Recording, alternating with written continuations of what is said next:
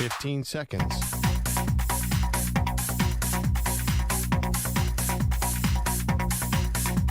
Break ends in 5 seconds.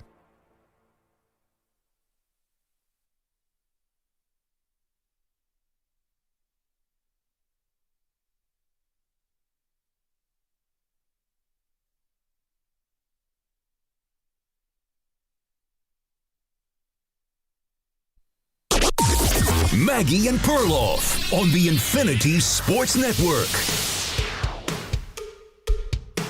Can we get honest? Let's all get honest, all right? Yeah. Welcome to the show. I like that. Let's get honest. This is a safe place. Safe place, safe space. Yeah. Not that many Super Bowl contenders. We're keeping it real. Pearl, I'm looking around the standings. I'm looking around as I'm watching the NFL every week and thinking to myself, man, I can poke holes in every single one of these teams, and not nitpick.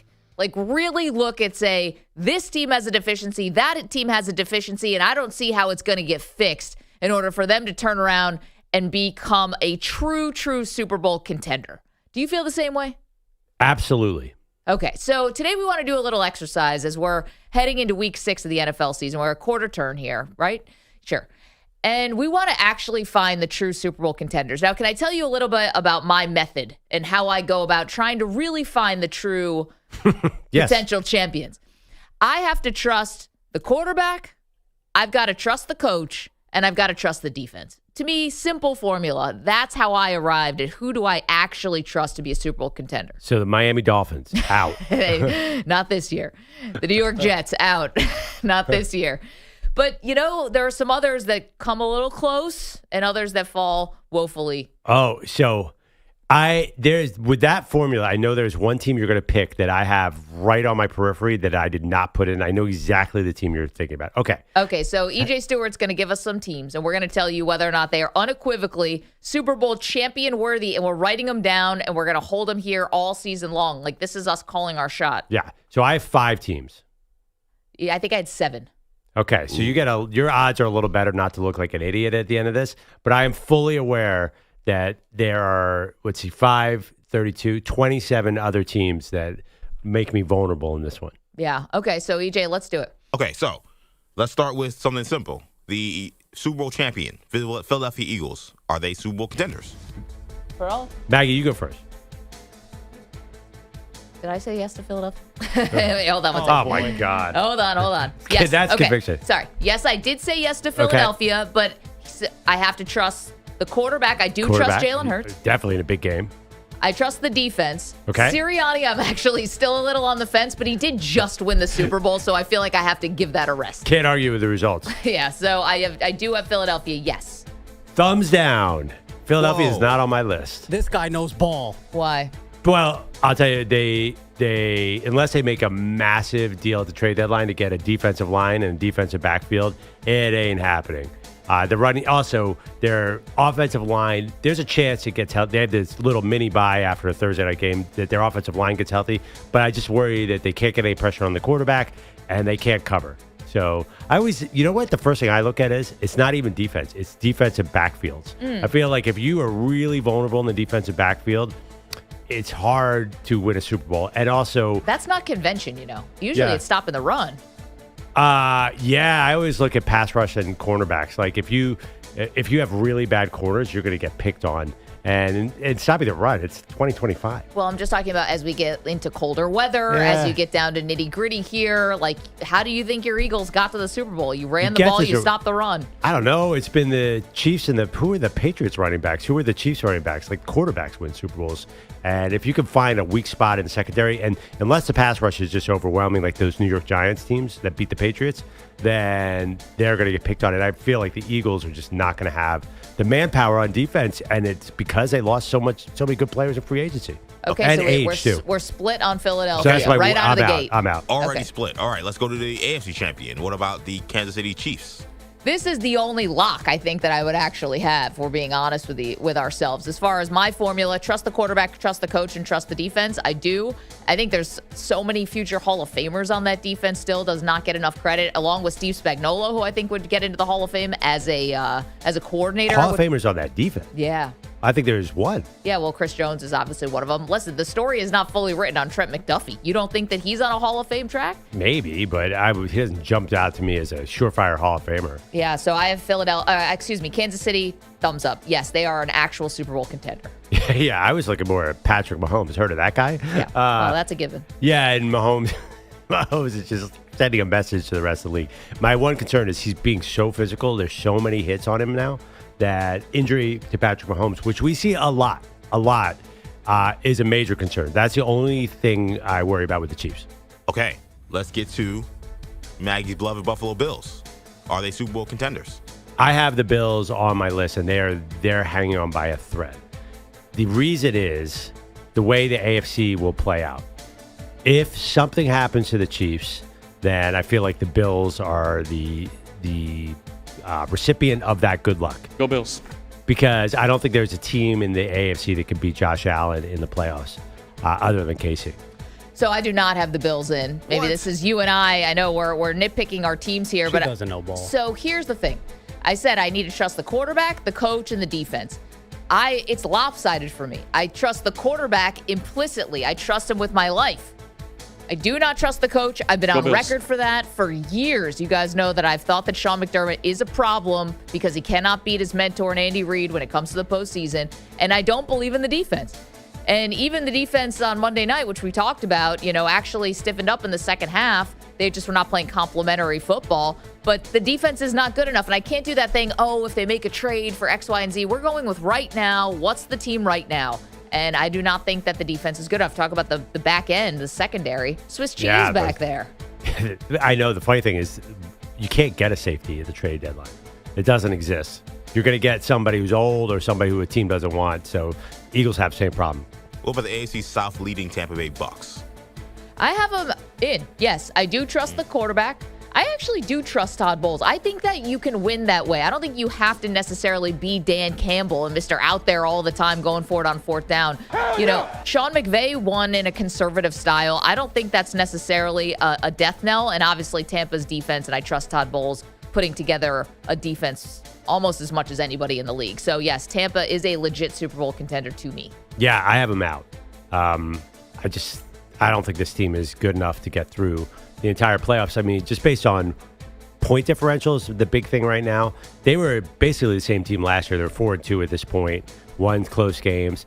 Eventually, the luck evens out. Like eventually someone's going to be able to tackle Baker Mayfield. I mean, he's not Adrian Peterson. The man should go down. He is human, Maggie. I don't know how he keeps on coming up with these key scrambles at the end, but this formula is not repeatable. Now, they do get a lot healthier, so maybe he won't have to do that as much. But I actually worry more about the defensive side of the ball. I don't think that they're quite good enough to get through the whole NFC playoffs. What about the Green Bay Packers? For me, that's a big thumbs up. Their defense gave the Eagles a hard time in the playoffs last year, and now they add Micah Parsons. That's a team that wins in completely unspectacular fashion, but I think their defense is just solid. So using your formula, I trust the D. Jordan Love is not Aaron Rodgers, and that's fine because he doesn't need to be, because this is a running team with Josh Jacobs. I like the formula. I have them as a definite contender. I also have Green Bay still in, even though I'm not generally impressed by what I see sometimes on offense. But I do trust their defense. I do trust their coach, and I do trust their quarterback, even though we have not seen it so far in a big spot. What about the injured 49ers? Oh, absolutely not. That was my preseason Super Bowl pick, and I can't get there.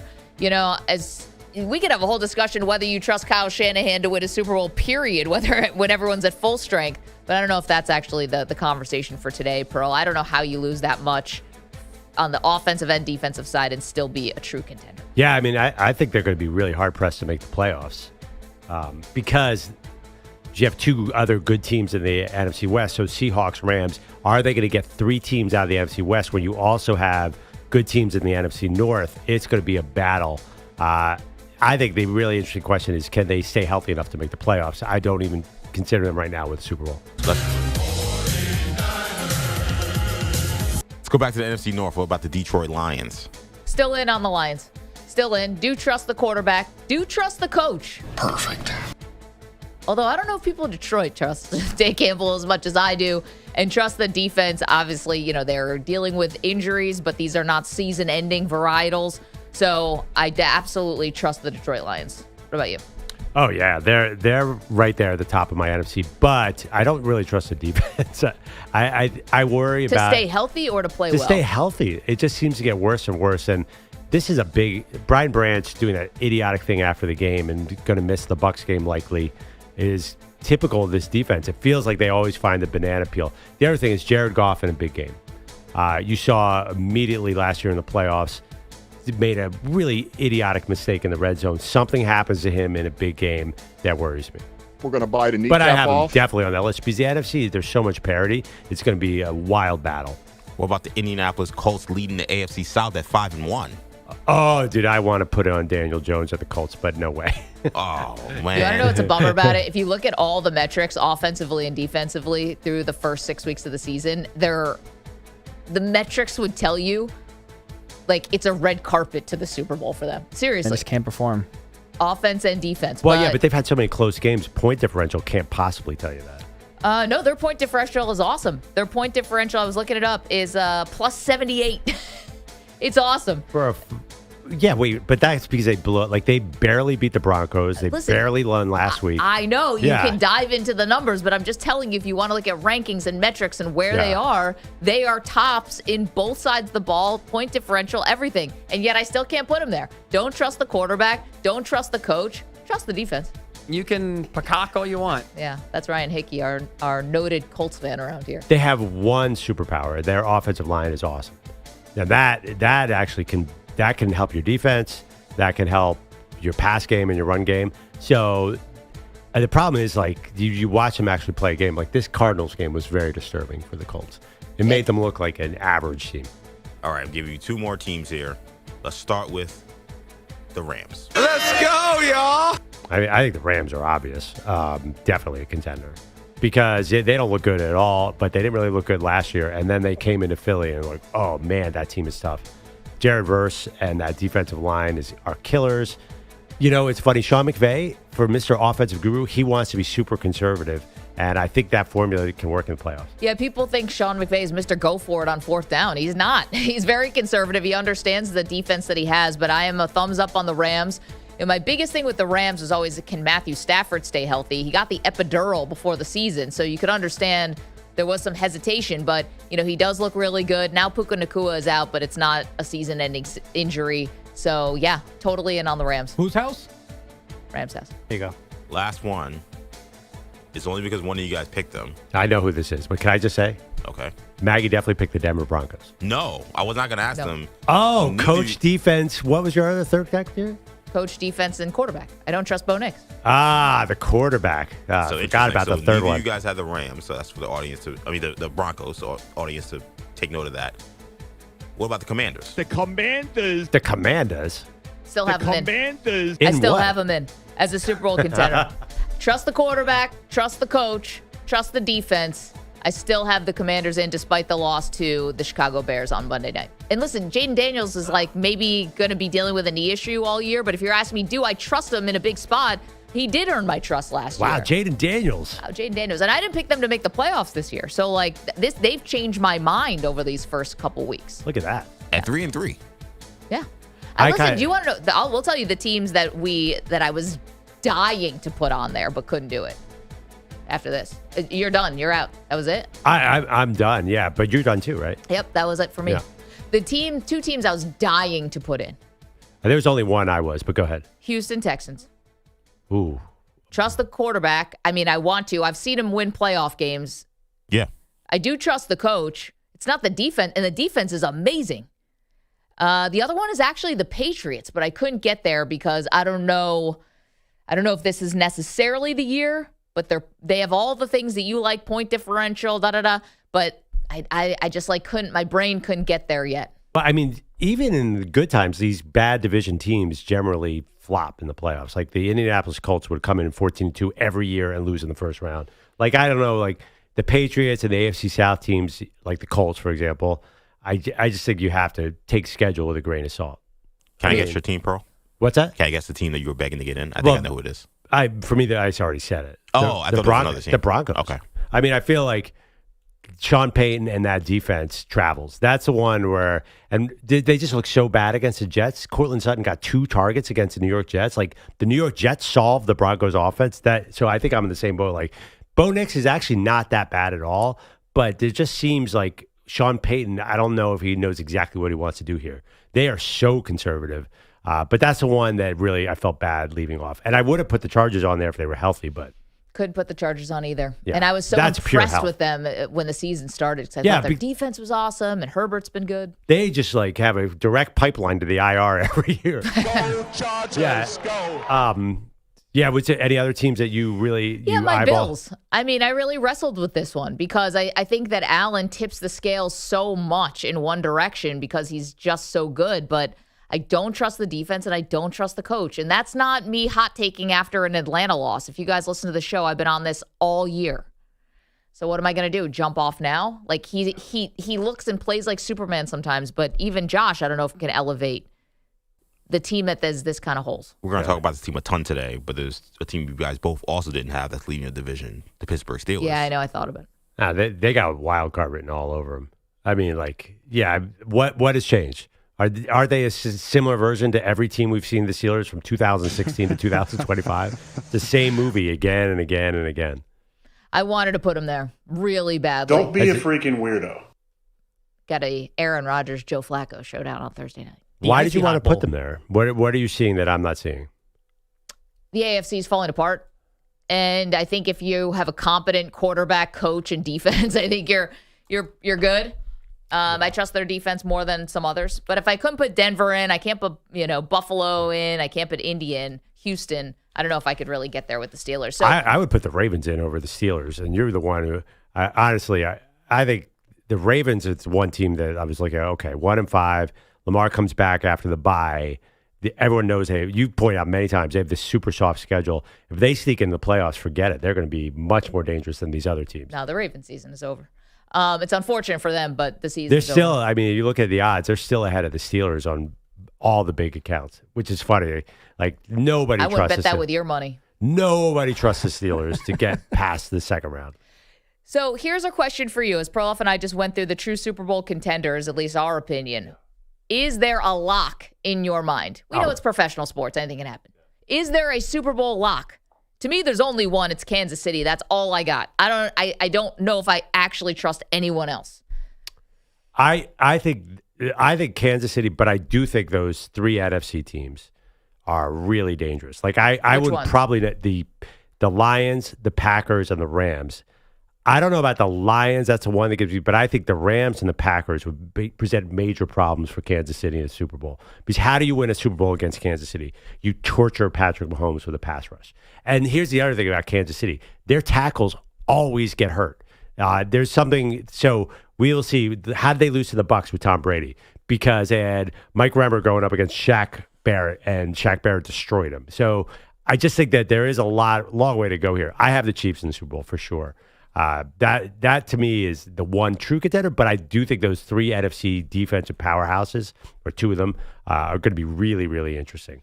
Tell us who's your lock. 888-710-4ISN, 888-710-4476. EJ, can you believe that they snubbed the Jets and the Giants? I know. Ridiculous. Oh, what about that? Ridiculous. By the way, I did look at the Patriots too. They're the sneaky out of nowhere team. Because how the Patriots do in 2001 came out of nowhere and went from not quite worse at first, but yeah, the Patriots. You said they were on your fringe as well. Patriots and Texans were on my fringe. I know we got some time here, but I think we're gonna have to put some stakes if one of these, if someone else from this list of 7, if someone comes out comes out of this, like a horse race, where the horse comes from like the far side and just dusts everybody else. Listen, if it's the Colts or the Steelers, they're not really coming from the outside. They're in first place right now. I know. The Steelers are 16th in Super Bowl odds. That is sound confident. Is that bad? Yeah, nobody, including us, trusts the Steelers. I'm telling you, have you not seen the Mike Tomlin experiment? Oh, I've seen it. Yeah. That one, I like. If anybody thinks the Steelers are winning the Super Bowl, I'd like to hear from them because I haven't heard anybody say that. We do not care. 710-4ISN. Get it going with some Super Bowl contenders because we're being honest around here. Not that many. Coming up, we will dive into the 49ers, the loss of Fred Warner, and how they pick up the pieces. It's the Maggie and Perloff Show. You know, that sucked. You're in a 5-minute break.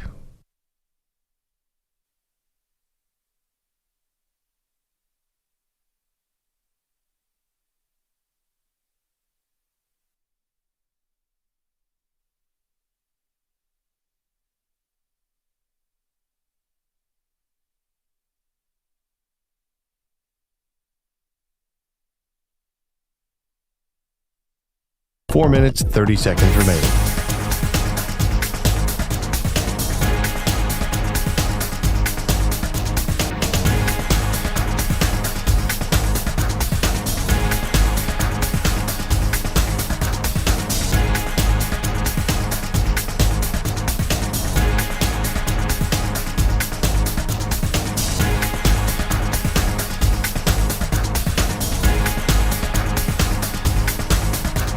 Four minutes remaining.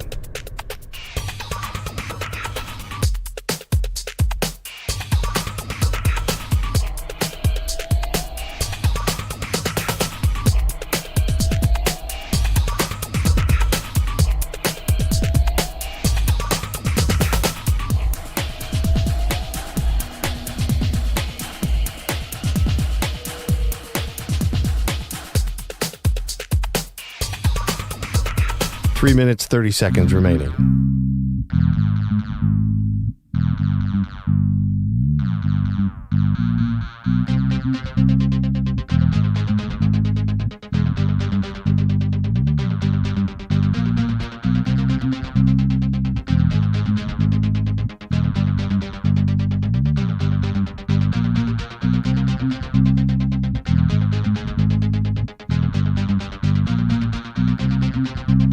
Three minutes remaining.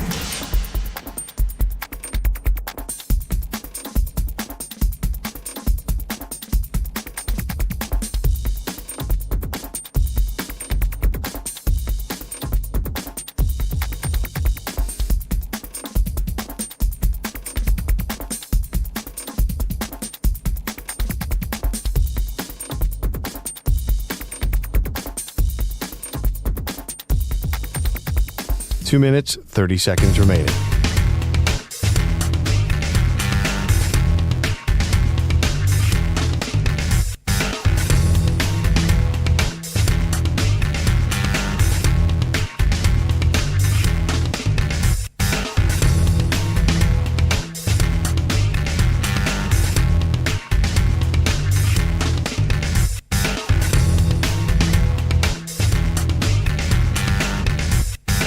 Two minutes remaining.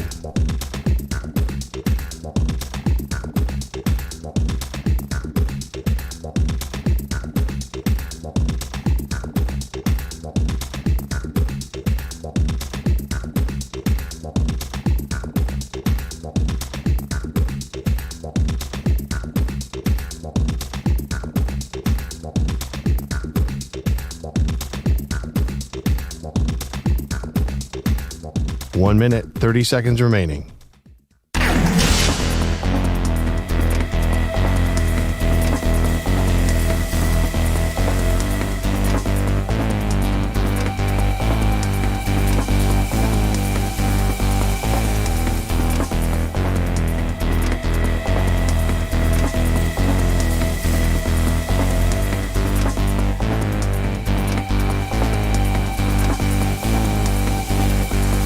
One minute remaining.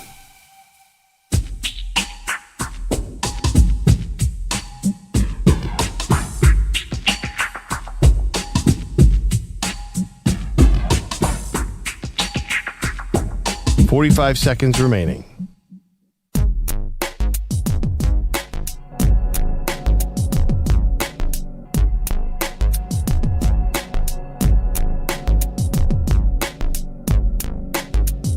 .30 seconds remaining.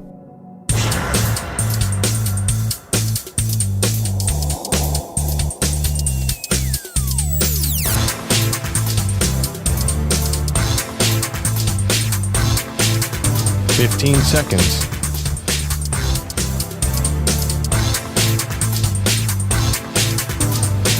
Break ends in 5 seconds.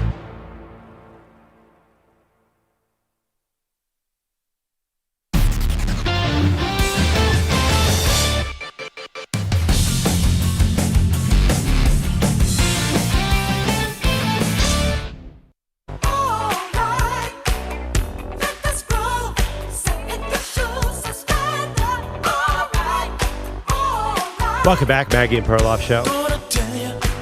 So Maggie and I just did this exercise where we picked our true Super Bowl contenders. Like I have 5, Maggie has 7. You know, every year I feel like we get fooled early in the season. I don't want to do it with Tampa Bay. And I know that is a hater pose, but, you know, they're always in this position. And last year it was the Steelers were, I think, 8-2 at some point, and I was tempted to buy into them.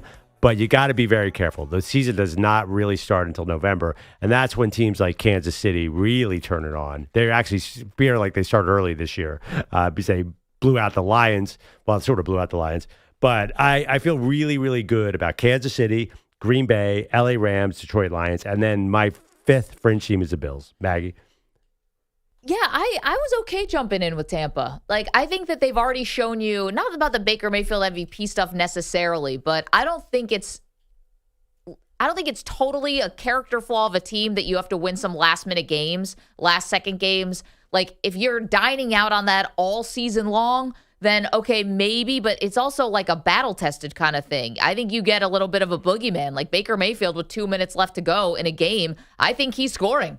And I think the other team thinks he's scoring as well. So, and, you know, they've had injuries on the offense. He's still been able to move the ball. I think their defense is good. And I don't necessarily see Todd Bowles as a liability like other people do because he's a defensive head coach. My thing is Tampa going to actually have a clear spot to the winning the division when I think Atlanta looked really good? I don't know if I'm not putting them in the Super Bowl contender tier, but we saw Atlanta on Monday night take it to my Bills, and I think you see how complete their team can be when everyone's healthy and things are moving.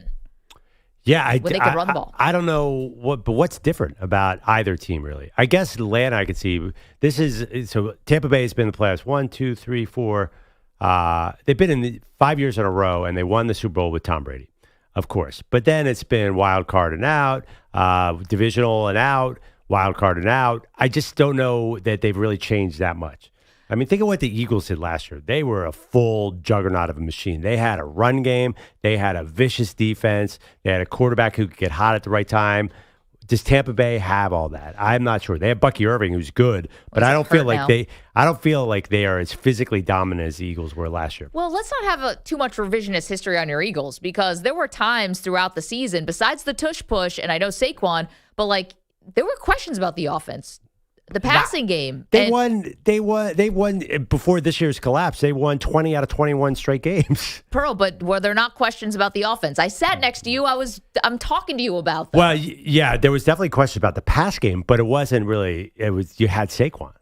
He was killing it. He ran for over 2,000 yards.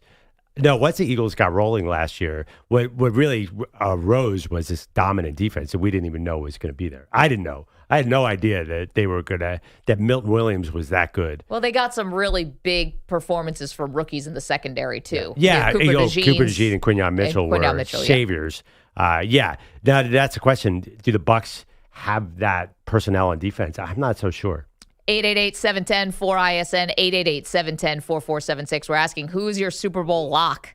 Let's go to Jeff, who's in Minnesota. Jeff, you going to put your Vikings as a Super Bowl lock? Oh God, Maggie, please! I just woke up. Don't give me a heart attack. I don't know. I wasn't sure how deep your purple and gold was really going. Well, I will tell you this. I think out of the next 11 games, I think they win 2 more. Wow. So they're out. Just 2, or 2 and then more after that? No, I think they're going to win 2 out of the next 11. I think is left, right? What grief! What are they? Yeah. I'm not very hopeful with the Vikings. We can tell. They got a tough schedule. They got a huge tough schedule ahead of them, and I don't think they're ready for it. So yeah, Philadelphia next, at the Chargers, at Detroit. Yeah. It's going to be a tough schedule. I think they have one of the toughest schedules in the NFL, if I'm not mistaken, but they're not going to do well.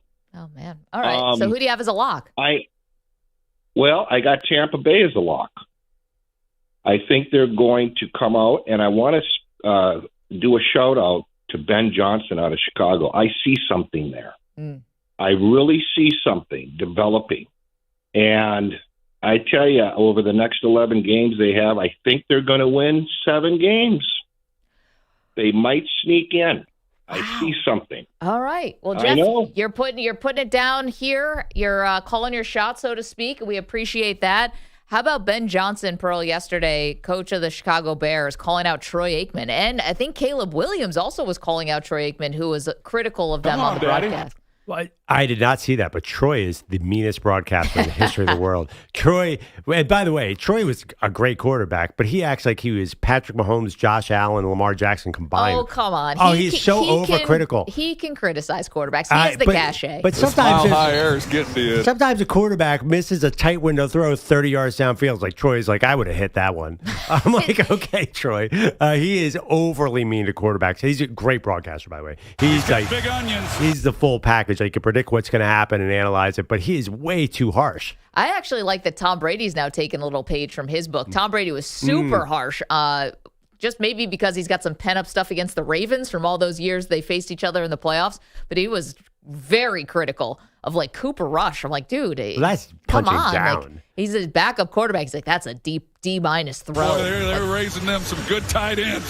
No kidding. So Ben Johnson, funny. Apparently his kids, he said, were watching the second half of the game in the morning during breakfast. And so he came down and heard some of the Troy Aikman commentary where Troy at one point was not impressed with the throw that Caleb Williams made to DeAndre Swift the touchdown? That went 55 yards. And he's like, well, that was easy. And he did something else. He said, whoopsie daisy, oopsie daisy, something like that. Come on, Daddy. He just didn't give them a lot of credit for the comeback win. Interesting. I mean, I don't think Caleb actually played great in that game. He missed some throws. I guess wildly. He said that early in the game. Yeah. He's like, he's off tonight. He's Yeah. I mean, Caleb will go nuclear loose on a throw in Bull Durham style where he'll just miss the receiver by 10 yards. I give him the benefit of the doubt and be like, the receiver ran the wrong route, or the two of them weren't on the same page. Do you see the Bears as a team about to catch fire like Jeff in Minnesota? They could easily win 7 games. But is that catching fire? They have a pretty manageable schedule. They're going to be a lot. What worries me is how close the wins are. They're not really like rolling. Think of Ben Johnson with Detroit. They would have some blowouts mixed in with this. Like these are somewhat narrow. This was 2 somewhat narrow wins. The Raiders and Monday night. Come on, that could have easily gone the Commanders' way. Definitely, probably should have if they didn't fumble the Absolutely. ball. But can I tell you? I said this yesterday. There's a runway here for Chicago. New Orleans next, at Baltimore, at Cincinnati, Manny's New York Giants. Those are winnable games. Yeah, at Cincinnati and New York look a lot tougher now than they did a few weeks ago. Oh, this guy knows ball. Is that how I get your love, Manny, is to praise the Giants? Of course. Any New York sports team from a Philadelphian, absolutely. Cam Scattaboo is going to be in a full body cast by the time they get to I think Cam Scattaboo's opponents are going to be in a full body cast. Hey, you know what? I'm very worried about Cam Scattaboo by the time he turns 36, but we still got about 10 years until he gets there. What are you worried about? 36? Have you not been following this Cam Scattaboo jokes that CTE is afraid of Cam Scattaboo? I think it is. I would be too. That dude had his helmet on and he was just ramming it into a brick wall. That guy is the Mick Foley of the NFL. I love that guy. Can you imagine? He's like the kind of person where I'm like, if you weren't a football player, like, what would you do for a living? I know he would 100% be a wrestler. That guy is ripping cigs in construction sites all over America. That's what he's doing.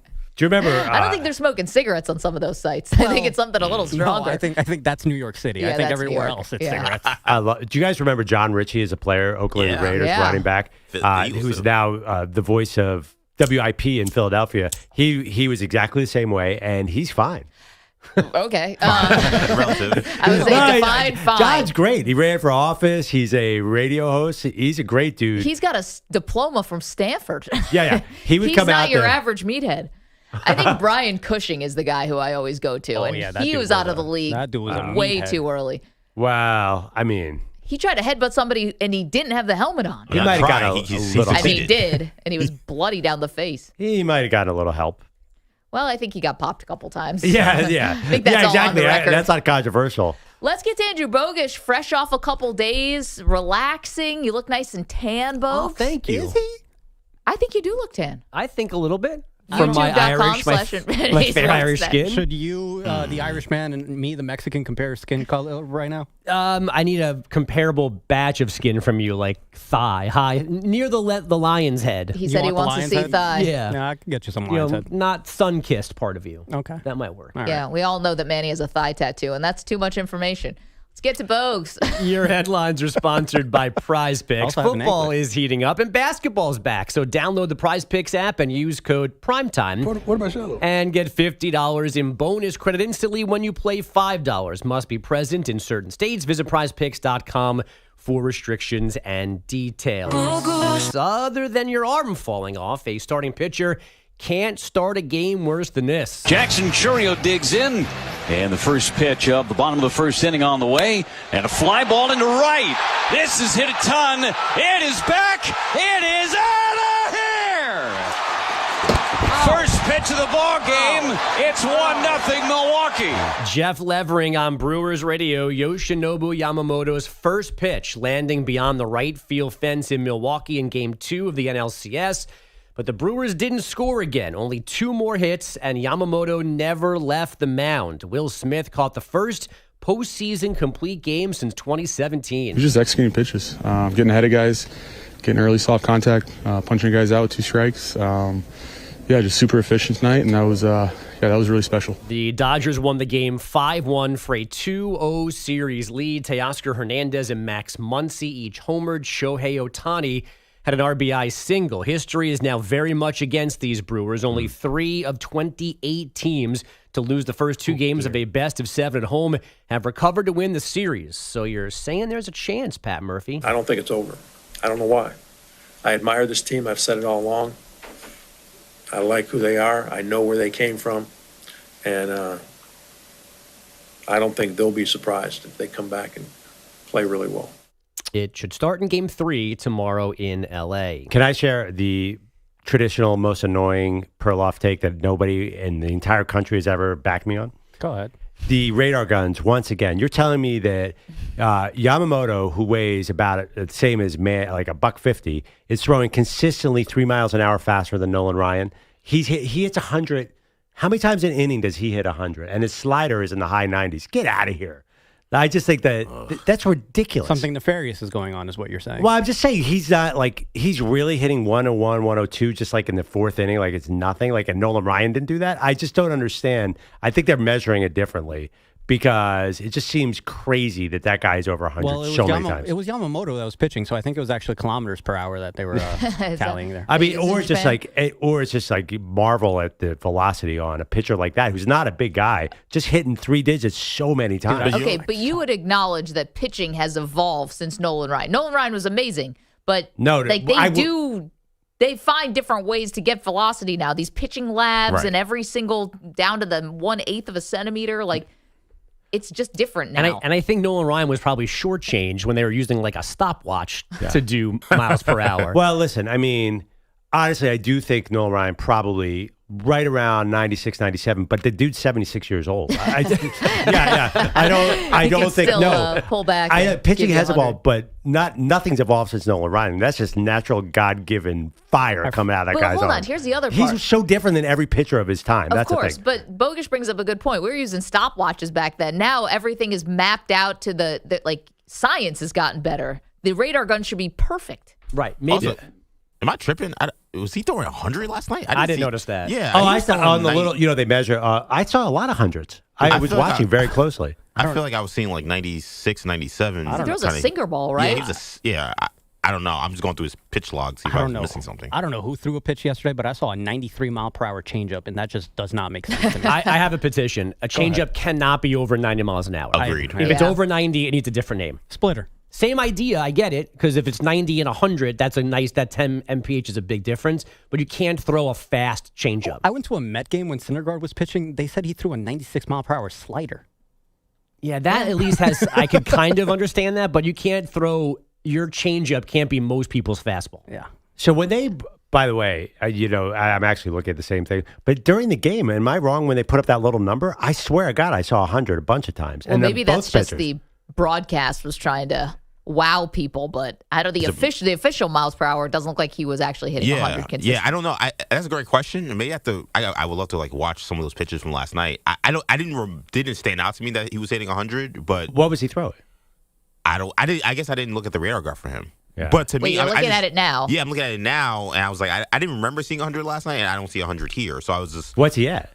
I'm seeing 96, 97 really being the highest he was hitting yesterday. His last pitch, they just gave it on SportsCenter, a 92-mile-per-hour splitter on pitch 110 or 111. I mean, I didn't want to that's also amazing. Yeah, I didn't want to ask a stupid question. I was like, I'm sure it wasn't the 100 pitch count, I'm assuming. But I mean, to go complete game in this era, too, that's look at Snell in game one. By the way, he's a pit bull. I love this guy. Yamamoto. Yeah. I can't believe the Phillies actually whooped him, which was shocking I know. to me. Because his stuff is so nasty. Yeah, he's great.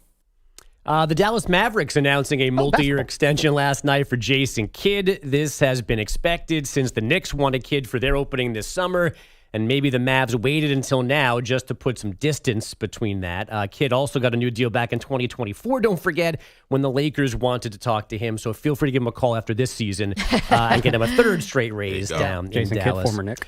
U.S. men's soccer, a 2-1 win over Australia in a friendly in Colorado, but Christian Pulisic left in the first half with a right hamstring issue. He'll be reevaluated when he's back with AC Milan. Oh, that's not good for AC. And how about those New York Rangers? 3 home games and 0 goals. We just have to stay the course. We got to dig in. We can't get discouraged. We just got to become more determined, and the pucks will go in the net for us. But we have to continue to do the things that are allowing us to generate the looks that we're getting. As long as we can do that, I believe these guys are too talented. They're going to score goals. That is new head coach Mike Sullivan. His team has scored 10 times in 2 road games, but now the first team ever to be shut out in their first 3 home games of a season. Edmonton's Stuart Skinner made 30 saves in last night's 2-0 final. Let's go to a game, folks. We have a standing invite from Perloff, I believe. I think that's only 1 ticket. I know guys the have to hockey. fight to the death for Dr. it. Positano is generous enough to give us tickets, and he has 4 hockey tickets, and they're amazing. And I've asked you guys many times, and no one. Your boy. Went. Your boy. Yeah. Oh yeah, but I asked. I told Bogus to give me dates, and I didn't, and I own it. Yeah. Bellotti, I didn't expect. The Rangers goalie, by the way, is leading the NHL in goals against, and he doesn't have a win. Actually, that's foreshadowing something that we're going to be talking about later on in the show. Igor Shesterkin? Great individual performances. I'm going to break down hockey. In losing efforts. 888-710-4ISN. Bogues, thanks. Good to have you back. Someone is calling ArchManning a flop. We're going to get into that next. It's the Maggie and Perloff Show. You're in a 5-minute break.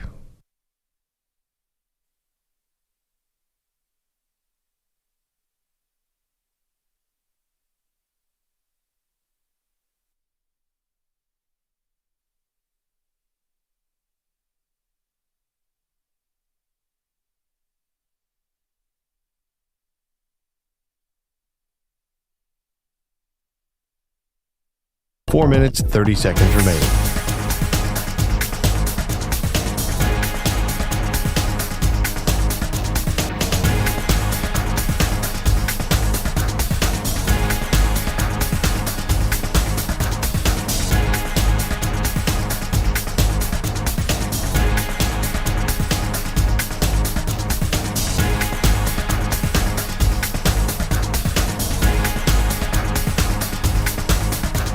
Four minutes remaining.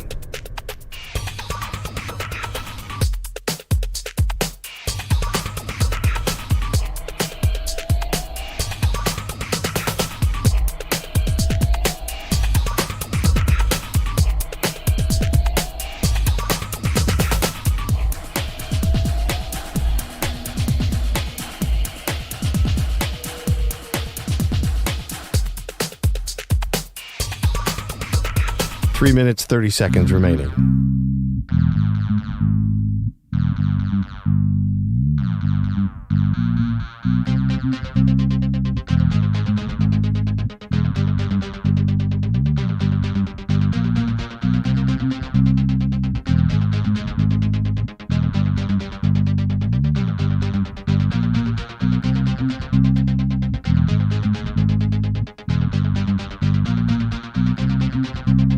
Three minutes remaining.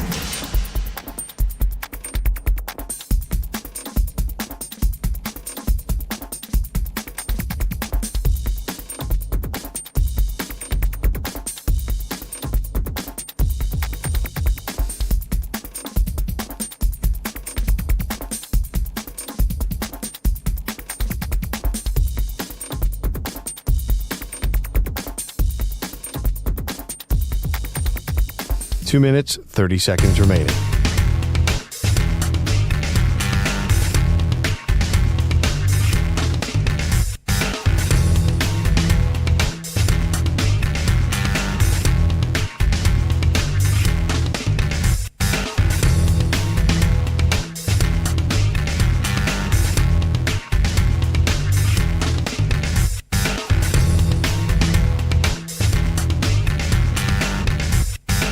Two minutes remaining.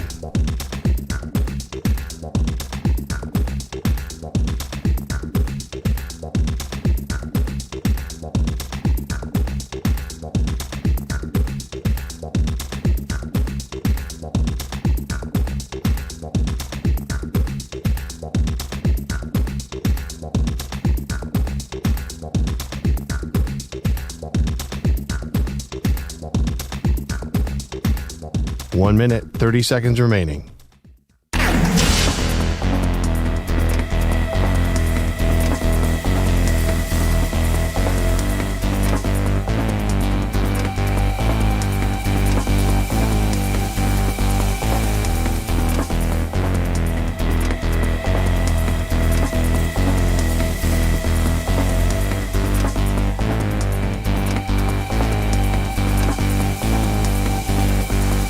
One minute remaining.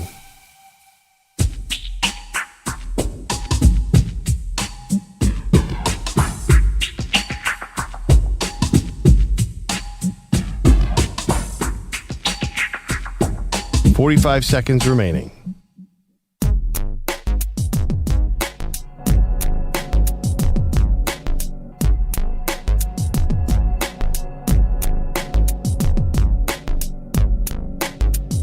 .30 seconds remaining.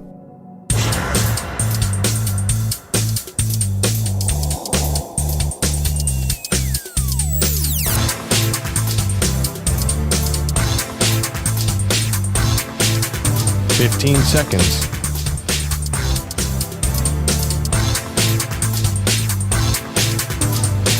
Break ends in 5 seconds.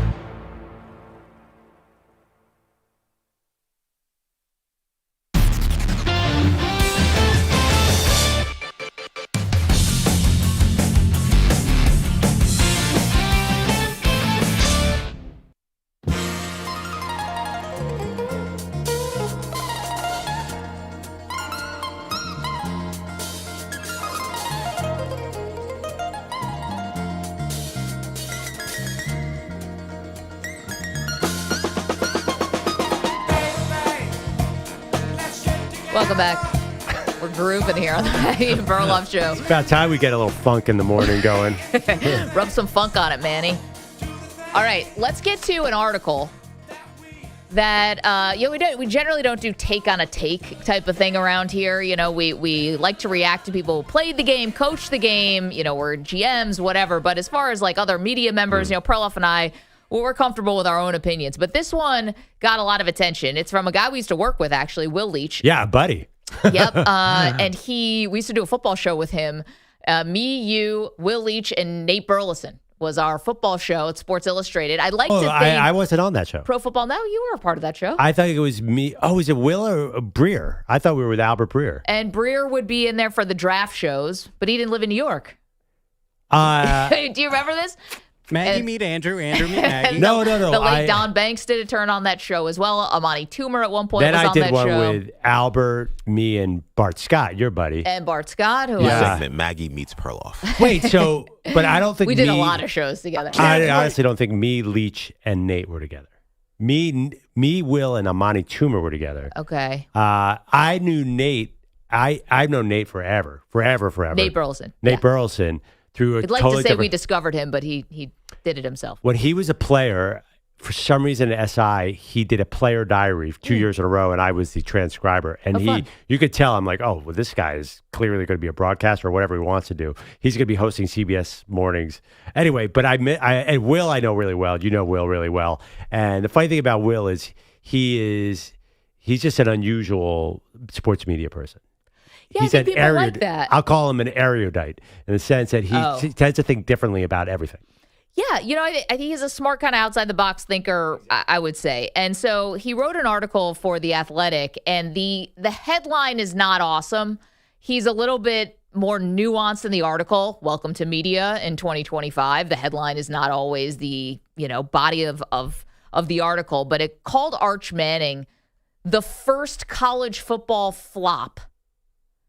And what he meant by that was that because of this era of name, image, and likeness, of NIL, Arch is in all these commercials. And up until last week against Oklahoma, Pearl, or maybe you thought he was good against Florida, we'll quibble about that.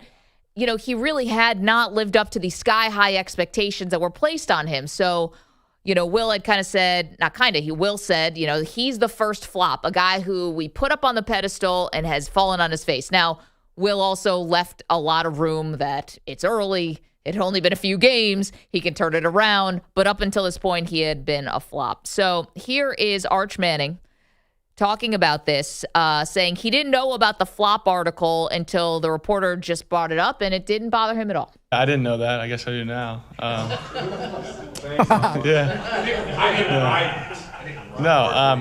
Look, I wasn't playing well, and I'm going to continue to get better, but everyone has their own opinion, and that's what's good about America. So you get to freedom of speech. So it doesn't bother me. Good attitude there from Arch. Here's more Arch joking around that he tries to block out the noise, but it's hard because everyone keeps telling him to block out the noise. I feel like I try to do my best of blocking out the noise, and then you get 100 text messages, keep blocking out the noise. Like, there must be a lot of noise. So. Yeah, I try my best. Man, he's got that Manning charisma. He really does. And I can actually imagine that where people, if you text somebody when things are going bad, because it's happened to me where things happen, and all of a sudden everyone texts you, everything's going to be okay. It's like, oh no, are things not okay? Oh, shoot. Yeah, that's happened to you, right? Not really. No, I've been blessed. Yeah. No, I understand when it's happened to you. And I think I sent one of those texts. You did send one of those texts. I actually appreciate it. It's like, Francesa's coming back. You're going to be fine. I was like, am I? I think I am. How many? I sent you the gif of the cat hanging on with his nails. I remember they announced Frances was coming back, and just 25 seconds later, Peter King calls me. Are you okay? I was like, I'm fine. Everything's fine. I still have a job. Oh, who cares? Okay. You're saying that this was in the headline, and I disagree with that because people reacted to the headline. The headline is accurate to the story because he goes on to compare ArchManning to Darko Milicic, Ryan Leaf, Mark Appel, Kwame Brown, and Jamarcus Russell. Oh, no. Yeah, and that's the thing. That's totally unfair because Ryan Leaf threw 5 touchdowns and 17 picks his rookie year. Darko Milicic, I don't think did anything in the NBA. Jamarcus Russell, how many? That is just so that's way over the top by my man Will. Okay, but if you read the entire thing, he says up until now, those guys who we can look back on, the Ryan Leafs and stuff like that, you can look back now on their career and say it's over. They never lived up to the expectations. Arch is in the middle of it. But so he did caveat that it's to this point, Arch has been a flop. There's no caveat when you write an article comparing ArchManning to Jamarcus Russell and Ryan Leaf. Like, I don't care what your caveat is. That's way over the top to me because Arch is 6 games into his college career. And he's 21, as Will does admit. But I mean, also the other thing is if you watch him this season, which everybody has watched Arch, like you see seeds of improvement. I got to tell you, it's 2 steps forward, 1 step back. He might take a step back next week. He might take a step forward the next week, but there's so much going on with that team right now, and you can see he is just running for his life on every single pass play. So I just think this article makes no sense in that sense. I really think, to compare him to Jamarcus Russell, what? Okay, does this help at all when Will's talking about ArchManning being a flop? Much of this is not entirely fair to ArchManning, who, while certainly having his struggles so far, has shown occasional flashes of brilliance, is dealing with a wobbly offensive line, and we should probably try to remember he's only 21 years old. Yeah, even that does not tell the right story. I just think it's when somebody tells a joke that there's 90% truth in it, it's kind of like this. Like, he is basically comparing ArchManning to Jamarcus Russell. Okay, no, he's also saying we've never had a flop like this before because we've never had the possibility of a flop, because we've never had guys be able to be in advertisements and be in our faces in the way that Arch is, because he's in every commercial when Texas goes to break, and he's not playing well on the field when they return from break, right? Call us up.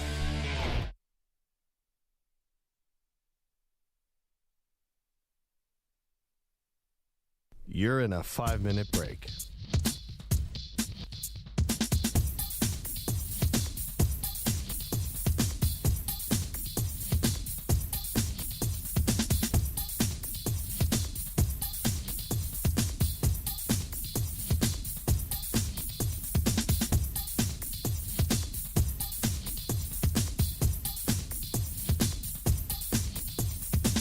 Four minutes, 30 seconds remaining.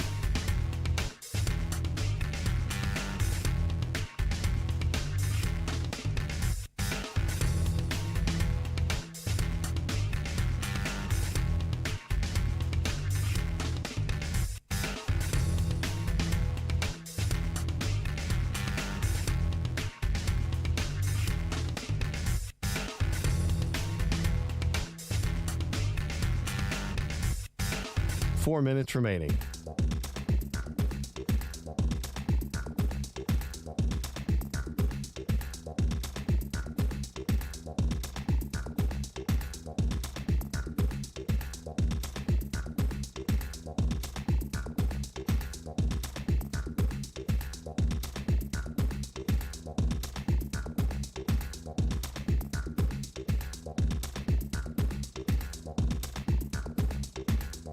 Three minutes, 30 seconds remaining.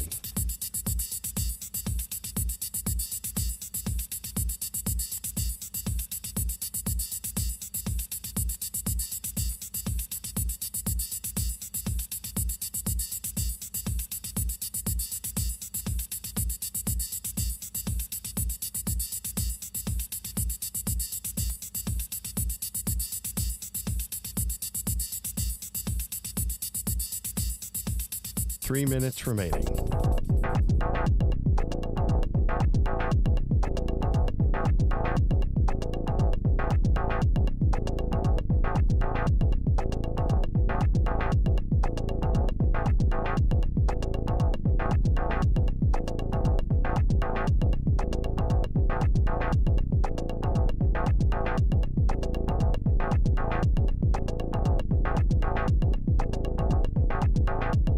Two minutes, 30 seconds remaining.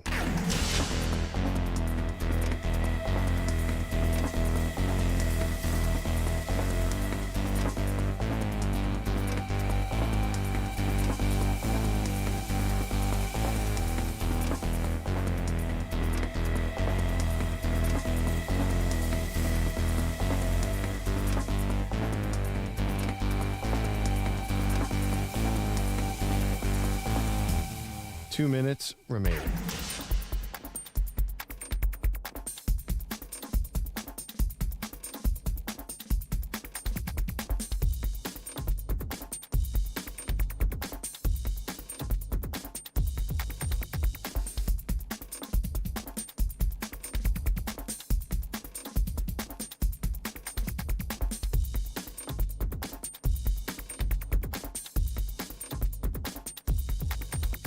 One minute, 30 seconds remaining.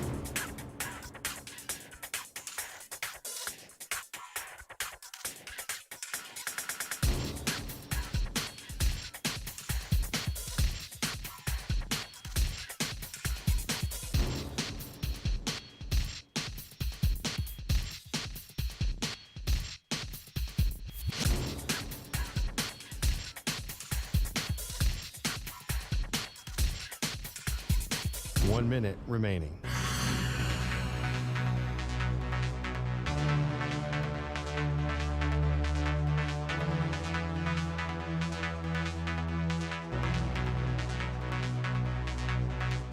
Forty-five seconds remaining.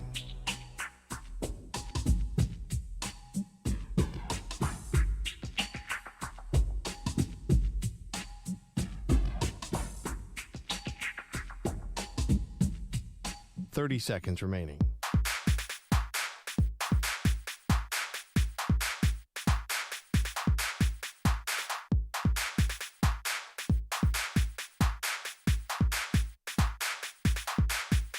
15 seconds.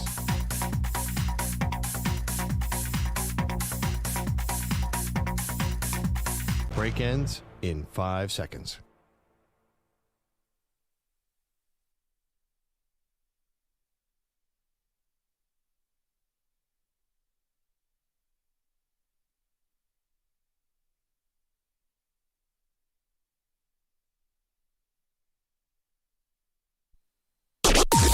Maggie and Perloff on the Infinity Sports Network.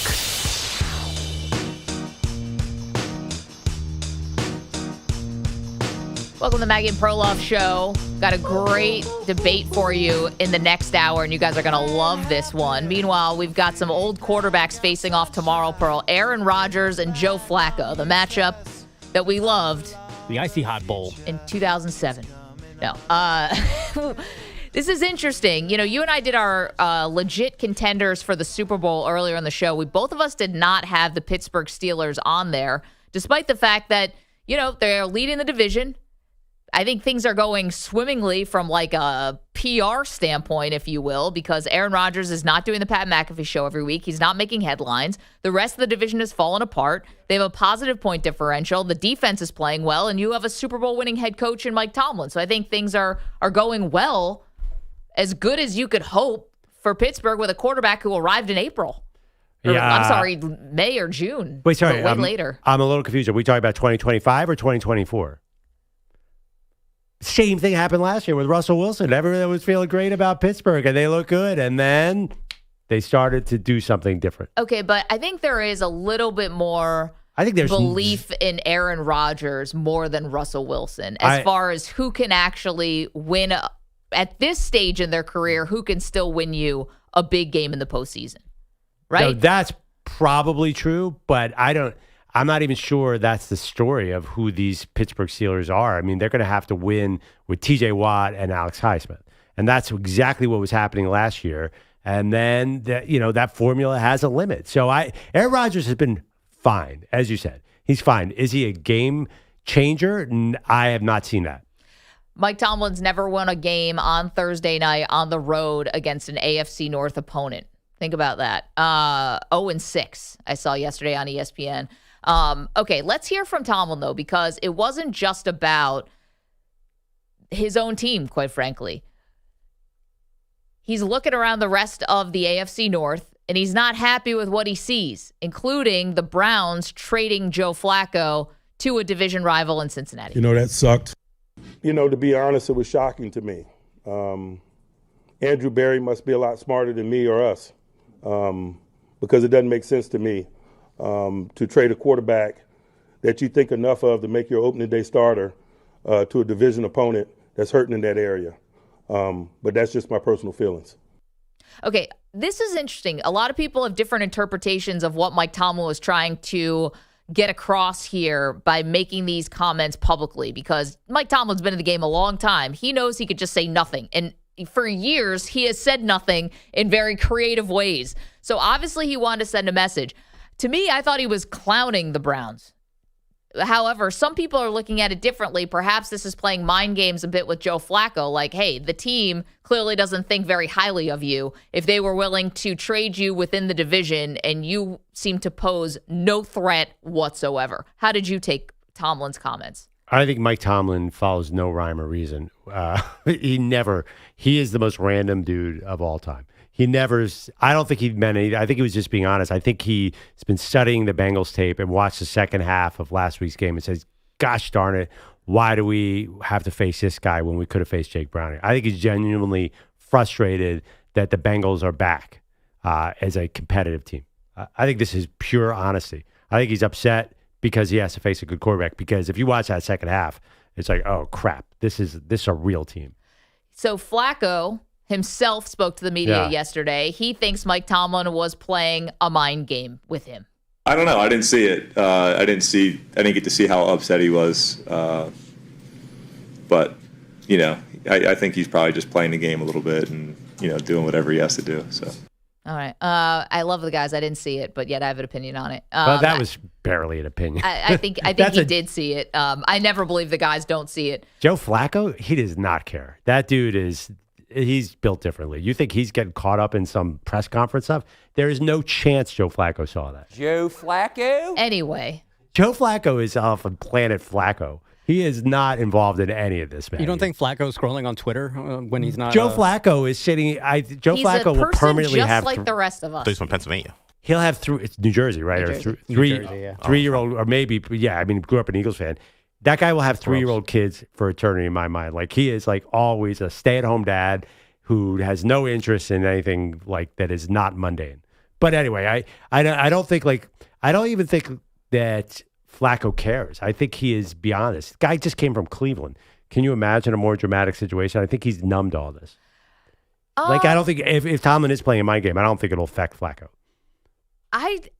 I don't see Joe Flacco as really being the savior for Cincinnati. I know it looked a little bit better in the second half against Green Bay, but to be honest, Green Bay lets teams hang around, and I still don't understand why. They have plenty of chances and opportunities to put their boot on the throat of some of these teams, and they don't do it.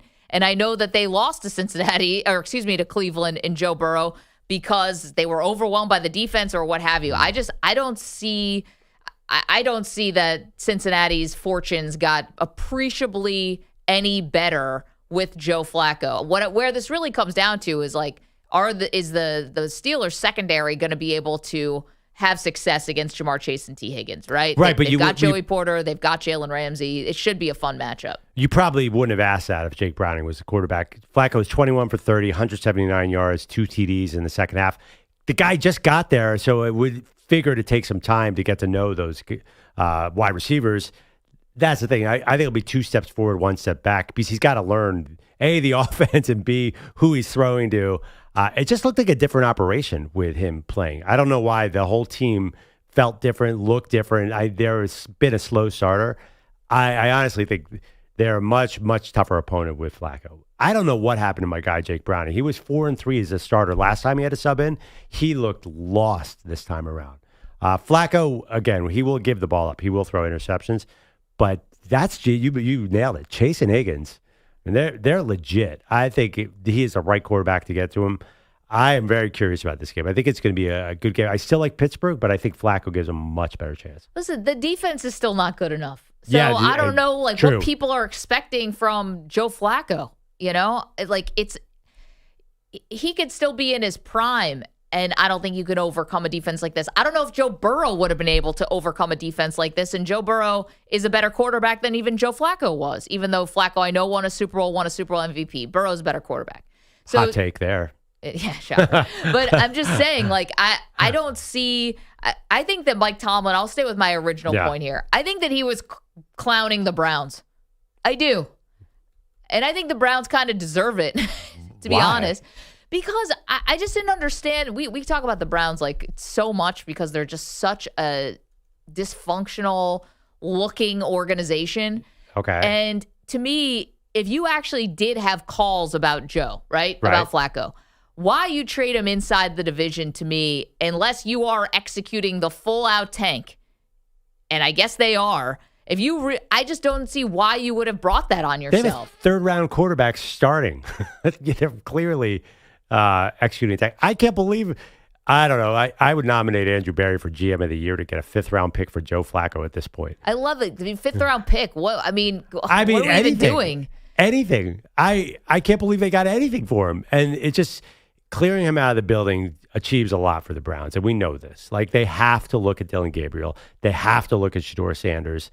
They said, okay, let's try with Joe Flacco. Maybe we'll be a playoff team.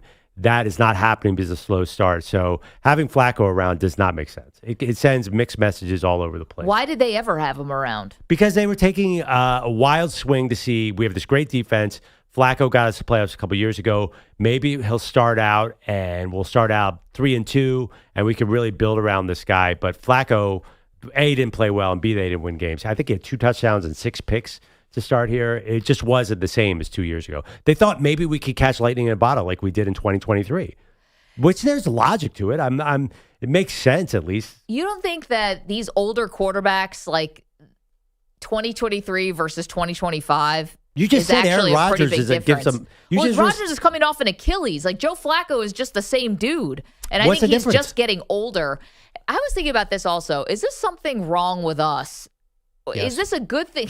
Yeah, don't answer Very that. easy answer to that one. Yeah, but don't put up that poll. Next question. Is this cool to have two 40-year-old quarterbacks facing off against each other? Hell no. I didn't think so either. Hell no. I was like, Cool I'm watching. in what sense? Well, it's like I'm watching the NFL put out a tweet like uncle versus uncle type of thing. The Icy Hot Bowl is The the joke Icy that Hot I Bowl. Yeah. I'm like, this is sad, actually. And now Rodgers is a 4-time MVP and a future Hall of Famer. You get to watch him till the wheels come off. That's fine. But I'm like, you got two 40-year-old quarterbacks. We're talking about, the most important position maybe in all of sports outside a hockey goalie. And I think that determines your future and where you're going in a season. And it's like, you got two 40-year-old guys.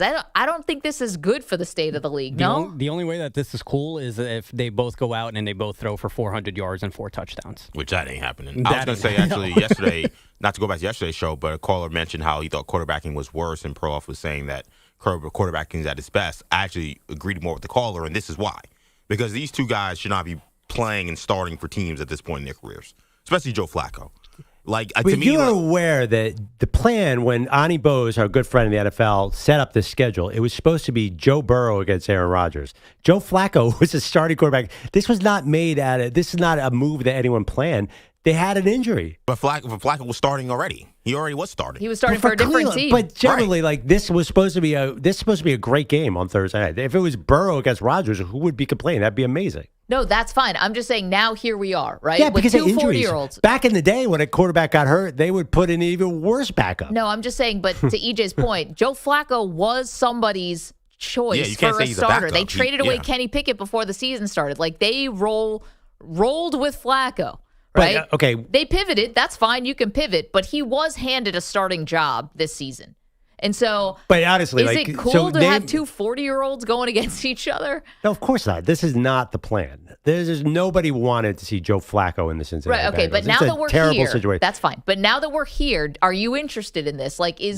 Does this hold any appeal to you to watch these two 40-year-olds battle it out? Does this hold appeal to anyone? No, nobody wants to see Flacco with the Bengals. I mean, Rodgers and Flacco keep saying how great this is. Yeah, right. They like it. But they're just answering questions. They aren't. Rodgers isn't excited about anything. He's just Mr. California this year. He's chill about it. Even listen to his sound, the way he's talking about, it's nice to see the old guys represented, but he's just trying to fill space. Nobody's into it. This was not supposed to be Joe Flacco. This is a desperate situation. Let me ask you a question. In 2000, what year was quarterback play better? Look at the scrubs who started 20 years ago or 30 years ago. A lot of scrubs starting now. The Jets got one. I mean, the Giants had one starting the season. No, Giants had one. Speaking of 40-year-olds, although Russell's not 40 yet. I just think he's 50 though. I think you should look at the quarterback play from 30 years ago. Backup would be way worse than this. I mean, Joe Flacco won a Super Bowl. He has a ring. Okay, but that was also on purpose because what the quarterbacks were being asked to do back then, it was a running back league. I mean, we're going through this King of the Mountain, Maggie and Perloff's King of the Mountain project where we are trying to find the greatest NFL team of all time. And you go back to the 72 Dolphins where you have Bob Greasy's in the Hall of Fame. He was hurt for most of that season, but you know what I mean? He was attempting 10 passes. It was very, very different. I don't even know if you're talking about the 70s. Maybe you're talking about the 80s. I don't know. But it's now 2025, the quarterback's being asked to do everything, and we still have bad quarterbacks. 10 pass attempts in a game just cannot compute to my brain. It just is a totally different time. It was a completely different game. I saw a graphic that Jamal Anderson had 400 carries in the season. I was like, that's homicidal. I'm sorry. 400 carries for your starting running back? I think for a long time, didn't he have the record of single game yards before Adrian Peterson broke it? No, that was Jamal Lewis. Jamal Lewis, excuse me. No, I'm thinking about Dirty Bird, Jamal Anderson. Yeah, Jamal Anderson. Let me give you a number. We are through 6 weeks of the season, right? There are 13 quarterbacks who still have a rating over 100. That's bananas. It's not even half the league. That's 100 rating is rare. But they're playing in this is the easiest time to play quarterback. You can't get hit. You can't hit the receivers. Yeah. You can't grab the receivers. And yet, CamWard is in the top 25 in yards, and he has one win. And they asked. You have 25 who are above 90. I mean, there used to be seasons not in our recent memory where there'd be 1, 2, or 3 quarterbacks over 100, not 20. Well, I also think it's still early So a lot of guys, knock on wood, are still a bit healthier. Obviously, Burrow's out. Lamar Jackson is out. There's exceptions there. But I mean, quarterback play to me is obviously better. Guys can make throws that they never even dreamed of. Guys can run in ways they never even dreamed of. Like there was a throw that Jaden Daniels made the other day. I was like, wow, that would have been the best throw of the year in 2004. Like, these guys are great. And listen, look at Jackson Dart. He's in his second game, and he's already good. Look at any of these guys. Drake May, like, that used to take 5 years to develop. Patrick Mahomes didn't even start as a rookie. Well, they also just didn't even give it a shot. Like, it was also the norms, right? You have the rookie. He had a lot of excuses. Maybe put a poll up, BJ. Is quarterback play better now than it was? I don't know. What do you want to say? 20 years ago. 20 years ago. Well, probably than it's ever been.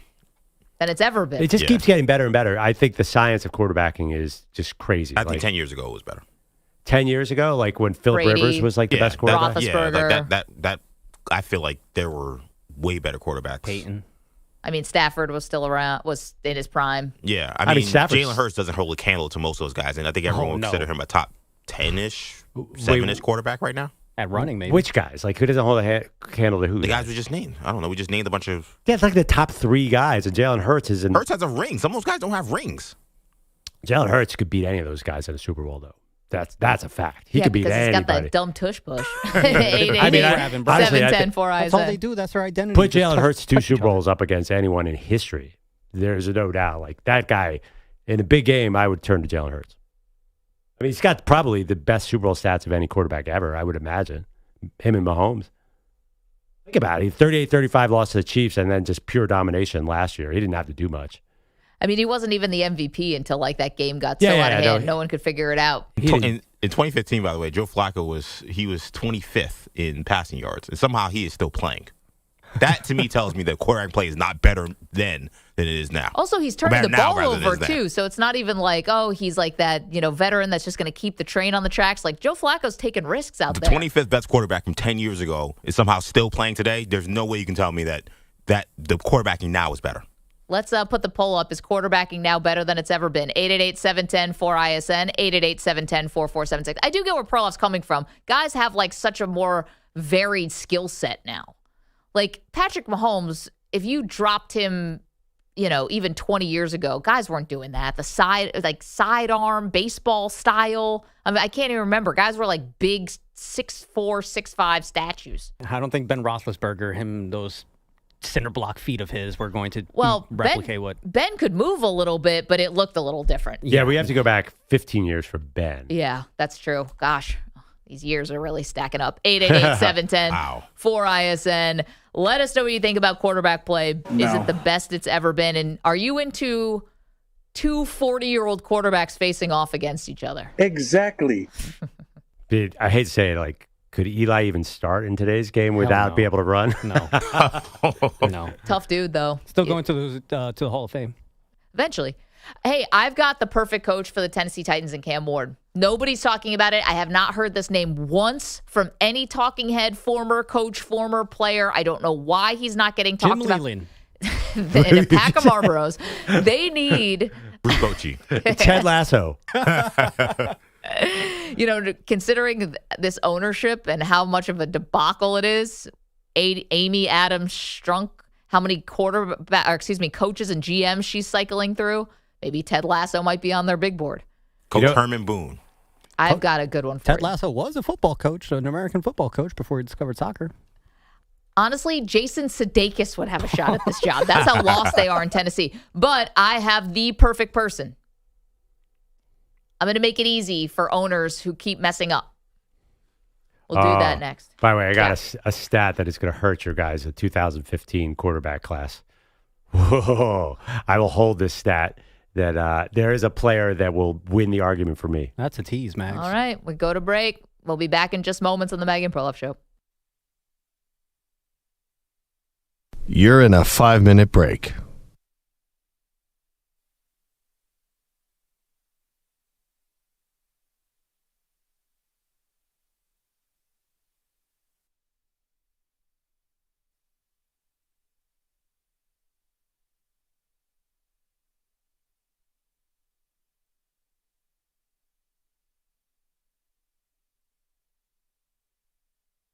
Four minutes, 30 seconds remaining.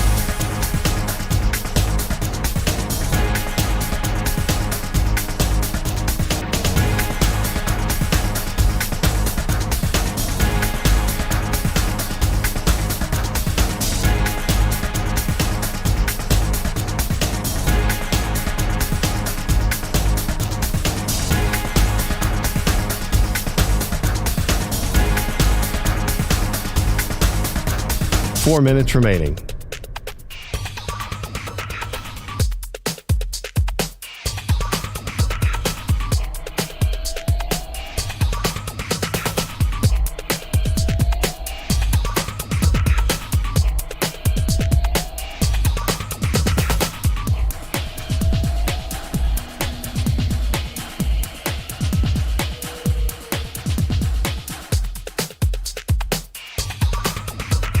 Three minutes, 30 seconds remaining.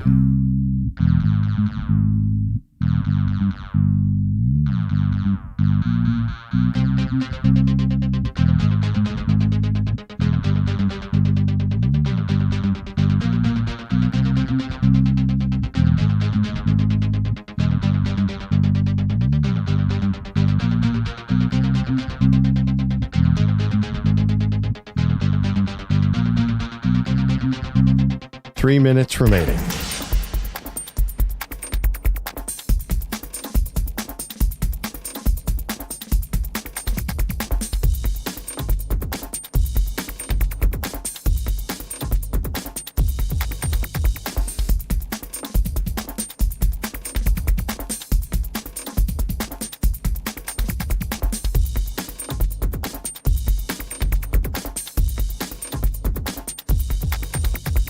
Two minutes, 30 seconds remaining.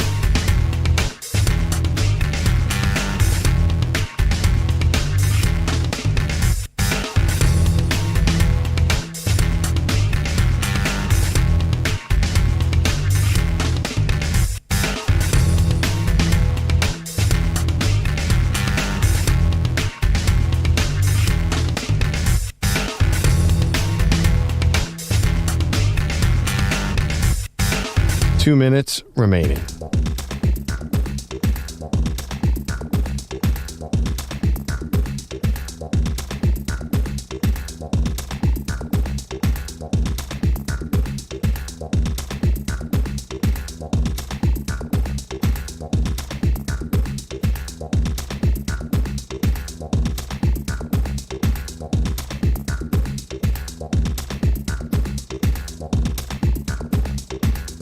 One minute, 30 seconds remaining.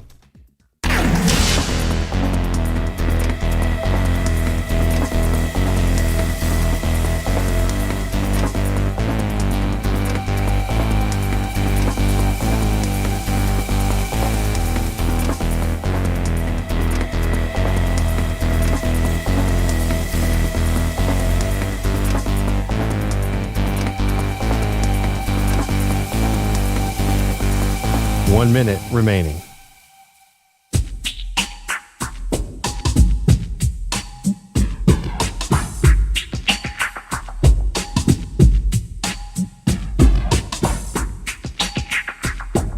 .45 seconds remaining.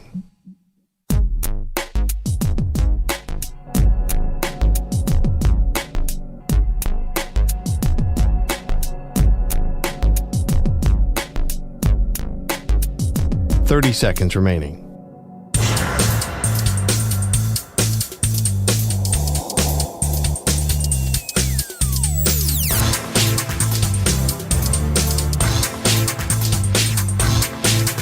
.15 seconds.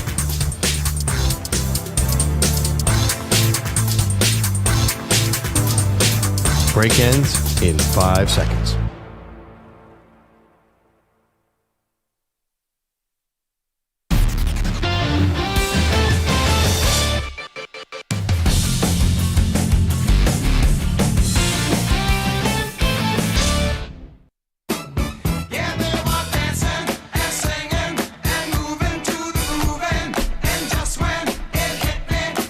Welcome back, Maggie and Perloff Show. Upbeat music today from Manny. It's nice to see you back. You were a disaster after you got your wisdom teeth pulled. I still am a disaster, but on the inside.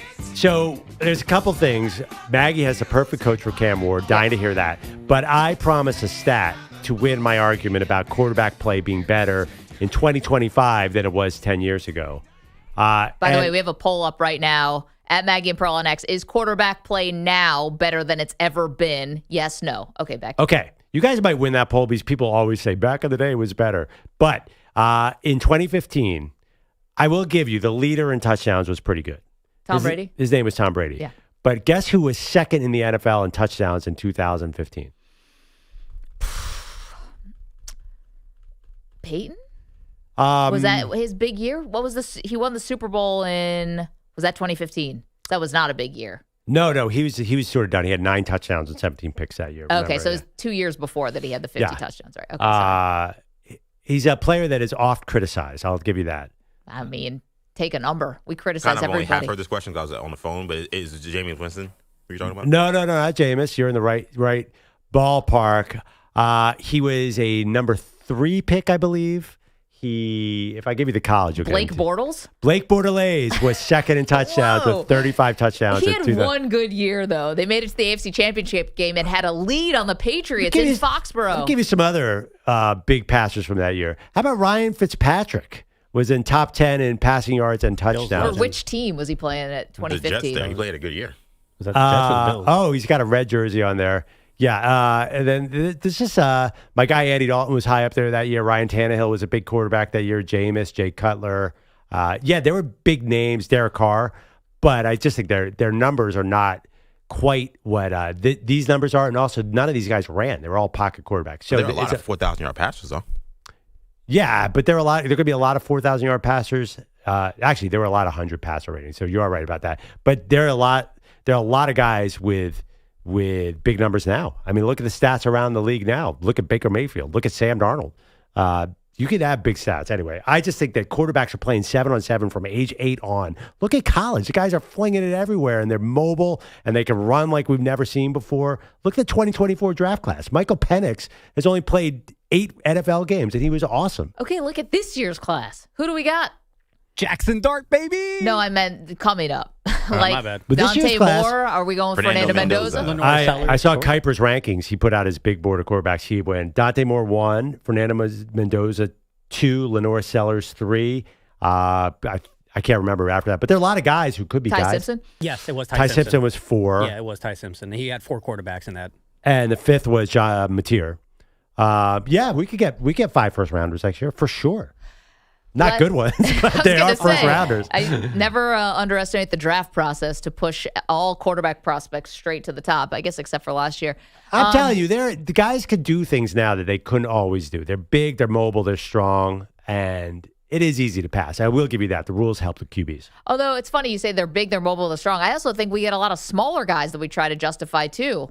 You know, the Bryce Youngs, and look at, some of the Kyler Murrays and some of these shorter dudes, which can you give me the playoff rare. quarterbacks? You guys are going. You're giving you high picks. You're giving Justin Fields, but then again, back then, that was the age of taking Jamarcus Russell and all these. There's a lot of busts through the years. That's true. Wilson's in California wants to weigh in. Is quarterback play better, the best it's ever been right now? I think statistical-wise, yeah. But who cares what the stats say? I don't know. That's what I say, and that's what I'm getting at. When you look at innovative quarterbacks like Peyton Manning, who could call plays, change plays at the line, Brady, of course, and then you get the guys with just the golden arms like Aaron Rodgers, but you get innovative quarterbacks like Mahomes. Yeah, I think these guys are as good as ever. But the one thing you do not have anymore is you don't have fearless, I should say, quarterbacks that are who are worried about taking that big hit, or receivers, that have to go toe-to-toe or worried about getting that headshot over the middle.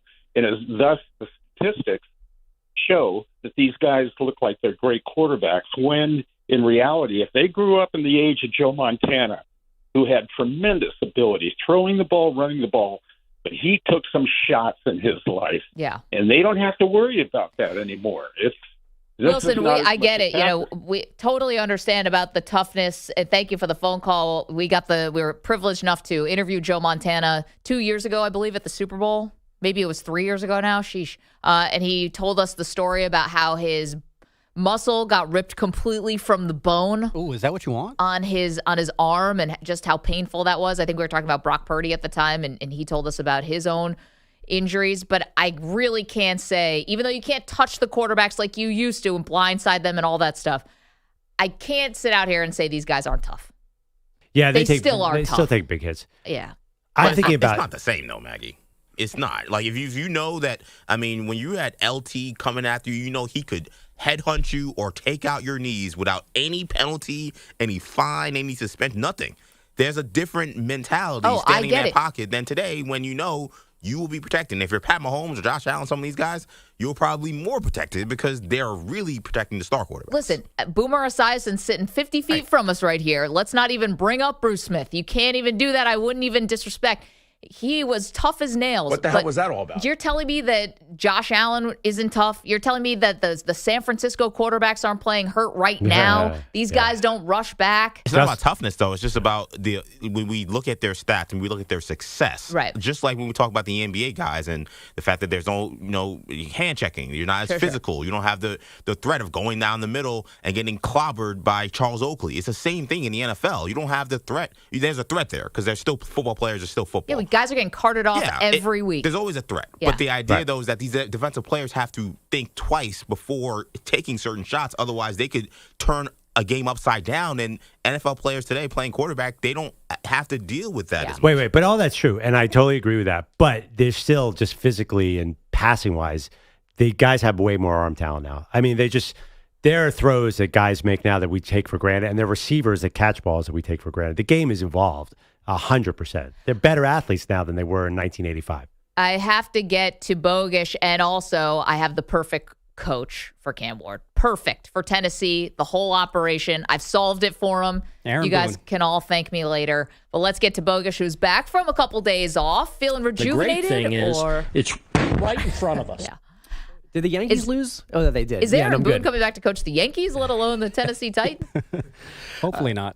Your headlines are sponsored by Progressive Commercial Insurance, protecting small businesses with affordable coverage options. Get a quote today at progressivecommercial.com. Nobody was safe in college football yesterday. Oklahoma head coach Brent Venables was comparing their current competition in the SEC to their Big 12 days, saying the Sooners won most of their Big 12 games easily, usually only had to worry about Texas. So the official Big 12 Twitter account wrote, quote, Coach Venables lost 8 conference games in his 2 seasons in the Big 12.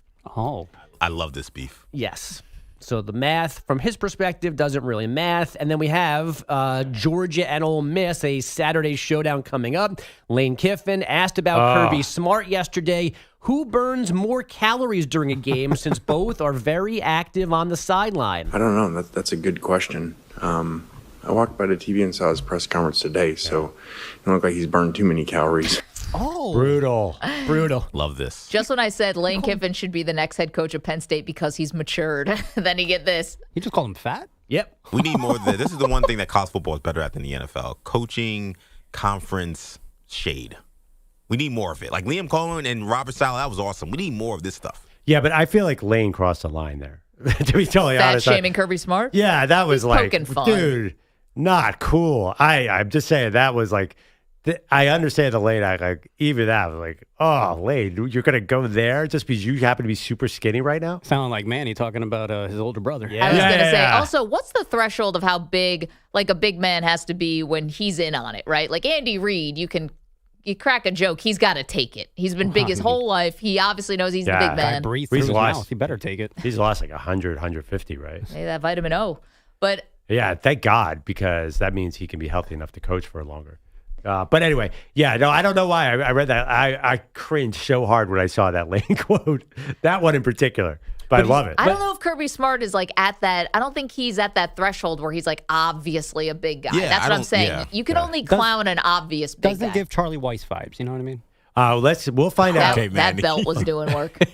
If Georgia gets a lead late, we'll find out with 2 minutes left in the game how serious Kirby took this. If he's throwing 40-yard bombs when they're up by 14, then we'll know that Kirby did not like that line. Now, I know there was a funny tweet by Lane also with like a picture of him and Kirby when they were at Alabama, and it was like them like looking weird, being like when you're trying to figure out if Dad notices the dent on your car on his car.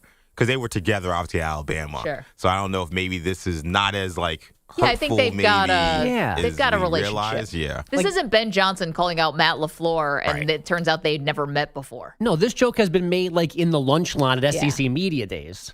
But this is not the first time that Lane has probably pulled this. All right. I didn't know he had a history of that particular joke. That makes it a little better, but still, that is a good one by Lane. It's a 3:30 Eastern kickoff, by the way, in Athens on Saturday. From the NFL, the Ravens are releasing C.J. Gardner-Johnson from their practice squad after just 1 week. His agent says the split was amicable. And from the other football... Ojo que vino con ese pelotazo largo. Allá a toda velocidad. Hachi Wright le va a pegar para un golazo. ¡Gol!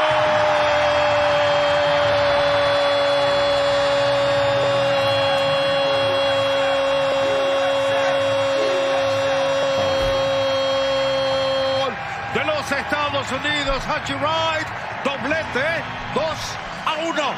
That's, of course, from Telemundo Deportes. Haji Wright with his second goal of the game in the 51st minute. It was the deciding tally in a 2-1 decision over Australia in a friendly in Colorado. The bad news, though, for the U.S., Christian Pulisic hurt his right hamstring in the first half, left the game immediately. Full evaluation once he is back in Italy with AC Mexico Milan. and Ecuador drew 1-1, and El Salvador lost to Guatemala 1-0, and I will never see El Salvador qualify for the World Cup, which makes me incredibly sad. Continue, Bogish. Thank you. Dodgers starting pitchers are 2 for 2 in the NLCS after Blake Snell's 8-inning gem on Sunday. Maybe that was Monday. Yoshinobu Yamamoto went the distance last night in Milwaukee, the first postseason complete game in 8 Octobers, and the first for the Dodgers in 21 years. Yamamoto allowed a leadoff homer, but not much else. Dave Roberts asked if he almost pulled him after 8. No, it wasn't. It was it was a hitter-to-hitter thing. We had Vesia behind him, but just the way he was throwing, I felt really good about him starting the 9th. The Dodgers took the lead for good with 2 in the second, including Andy Pages' tie-breaking RBI double. Game 3 in LA is tomorrow. The ALCS is back on the field today. That's a 5:08 Pacific first pitch in Seattle, with the Mariners leading the Blue Jays 2-0. And the Vegas Golden Knights, a 4-2 win in Calgary. Jack Eichel scored twice, giving him 4 goals and 5 assists through 4 games on the young season. Poor Buffalo. Man, the Sabres can't get anything right. They trade away Jack Eichel. Buffalo on Monday, they lost. The Sabres lost at noon against the Avalanche, and then they lost on Monday Night Football. The Sabres still haven't won a game. They trade Jack Eichel. He's scoring goals. The Sabres are awful. Yeah. Buffalo stinks. Listen, Manny, I don't need you to add the insult to injury here. We all know things are bad, and the weather's starting to get worse. I mean, this is not good. Our flight home from Florida, we had a layover in Atlanta yesterday, and there were definitely some sad Buffalo people getting on our plane heading back home after that. They still have were they all dressed in their Bills Mafia crap? Still a lot of Bills hats. That's how I noticed. You know what I was thinking about last night? So the Seattle Mariners and Toronto Blue Jays are back in action tonight. You know, Toronto and Seattle both have these things for when players hit home runs. Yes. Toronto's got the jacket. The jacket. It's like a sport coat. It's got all these patches on it. And the Mariners have a trident. And I stabbed a man in the heart. Yeah, they better have pre-check. How are they getting on a plane? It escalated quickly. But I was thinking about this. Everyone's got something now, right? A lot of teams have these totems. I think it started with the Miami Hurricanes, actually, the turnover chain. Turnover chain, yeah. And I was do you think that Mantle and DiMaggio had stuff? Do they even have beers? They chugged beers and smoked cigarettes. Yeah, cigarettes and beers. No, people have done the history of the high five, and but it evolved to now you look at LeBron James got a handshake with every single guy he's ever played with, and all of that. That's fun. But do they even have any of that stuff back in the day? Slap hands. I was trying to think because I've read Jim Bouton's Ball 4, which is probably the best book, Pearl, I would say, about the inner workings of a baseball team, going all the way back to Lou Piniella and the minors and riding the bus and all the crazy stuff that would happen. But they didn't have anything like this, right? This is a totally modern thing. Yeah, I don't think they had anything. They had handshakes and hat tip. They're gentlemen. Yeah. Old Miss has a basketball hoop on the sideline of their football game, so when you have a great play, you can dunk it. Yeah, this is getting out of control. Kinda. It's a little too much. I like everything. People can copy Miami. It's just Does Miami deserve the credit for for the age of time? Oh, Yeah. 100%. The turnover chain, I think, was the first. Yeah, because everyone wants to be a middling ACC program for 20 years. Oh yeah, Miami hasn't originated swag. Come on now, we all know that. Yeah, but running through the smoke. Yeah, but dude, dancing on the field. I mean, there's so 2003 was a long time ago. I mean, I think he's talking about 1988. Running through the smoke and celebrating. That's well, yeah, I'm just that's the saying, 80s. like, since Miami was the trendsetter, they happen to be good this year, but they've Turnover chain was 6 years ago. Yeah, that was a while ago. Yeah, we're still trendsetters, even while we're middling. My CTE acting up. Wait, so you were sitting at home on your couch actually thinking about, did Mickey Mantle have some kind of special jacket? Yeah, special handshake, maybe. I'm telling you, Joe D, we have to have a very elaborate handshake. I tell you. It's like starts with the pinky fingers interlocked, and then we go, I don't know. I feel Why like does Mickey Mantle sound like he's in the Amity Hill mob? That's how everybody sounded back then. Ted Williams had like a stopwatch that he had in a plane over Okinawa or something. There was all sorts of World War II memorabilia floating around. That kind of thing. I don't know. I felt like also, too, in the offseason, those guys had to go like be insurance salesmen. Way different world. Yeah, that's awesome. Yeah, Ted Williams, he was one of the best baseball players ever. Oh, by the way, he took 4 years off to go fight in a war. I know. Yeah, I know. So not a secret handshake kind of guy is what you're basically saying? I don't have time to make any handshakes. I got to go fight a war. When they thaw his head out, maybe we can ask him. Now we're like thoughts and prayers because a guy has turf toe. Back then they had to go fight World War II. Yeah, it's like I can't believe the adversity this man has gone through with turf toe. Sorry, I struck out twice today. I have a bullet stuck in my elbow. Imagine if Ted Williams hit a home run and someone tried to put some kind of necklace on him. That man would be dead. But he was, by the way, I think he was famously superstitious, though. Ted Williams, obviously had his brain frozen. Like, he was into this weird stuff, so I think he went in a different direction. We'll do some research. Wait, do you think is he the one who asked to freeze his brain, or I thought his family did that? No, he wanted it? No, he was into all sorts of things. Got it. Okay. No, I don't think it was his family. I think it was him. But I think he was an odd cat. Well, seen a lot. 888-710-4ISN, 888-710-4476. Carl Yastrzemski just creating a handshake and then going to go build some railroads after the game. What an error. At least in he was America. making a living wage. Yeah. You have slightly the wrong era. Yeah, but those guys were actually making money. That was the 70s. I was like, wasn't that bad? Yeah, he was a Walter star. Johnson might have built a railroad. Yeah. No, I think Yogi Berra had to sell suits. I mean, he was as big a baseball player as I was. Yeah, but not Ron Guidry. You got the wrong I'll era. tell you what, that Alex Rodriguez guy, when he went up into the moon for the first time. Yeah, Yaz retired in like 91. No, actually. All right. We got to take a quick break. I have the perfect coach for Cam Ward. No one's talking about it. We will get into also the best coaching opening, which is maybe not Tennessee.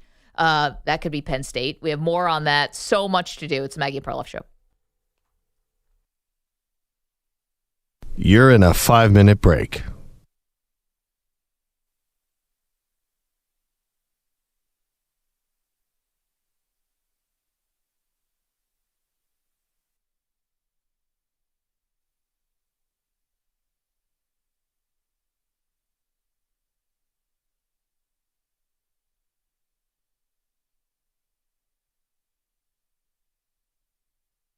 Four minutes, 30 seconds remaining.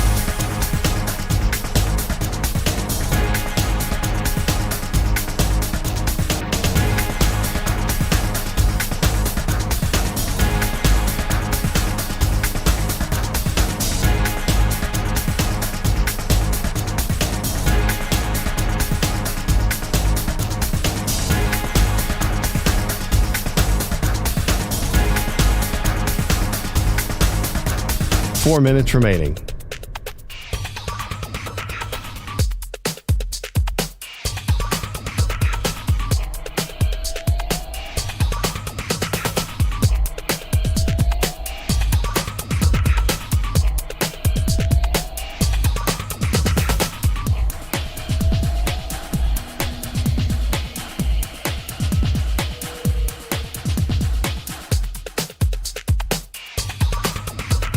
Three minutes, 30 seconds remaining.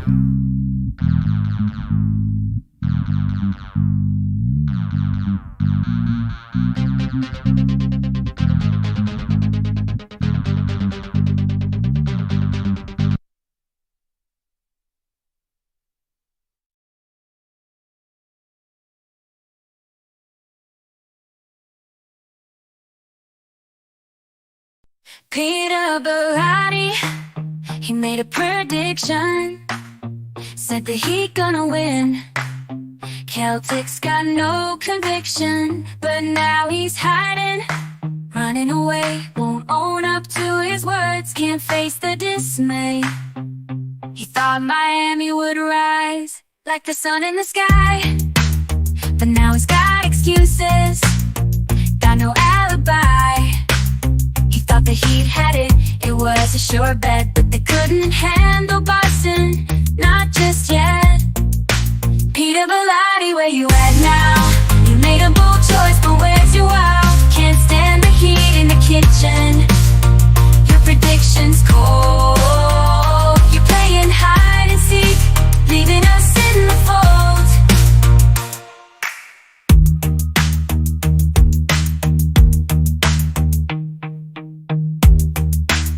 You're playing hide and seek, leaving us in the fold.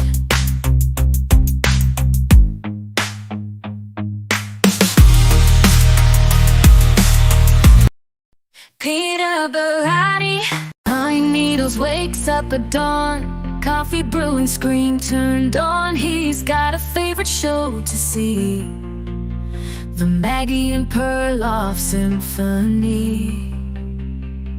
Oh, pine needles are tuned in tight to infinity, sports radio every night.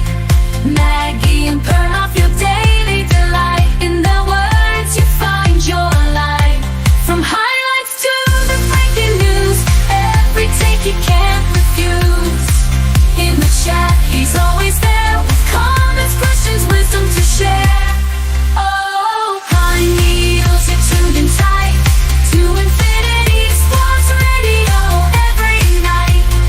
Maggie and Perloff, your daily delight. In their words you find your life, when the games get tough and the stakes are high. Pine needles knows where to 45 seconds remaining.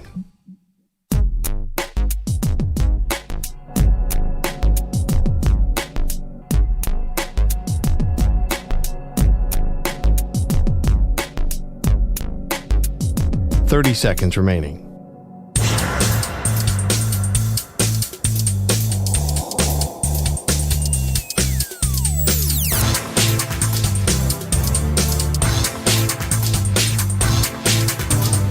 Seconds.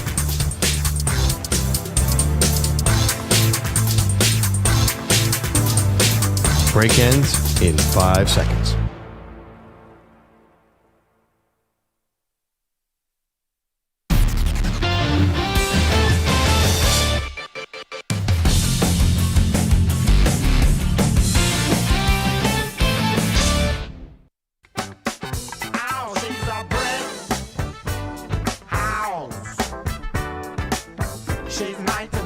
Welcome back. Maggie Gray, Andrew Perloff, talking about tough guys in sports.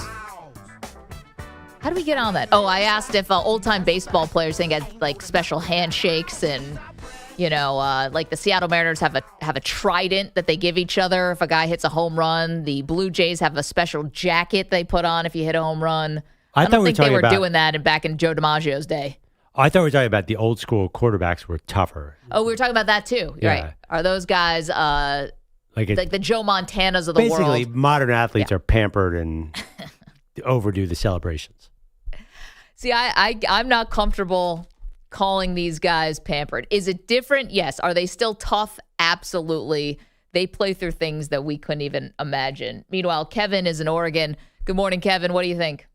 Good morning. How you guys? Well, I was thinking back. I remember Richie Hebner, who played a lot for the Pirates, was a gravedigger in the offseason. I think the only thing he ever wore around his neck was a string of garlic.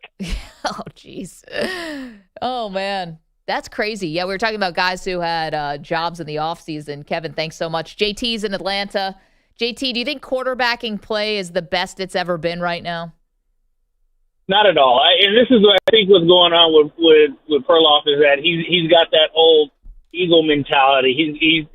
The Eagles do the same thing with Mike Tomlin.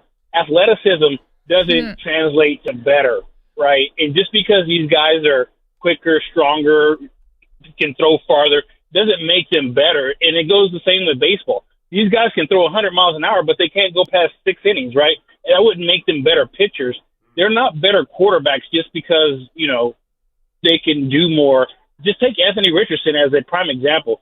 He's more athletic than probably 100% of the quarterbacks 10 years ago. But is he better?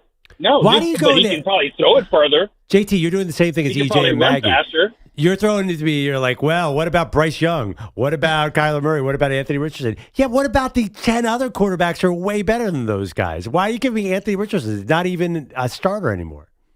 Well, I'm just saying because you're saying that the athleticism and the things that these guys can do today compared to what they were able to do before, that doesn't equate to better. But they're Again, also really good throwers of the football too. Maybe they don't read the field like Peyton Manning did because they come out of the spread system in college where there's not the same thing. I will give you that. But as far as like throwing a football, they're amazing now. Okay, but I think to JT's point, and JT, thank you for the call. We're not just cherry picking scrubs. Yeah, you just said Anthony Richardson, so I feel like JT did. No, he was the 4th overall pick. Yeah, I know, but so what? People- Jamarcus Russell was the 1st overall pick. Okay, but he's They're maybe the way greatest- more bust back in the day. Okay, but like there was an evaluation, kind of similar, I think, to what you're saying. There was an evaluation of Anthony Richardson. This guy is a better athlete than everyone else on the field. Ipso facto, we can turn him into a great quarterback, and that's not the case. Bryce Young, they looked at him and said, we want short and slight. Yeah. Kyler Murray, we want short. We'll take the athleticism and the upside or whatever. And to be fair, I mean, Kyler did win Rookie of the Year, but it's like, I think that... Yeah, but in 20 years ago, some team looked at Jake Locker and said, we want him, or Christian Ponder. Yeah. There's busts throughout history. Yeah, I mean, it doesn't matter what era. If you're looking at the guys who failed, yeah, of course, there's a million guys. No, but So- these guys were taken top 1 or 4. I know. I mean, so were a ton of guys who didn't work out.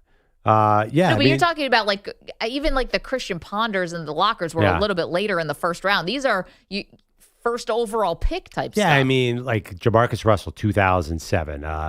Alex Smith, who was okay later, 2005. Yeah, really good. Okay, David Carr, 2002.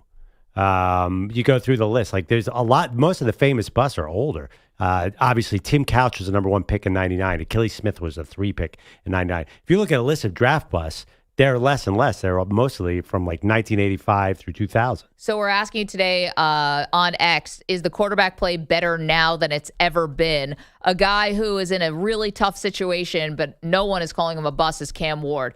His coach was fired earlier this week, Brian Callahan, and now the Titans have a really important decision to make, Pearl, that I don't know if anyone trusts their owner to make the right decisions. She's been a disaster, flat out.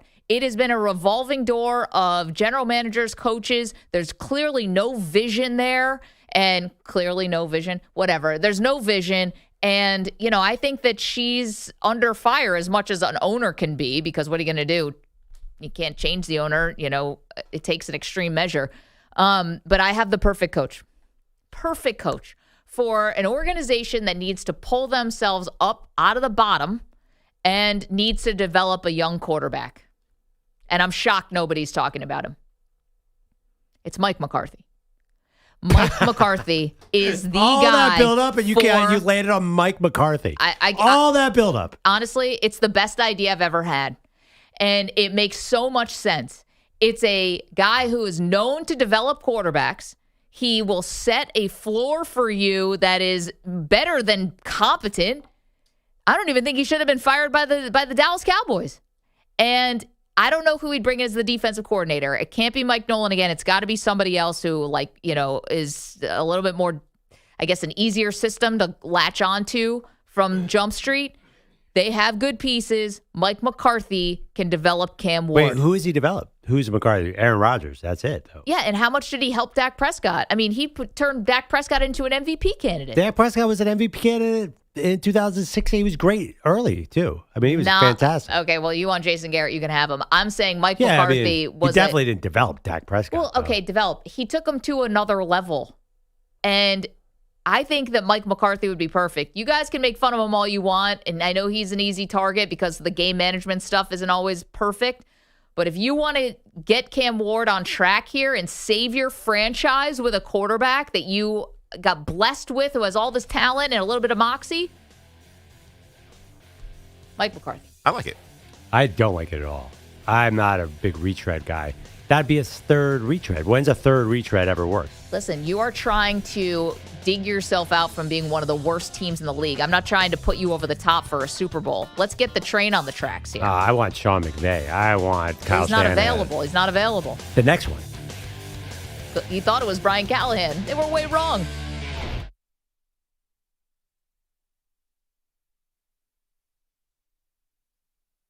You're in a 5-minute break.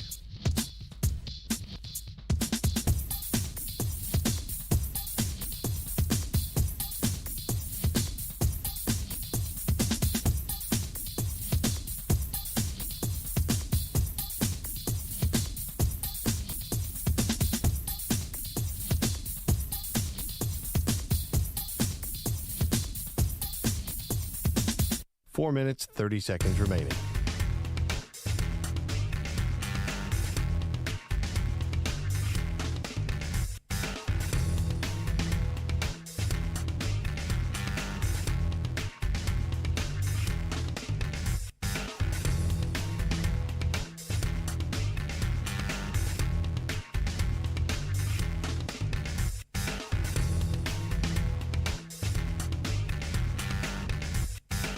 Four minutes remaining.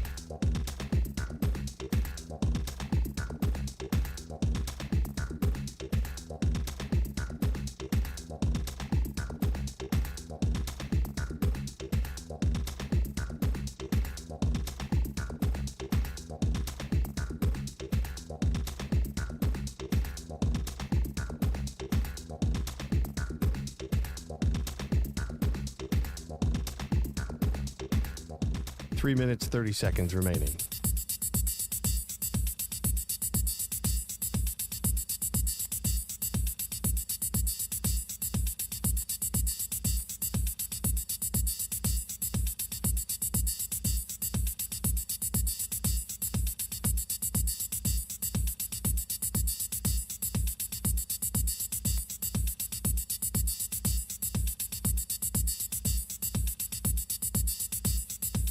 Three minutes remaining.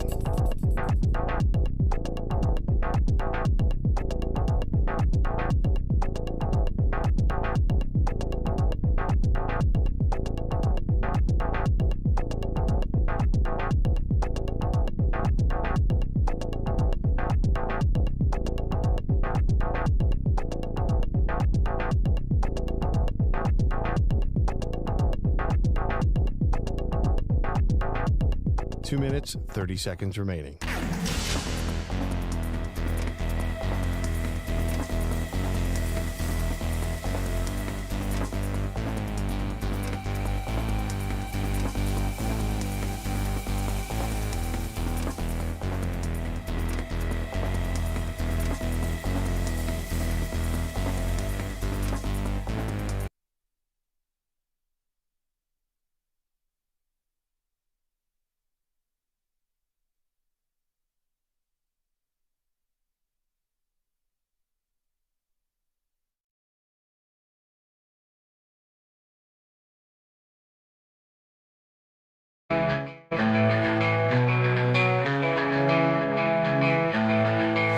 Jay's back, he's limping in, but he's ready to roll. After that knee took a hit, but it couldn't take his soul. He's been down, he's been out, but now he's back on his feet. Peter Belotti's still missing, but EJ can't be beat.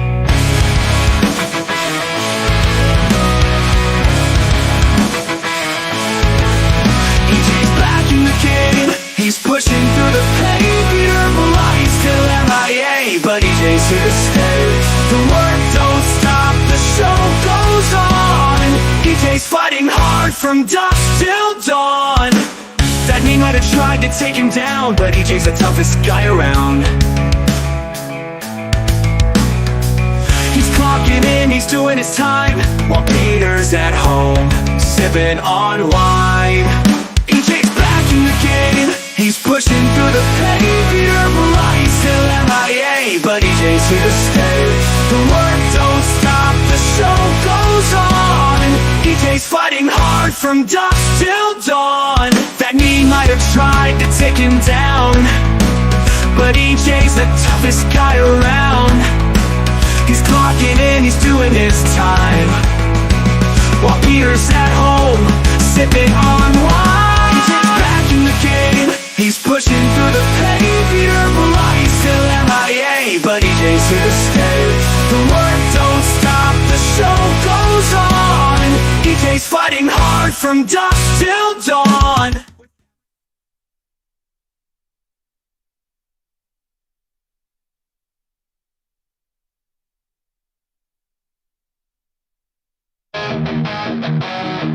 That Lord, Marion High, where Perloff was a nerd.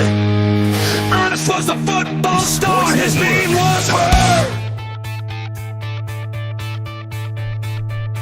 Trying to determine how many true Super Bowl contenders there are this season. Turns out a lot harder than it used to be. Welcome to the show, Maggie Gray, Andrew Perloff. Pearl, so far, not a lot of teams that have everyone's full trust. I would say the only lock, if I had to do it right now, the only lock to me is Kansas City. Everyone else feels like they have major flaws and things that you could poke holes and say, this team does not look like a champion. Yeah, I mean, I'm not sure I totally agree with that because I don't see the obvious flaws at Kansas City, but I don't see the obvious flaws with, I'll tell you two random teams, Green Bay and the LA Rams. What are the obvious flaws Okay, there? I'll tell you the obvious flaws, because the way I do this is please. I need to have full faith in the quarterback, the coach, and the defense. And I haven't seen Jordan Love do anything in a big game yet. So he was really good in that game they lost to San Francisco until it started raining. Okay, that was a couple years ago. And how was 2 years ago. How was he in Philadelphia last year? Last year he was hurt the entire year. I mean, he was actually not that bad in that game. They lost, I think, 22-11. Or something really low scoring. Yeah, but he's definitely a good quarterback. Like you could dismiss that guy at your own peril. Listen, he's a good quarterback, but I think he gets put in like the Favre Rodgers category, and I just don't think he's there with those guys. I think just because of his uniform. Yeah, because of the uniform. But no, I think he's like, if Jalen Hurts can win a Super Bowl, then I think Jordan Love can win a Super Bowl. I think he's in the 7 to 12 range of quarterbacks, if you're ranking quarterbacks. They better start tush pushing. And as far as the Rams are concerned, I do really like the Rams also. You know, I just can't get it out of my... And I put the Rams as one of my contenders. But if you're asking me for obvious flaws, I love the defense, and I love the coach, and I love the quarterback. But that Matt Stafford epidural that he had to get before the season, I just can't get that out of my head. And could they win a Super Bowl with a backup quarterback? I mean, you know, that's happened twice in history. You have to be so special to do something like that. So... Well, by the way, if you're talking about quarterback injuries, then I got to tell you who you should watch and take off your list. Patrick Mahomes has got to slow down the running this year. He's won injured. He won a Super Bowl on a high ankle sprain. He beat your team. I know. I'm just saying, like, that is something to watch. That guy, I feel like he's on a mission this year, and I don't totally understand why. I guess he's a record starter. The record started out bad, but now I think he stops running. I mean, dead serious. Like, he's got Rashee Rice back. I think that they're going to change their offense a little bit. And they do need to establish a run game to protect him a little bit. And I don't understand how Josh Allen never gets hurt either. Not to knock on wood, but like at a certain point in his career, he's going to have to think about how much contact he takes because he has such a natural inclination to run too.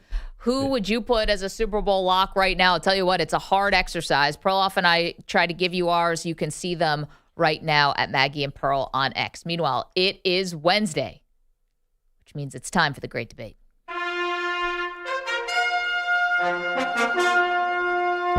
The Great Debate Series.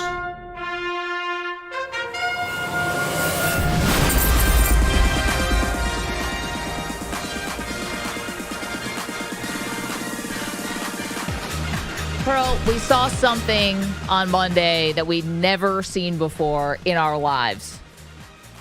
It was the very first 8-6-2 double play in postseason baseball history. Mm-hmm. Never had happened.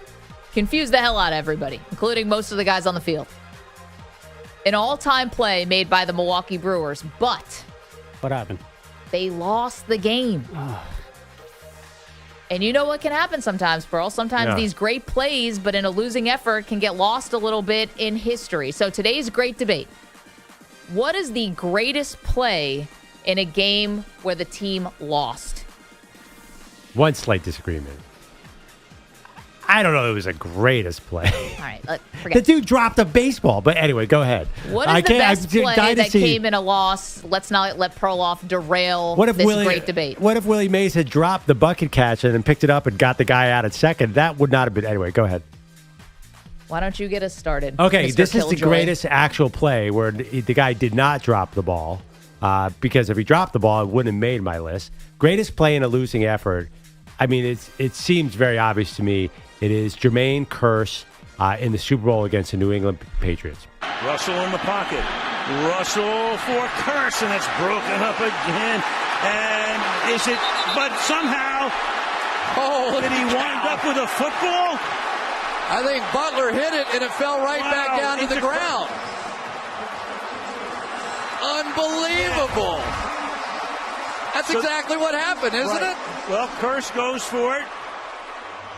It's still not on the ground. It's still not on the ground. It's still. Well, look at that. Oh, my. I can't believe he didn't get up and get in the end zone in time.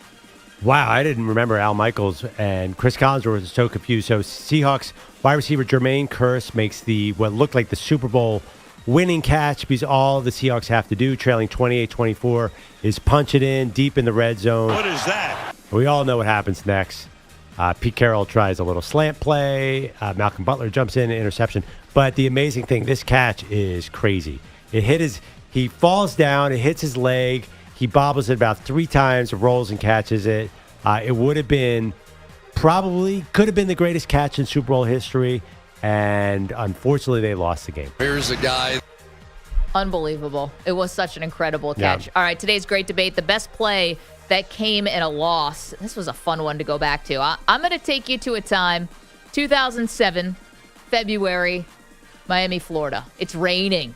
Ooh, the weather, disgusting for the Super Bowl. Indianapolis Colts facing the Chicago Bears. Pearl, you would think that the field could be kind of wet. Maybe guys wouldn't be able to get their footing. Mm-hmm. Well, I'll take you to the opening kickoff and a man by the name of Devin Hester. It's Hester trying to work it back to the middle. Gets past the first wave, and here he goes. It's Hester inside the 30. Hester's going to take it all the way for a touchdown. And no flag, 92 yards. A kickoff return for a touchdown to open the Super Bowl. Hadn't happened before, hasn't happened since. Devin Hester, 92 yards, but unfortunately, the Bears lose that Super Bowl to Peyton Manning's Indianapolis Colts. Final score 29-17. One of the greatest, and I'll say the greatest, play in a loss. EJ, go ahead. So I don't like doing home cooking too much during the great debate, but I think with this one is warranted. Let's take you back to 2006. It's the NLCS. It's Game 7, a dramatic Game 7 at Shea Stadium between the Cardinals and the Mets. 6th inning, 1 out, 1 runner on, and Scott Rowland hits a deep drive to left field. Edmonds at first and 1 out.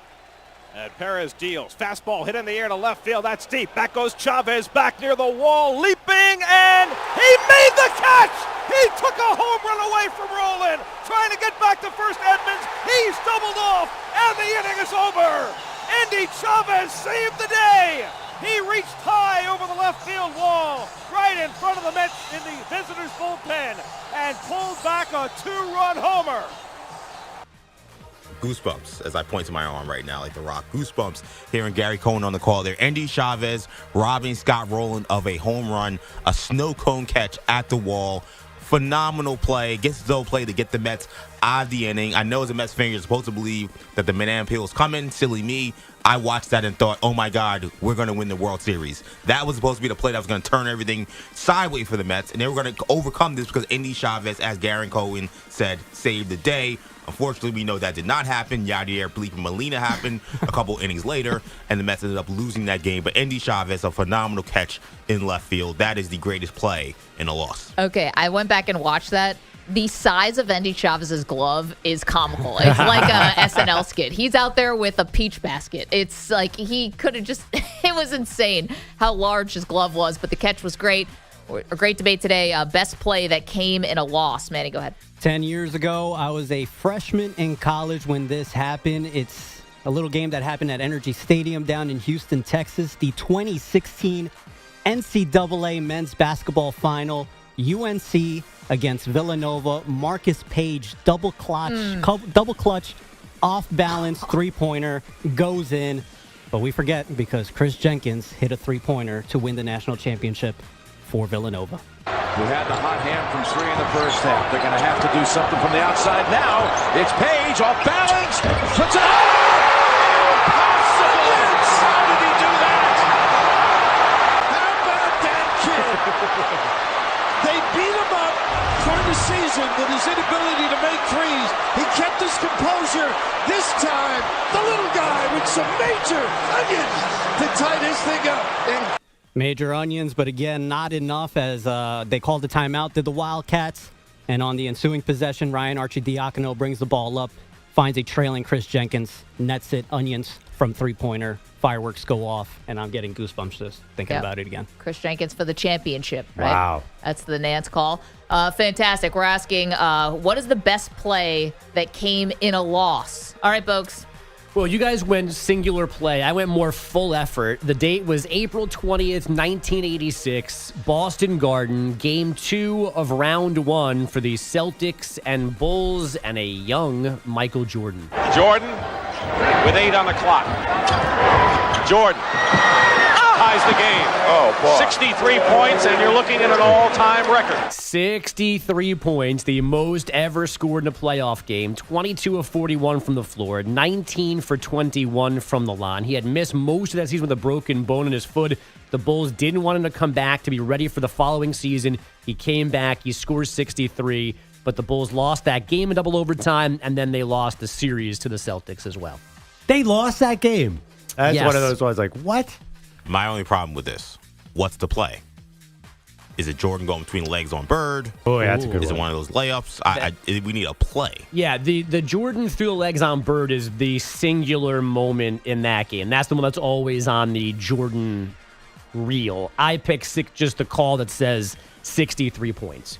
But my problem also is, look at your phone. I asked you an hour ago if this was okay. Oh, my bad. I need to get an answer. Folks back from vacation brought the salt water with them. I'm dialed in on the show, okay? Salt life over there. Yeah, all right. So we're asking, what's the best play that came in a loss? And this is inspired by the Brewers on Monday night, turning an 8-6-2 double play, but ultimately dropping that game to the Dodgers. Bogues actually pushed the rules, too, because you were asking about the Carlton Fisk home run, which I like, too. Yeah, but they won that game. They won that game to lose Game 7. Yeah, Doesn't count. And keep the curse going. We're asking for the greatest play that came in a loss in the moment, so Right. that the play almost gets buried. Yeah, but any reference to Goodwill Hunting is so sort of fun. So I'm going to give him credit for that one. This was a hard thing to find. Usually I'll Google the topic and get a list of things just to make sure I'm not forgetting or I need something like to jog the memory. This was a hard thing to put into Google, like the correct wording. No, you have to go off your memory. I think That's it's my like you problem. know it when you see it. Like we were talking about one that I had to remember some of the specifics. It was Tim Duncan and the Spurs against the Lakers. It was 2004. I didn't remember exactly it was Game 5 of the semifinals. Tim Duncan hits a fadeaway. Well, I thought it was a 3. My memory's bad. It was a 2 with Shaq all over him. It was a Shaq Kobe Lakers with Karl Malone and Gary Payton. And he wins the game. There's 0.4 seconds left. Okay. And then Derek Fisher ends up hitting the walk-off. And it was Al Michaels and Doc Rivers doing the game. It was great. I remembered it differently. I remembered it as a 3. I couldn't remember exactly what game it was. But it's like you know it when you see it. It's like you remember it. But this is the problem with my memory. Like, I also had James Harrison's interception in the Super Bowl pop in my mind. Yeah, but they won that. Right. But Yeah. I was like, oh, they lost the game. And then I looked it up like, oh, no, he was a Steeler. I actually won that play game. in that game that would be eligible would be Was Larry Fitzgerald. Larry Fitzgerald Yeah. catching in the end zone. That Yeah. actually would definitely apply here. Definitely. Well, I would have done that. Tim Duncan one's good, except I was asleep as Tim Duncan was playing, and it was the Spurs, and I just didn't care. Kobe. Can you be nice? But what about Allen Iverson stepping over Ty Lue. Ty Lue? That would have been a But good they won one. that But they won the game. They lost the series. Yeah, that they lost the next 4 games in a row. There are a lot of those. No, we're asking for the greatest play in a loss. We're talking about practice. There you go. 888-710-4ISN, 888-710-447. Tim Duncan fadeaway over Shaq. Oh, my Feel the gosh, Pearl. excitement. Go back and watch. Wait, did it hit the glass? Or was it like a 10-foot flat? Watch it. Kobe Bryant is basically dead on the court. Like, he is so exhausted. Poor Schwartz. He was so exhausted for, the effort that he gave in that game, and the fact that he was still, at that point, they were trying to get the ball to him, and he couldn't fight through the screen, and Derek Fisher's right there. Wow. Awesome. Wow. Manny, I like yours. Thank you. The I Marcus appreciate Page that. Yeah, before the Chris Jenkins. No bank shot on Oh, that yeah. one. No, That was I bet you phenomenal. Manny wins this poll because better. anyone on earth has heard of Marcus Page. But that is, I think that's a The UNC good. legend. Pick Jermaine Curse. What are you talking about? You picked Andy Chavez, by the way. You'll definitely that's- lose that poll. But that is high on the list of Awesome Yeah, for plays. Mets fans. Wait. I was covering no. the NFL at the time. I don't even know what you're talking about. Can I give you Jermaine another Curse one? is what we're talking about right now. Can I give you another one that I really wanted to go with, but it was a game tying. Wasn't even the go-ahead. It's the Rajay Davis 2-run home run, Game 7 of the World Series between the Cubs and the Guardians. They were Indians then. And I went back and watched it, and Davis is amazing, right? And he hits it's a game tying. The first person they put the camera on is LeBron, and he is doing a full-on, he's losing his mind. In a Yankee hat? Cleveland! This is for you!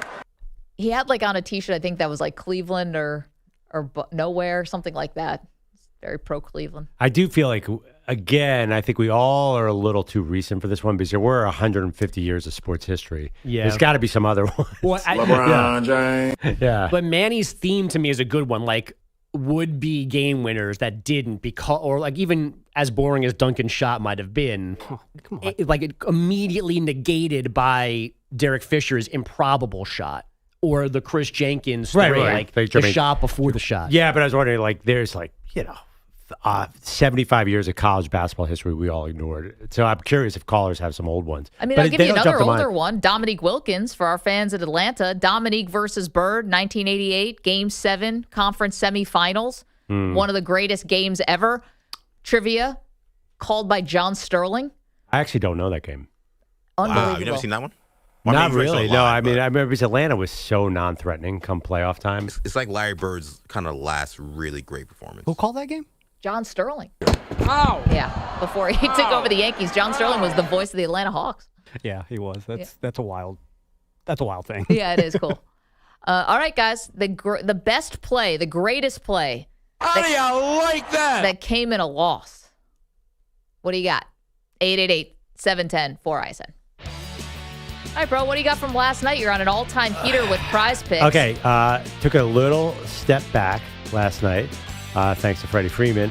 But I'm jumping right back in. And when in trouble on Prize Picks, you go to the big guns. And that means I'm all in on Cal Raleigh tonight. 1.5 hits, runs, and RBIs for Cal Raleigh on Prize Picks. It's the best time of year for it. Not only basketball is coming back, football season's going on. We got MLB playoffs. It is awesome. And new users to Prize Picks get a $50 bonus credit instantly in lineups when you play your first $5. So simple to use. You pick 2 or more players, pick more or less on their stat projections. Anything from TDs to threes to hits and RBIs. And if you're right, you could win big. Bro, how about pairing him up with a guy who I know you're going to be talking up years from now, Delaware quarterback Nick Minicucci. That seems like your guy. I thought you were going with Florida defenseman Aaron Ekblad. Also seems like your guy. Yeah, you know, sometimes you have to do some research. I'll be honest. Everybody's Perloff's guy on Prize Picks, but you know what? He's been awesome, and you could be awesome as well. Prize Picks available in 40-plus states, including California, Texas, Florida, and Georgia. And if you want to play along with Perloff and myself, well, come on aboard. I love a little Cam Cook tonight. Jacksonville State running back, Pearl. 124.5 rush yards. I'm going to go more than. And give me my guy, Vlad. Vlad Guerrero Jr., 1.5 hits, runs, RBIs. Toronto Blue Jays come back in a big way tonight. That's my prediction. So let's go. Download the Prize Picks app today. Use the code M&P to get a $50 bonus credit in lineups after you play your first $5 lineup. That's code M&P to get $50 bonus credit in lineups after you play your first $5 lineup. Prize Picks, it is good to be right. Must be present in certain states. Visit prizepicks.com for restrictions and details. Mand P.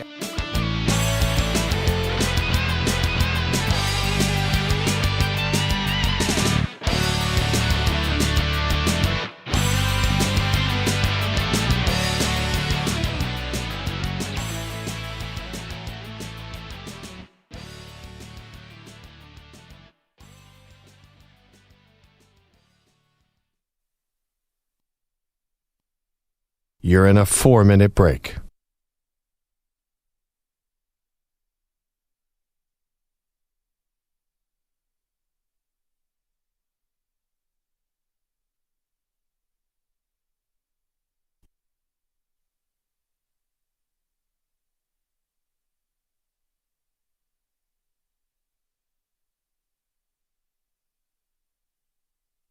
Three minutes, 30 seconds remaining.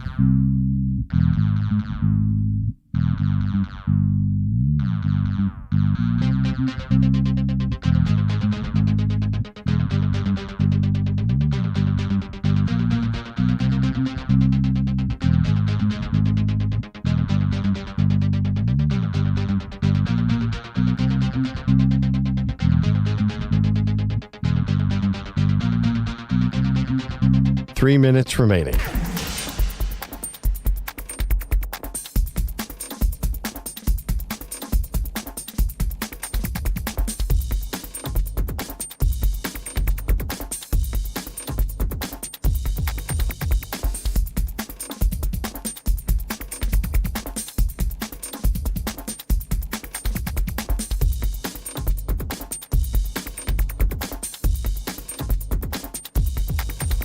Two minutes, 30 seconds remaining.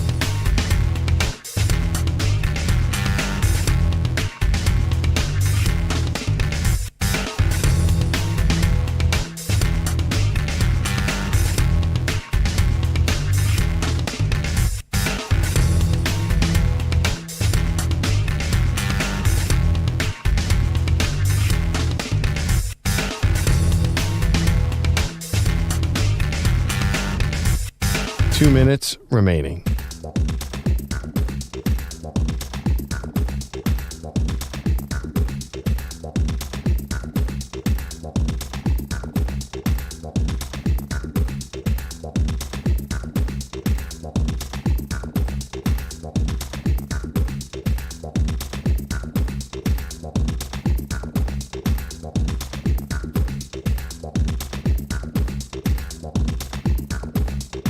One minute, 30 seconds remaining.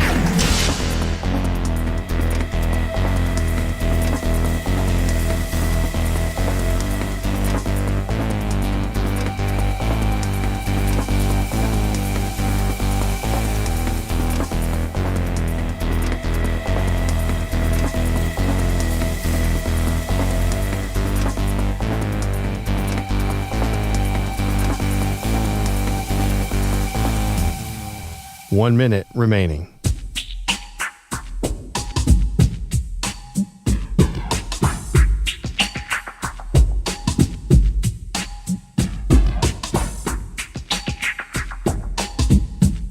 Forty-five seconds remaining.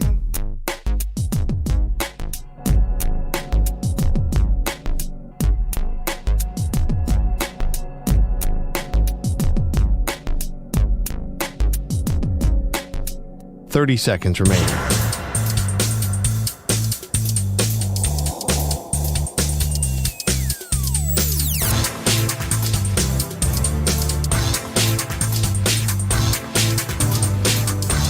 Fifteen seconds.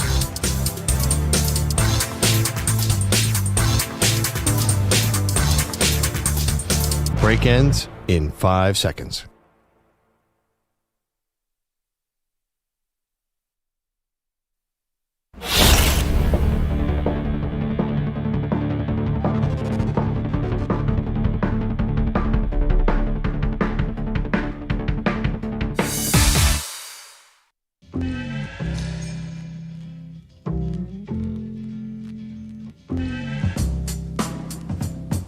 Welcome back, Maggie and Perloff Show. Great debate Wednesday. Good one today.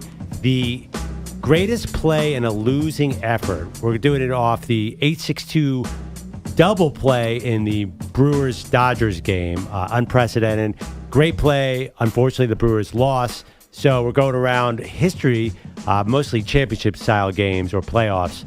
Great play and losing effort. I went with Jermaine Kearse of the Seattle Seahawks in the 2015 Super Bowl makes one of the greatest catches of all time and loses on an interception by Malcolm Butler. Maggie? I went with Devin Hester's opening kickoff return for a touchdown in the Super Bowl with the Bears. They end up losing to Peyton Manning's Indianapolis Colts. EJ? I went with Indy Chavez's catch in the 2006 NLCS Game 7, Mets versus Cards. Marcus Page's three-pointer in the 2016 NCAA Men's Basketball Championship game. Yep, and Chris Jenkins ends up hitting the game winner. And Bogish went with more of a great effort, Michael Jordan's 63-point output against Larry Bird and the Celtics. I know but who's the off the Bulls pole. lost. We could give him the between the legs, kind of crossing over Bird, whatever you call that play. Yeah, that could be one of them. Tween, as we call it. Because between. If I was Tween, go left, pull midi. You got enough characters for that on X? You can vote actually. at Maggie and This was the Pearl. hardest tweet of the greatest debate ever to do. So, because I was thinking about that as far as cumulative kind of effort, I think Josh Allen in the 13 seconds game could be one of those. I mean, he played the perfect game. He and Gabe Davis together were unbelievable. A wide receiver having over 200 yards rushing and receiving and 4 touchdowns. I still think about that route Gabe Davis did in that last touchdown where he just broke somebody's ankles. I don't know who that was, but somebody just went down in the end zone for the Chiefs. That should have been the game winner. You can't give it to him because it's kind of like the cumulative game. I don't know if there was one that moment. One touchdown, I think you could give him. If it was that Super was one of the best Bowl, routes I've maybe ever seen. too. Like I think that divisional round, right? Well, it was divisional round. Yeah. So again, for some reason I was focused on the Super Bowl for this one. Let's go to Mike in Syracuse. Does have a Super Bowl memory. The greatest play in a losing effort. Mike, what do you have? Okay, Maggie, take your headphones. I know. This one's going to hurt. I know. Go ahead. 1993. I think it was January. I think it was the last day of January. Bills are pretty well cooked. Go Bills. But here comes Don Beebe running down Leon Lett, showboating, and for all eternity, this is the poster child for never give up and always put forth the effort no matter what the final score is going to be. Yeah. Okay, Maggie, Mike, you can put your headphones back on. You know what? Don Beebe has a special place in Buffalo Bills history for a lot of reasons, but number one on the list was this effort. The score at the time, Pearl, was 52-17. Jim Kelly had already been knocked out of the game. Frank Reich was in as the backup. He gets sacked going for it on a 4th and 5 because why the hell not? You're down 52-17 to the juggernaut Dallas Cowboys.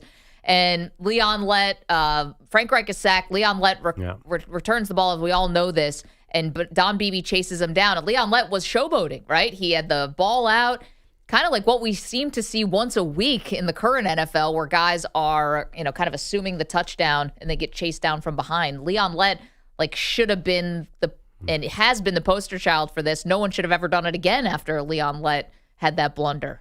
Yeah, it's funny. The way I approach this, I Google search greatest play in a losing effort in Super Bowl, and Jermaine Kearse, who I chose, was the most popular answer, but right behind was Don Beebe. People were coming at Don Beebe. But I get it confused with Leon Lett fumbling in the snow against the Dolphins against Different game. Different game. So I got them all confused. That is a great one. Those two play, that's for me, that's right there as a good one. Reich on 4th down to throw. Pressure sacked by Jeffco. And fumble. And Leon Lett picks it up to the 40. Oh, look out, here he goes. Here comes the 10 to the 20. Go Leon! Oh, Leon Lett has it knocked out of his hand. It's a fumble. It's a fumble. He had it knocked out of his hand. He was hot dogging and held it out at the 2-yard line. And from behind, the Bills came and knocked it out of his hand. I think that was Cowboys radio. Did anyone try and do one in college football, by the way? I was trying to think about that. I came up with 2 possibilities. What do you got? Well, Jalen Hurts had that sick run in the first loss to Clemson. If I remember, he scored with that was back and forth. They were scoring like crazy at the end, and then it with Deshaun Watson going to Hunter Renfrow. Yes. That game was, I remember going back and forth like that. Every college football game, title game, seemed like it was 38-35 at great games. The other one was, how about this one? Rocket Ismail's famous return for a touchdown against Colorado that would have won the game, but it was called back on a clipping. Does that count? It was the greatest play. You gave Devin Hester, which is great. So there's nothing more exciting than a return. And Rocket Ismail was the most exciting player in college football, the most dramatic touchdown, then the flag. But that's a different category. Oh. That's Yeah, like, because the play isn't in the stat sheet technically. yeah, it's like nullified for a bad ref call or something like that. That's a different great debate. Yeah, it was, I know, a frustrating one, but that was an incredible play that did never happen. I feel like going back to college basketball. Yeah, that's the other one. Why can't I say it? Five Slam Jam. Yeah, sorry. Early morning. I feel like they had some dunks in that national championship game that they had 3 dunks that could have been on this list. I mean, they were just throwing it down on everybody, but they still lost. Isn't it weird that team never won a title and they're one of the iconic college basketball programs? Phi Slamma Jamma, you just assume they won a title and they did not. Same with the Fab Five. Yeah. I mean, I would say the Fab that Houston team was even way better than the Fab Five team. They were dominant. But NC State, Jim Valvano. Did Alonso lose when he crossed up Michael Jordan? I don't know if they will also. The All-Star game? No, it was a regular season game. Okay. Yeah, I don't know. Like it was like a December Mike on the regular Wizards. I season thought game. we don't talk about No, that. it wasn't on the Wizards. This is when he was this was Iverson as a rookie. Remember the famous Iverson crossover? He crosses Michael Jordan. I thought he was a Wizard then. No, this is he's like this is prime Jordan. This is like 97. Oh no, he was in So red. it's Iverson's rookie year? Yeah, Iverson's rookie. He's got the afro and the white and red jersey. It's a We're talking about practice. I We don't know. ain't talking about the game. We're talking about practice, I man. mean, they lost like 60 games that year. I'm assuming they lost to the Bulls, but I don't know. Did Team USA win when Vince Carter jumped over Frederick Weiss? They won by guarantee 60. They did, probably. I would hope That so. was a pretty good France team. They probably stayed in there a little bit. There ain't no Nick Batum though. Nick right. Batum was probably on that Yeah, team. you're not wrong. He's like 45. He's like 65. All right, guys, keep them coming. The greatest Pretty sure he's plays still on the Clippers too. that came in a loss. There has to be more from college football as well. And college basketball, too. I think there's definitely, because there have been so many Gordon Hayward in and out, totally different one against Duke. I thought of that one. How about some Caitlin Clark threes from the logo? All right, let's get to Andrew Bogish. What's up? Guys, Jackson Churio homered on the first pitch of the bottom of the first inning last night in Milwaukee. So the Dodgers in a quick hole in Game 2 of the NLCS, but they did not stay there. The 1-1 pitch. He shoots it down the right field line, slices into the corner for a hit. Fair ball down the line. Green light from Dino Ebel. Kike Hernandez coming around. Here's the relay home. He's safe. Andy Pages busts out of a postseason slump with a go-ahead double here in the second. 2-1 Dodgers. Oh, I'm sorry, Stephen Nelson, Dodgers Radio. That go-ahead RBI double from Andy Pages was all Yoshinobu Yamamoto needed. Pitch 111 coming from Yoshinobu Yamamoto. Strike 3 swinging. Yoshinobu Yamamoto goes the distance in Game 2. The first postseason complete game since Justin Verlander in the 2017 ALCS. That's legend. Yamamoto gave up only 2 hits and a walk after that first pitch homer. No Brewer made it to scoring position. The Dodgers won 5-1 for a 2-0 lead in this series. The Brewers joining the Blue Jays in this predicament, losing the first 2 games at home.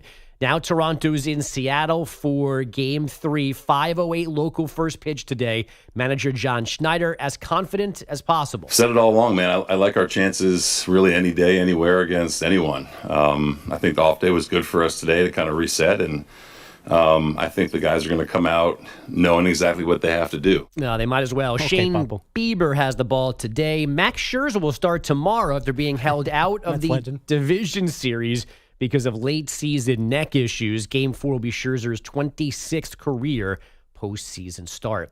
The Mavericks have extended head coach Jason Kidd. Terms not reported yet. This has been expected since Dallas had to keep Kidd away from the Knicks over the summer. A little preseason action from last night. Steph Curry, 28 points, 4 threes in the Warriors' 118-111 win in Portland. The initial concern doesn't seem to be too high, but Christian Pulisic did something to his right hamstring in the first half of U.S. men's soccer's friendly with Australia last night in Colorado. Pulisic will get a full medical check when he returns to AC Milan. Haji Wright scored both goals last night in his 2-1 win for the Americans. Where was that game? That was in Colorado. Oh, okay. Yes, not in Denver, though.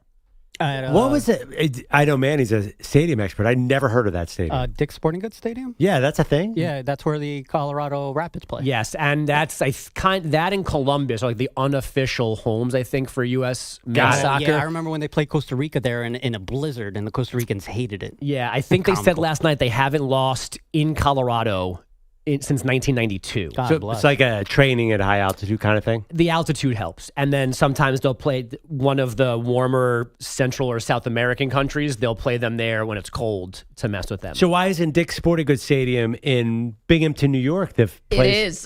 They have their name on everything. Oh. I think Binghamton, New York is brought to you by Dick's Sporting Goods because that's where it was founded. The whole city is brought to you by Dick's.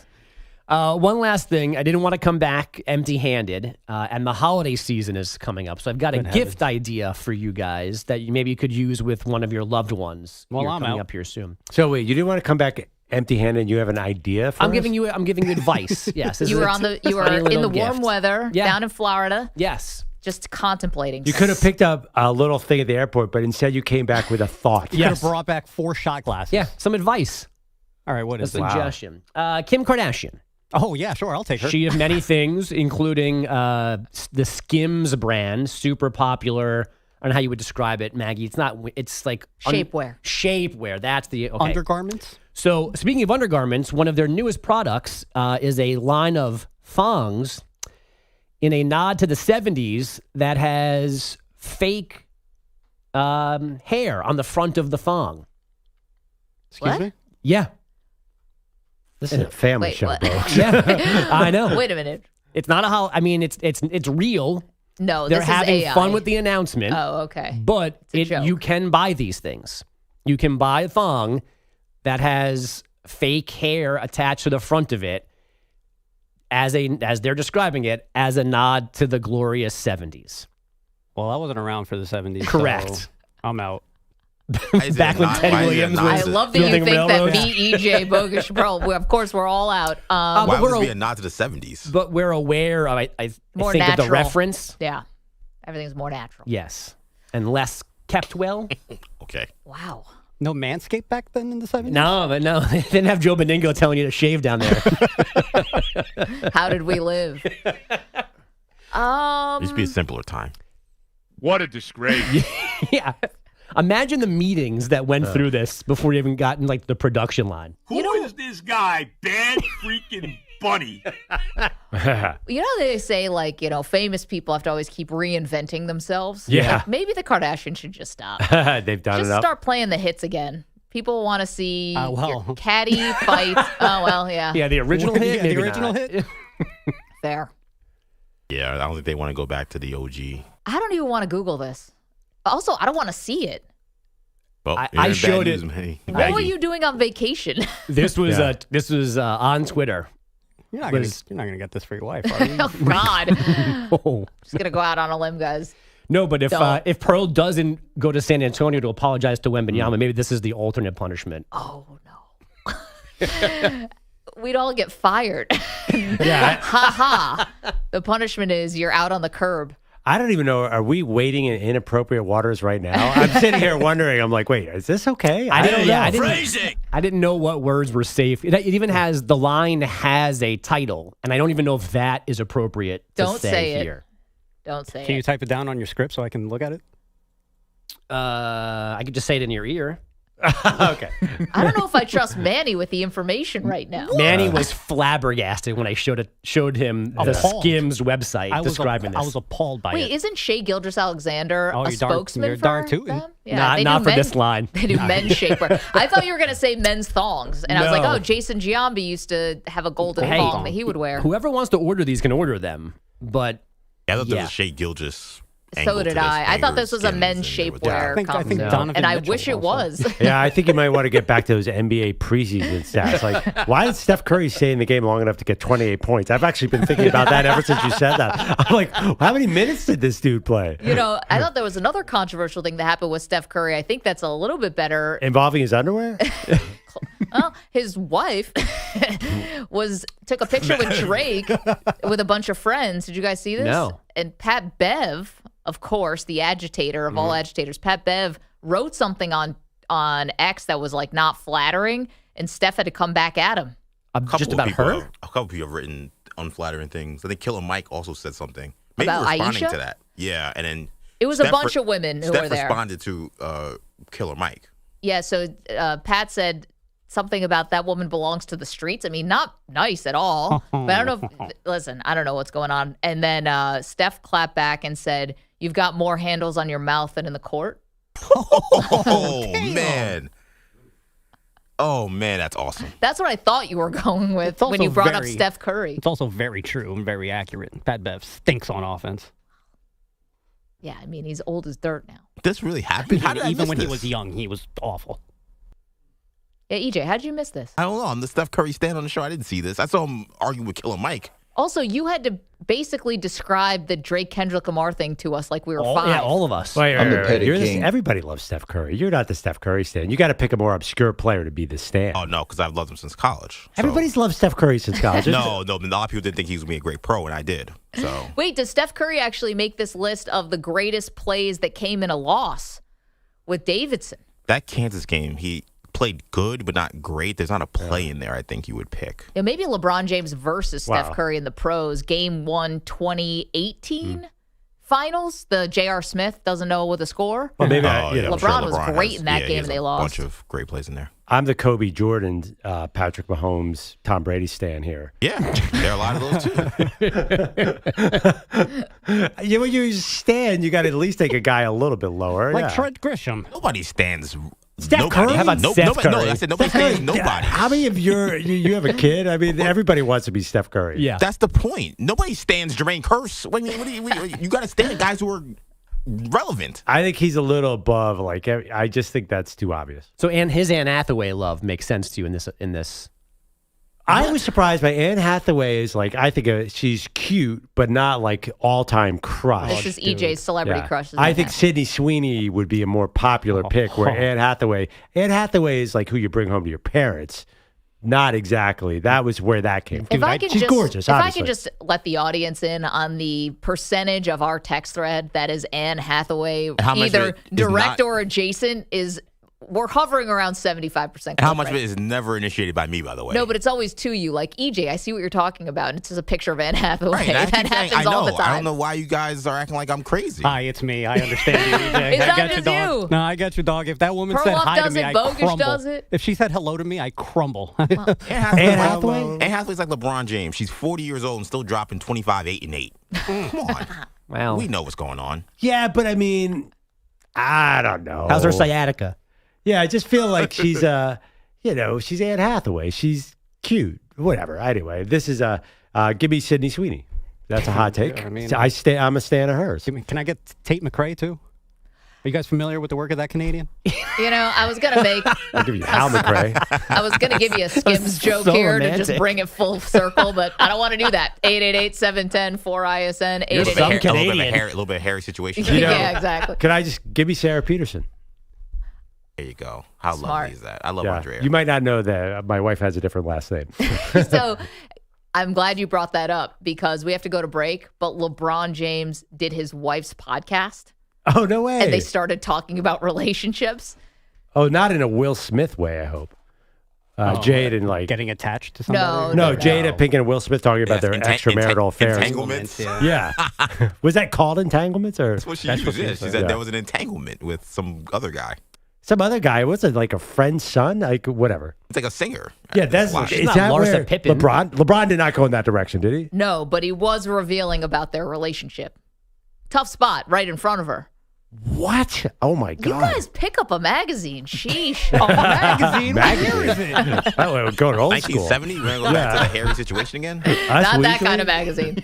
They only sell Oh, those my in goodness. newsstands or something back in the day. 888-710-4ISN, 888-710-4476. In fact, don't call in on anything we just talked about over the last 5 minutes. There. Porn.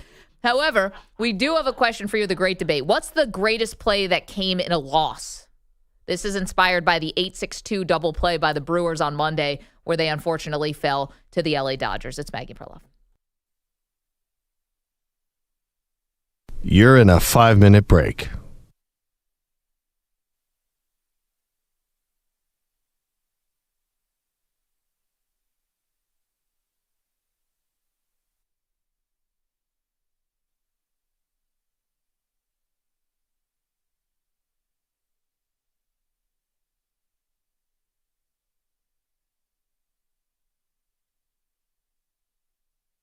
4 minutes, 30 seconds remaining.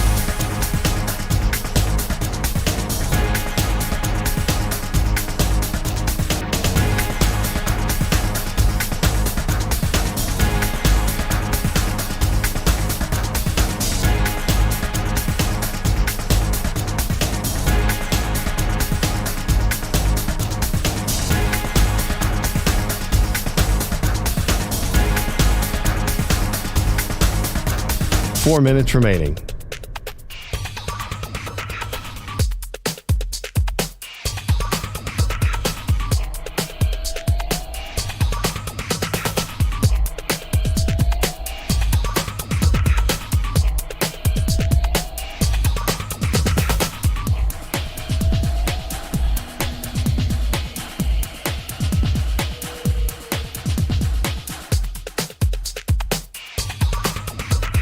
Three minutes, 30 seconds remaining.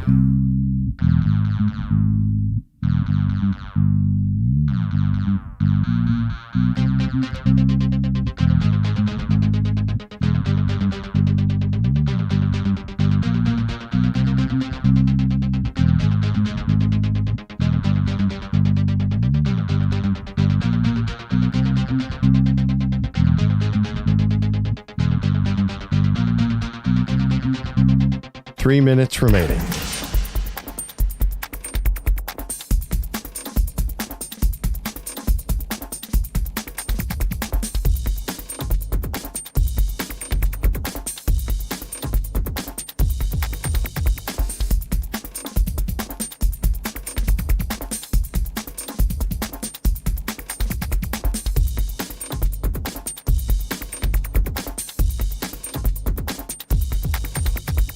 Two minutes, 30 seconds remaining.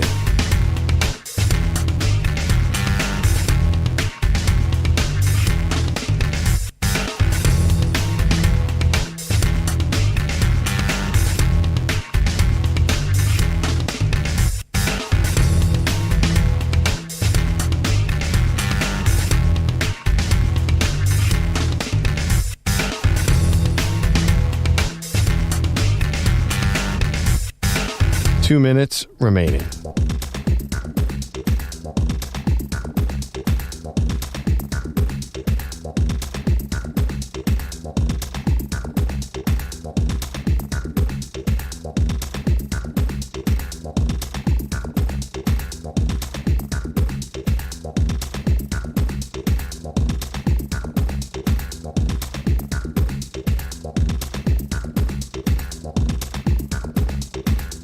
One minute, 30 seconds remaining.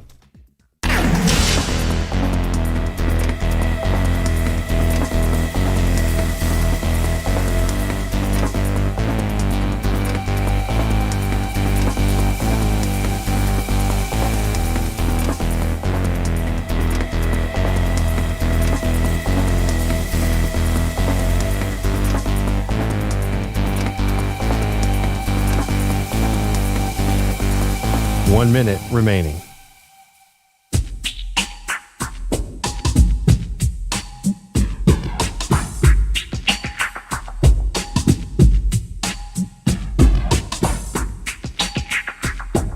Forty-five seconds remaining.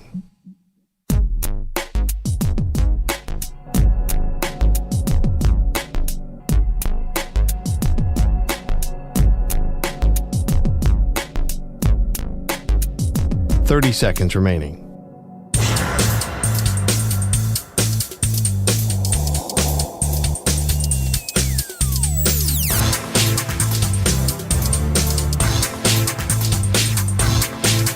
Fifteen seconds.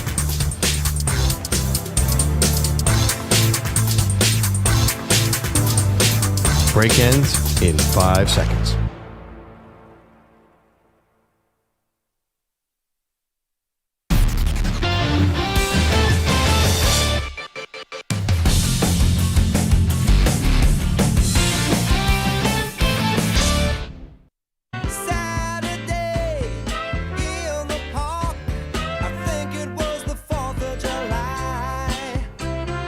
Welcome back to the Maggie and Perloff Show. Got a great debate Wednesday for you. Today's question, what's the best play that came in a loss? in sports history. This is inspired by the Brewers on Monday turned an 8-6-2 double play. Never seen it before in the postseason, ever, but they lost the game. What do you got? How about Rock, who's in Atlanta? Rock, what's the greatest play that came in a loss? I wouldn't want to try to find out how y'all doing today. I was just trying to find out with Terrell Owens' performance in the Super Bowl qualified. Not really a play, but on a broken leg. I mean, the beast in the loss. I definitely What about that? I think we've been stretching the definition a little bit, and that fits right in perfectly what we're talking about. I don't want to say hero for T.O., but that was a heroic effort because the team needed him. He had a broken leg, and he was had over 100 yards. He was great. Yeah, he was really good, and he was hurt right at the end of that season. Obviously, the broken leg, but like he had not played right in the games leading up to that. He didn't miss that much time. I have to go back because they were watching him closely. I think he played. Did he not play in the NFC Championship game though? I don't think he missed a ton of games. I'll go back on that one. But I wonder if that's a different category of like gritty or guys who gutted it out. Like that's a different kind of thing to me, right? Yeah. Because he was playing on the broken leg, but we're asking for just greatest play that happened in a losing effort. You know who I looked at was Jack Youngblood, the Rams linebacker who played on a full broken leg in the 1979 Super Bowl against the Steelers. But there's not one play. I think he had 2 tackles, like a pass defense. That was considered one of the most heroic Super Bowl performances, but they lost. How about Isaiah Thomas on the sprained ankle? But I think they won that game. Yeah, they won that game. Yeah, that was a different kind of category. Okay, Brandon is in Boise. Brandon, what's the greatest play that came in a loss? Well, I wasn't thinking plays, but one of the greatest performances I ever saw in a losing effort was the 2016 college football shootout between Oklahoma and Texas Tech, Baker Mayfield versus Mahomes.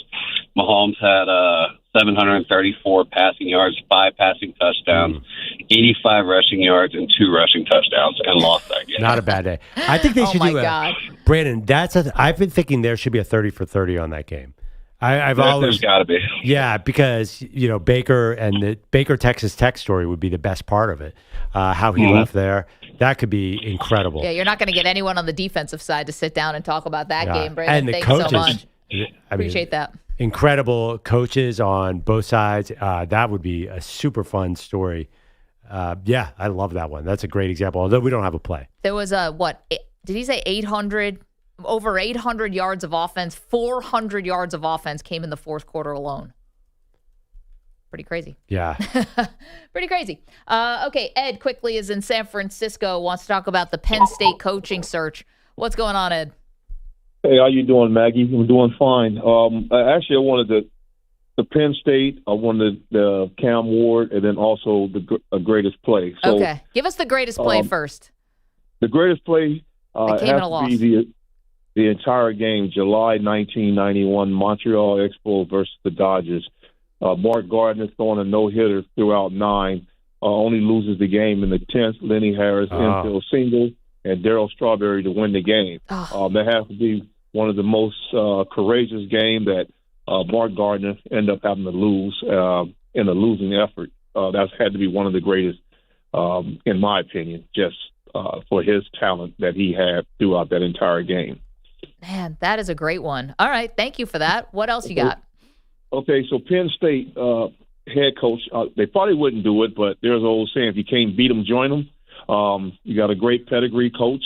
Father played and also coached at the same school, Jerry Neuheisel. The kid is just phenomenal as a play caller. You can see how that UCLA's offense have just taken has done a complete 180. The kids are exuberant. It's impressive.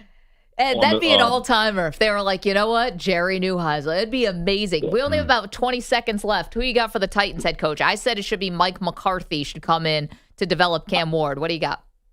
I feel with the playmaking ability and skills of CamWard, put him with a dynamic play caller, even though he's been getting robbed. Eric Bieniemy. You have to try him out. You know, Ed, thank you for the call. Great all around, especially that Montreal Expos poll. That was amazing. You mean the Washington Nationals? Where's Eric Bieniemy right now? That's a hell of a question. Wasn't he was at UCLA or he USC? Was at UCLA, but that was like 2 years ago. He got fired there. I think he's back in the pros, right? Coach for Chicago Bears. If you can't beat him, join him. Penn State hires Jerry Neuheisel, who started this whole downward spiral for James Franklin. A lot of people are linking him to Penn State. I'll tell you why it won't work. You can't. It's geography. You cannot have a warm weather guy like Jerry. Jerry Neuheisel is the state of California in one person. You can't have that blonde hair in central New York. No way. He looks like Sunshine from Yes, he's Ryan Gosling's character from Remember the Titans. Well, that's actually Jared Goff, but they are twins. No way does he work in the Big Ten. Well, actually, I guess the Big Ten is usually. Anyway, take that back.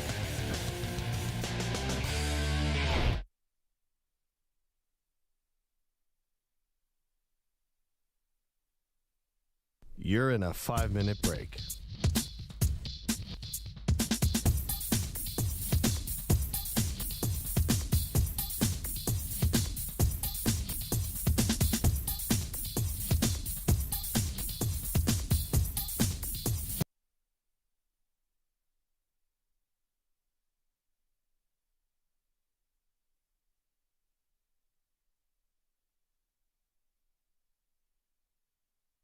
Okay. All right. This is Andrew Perloff.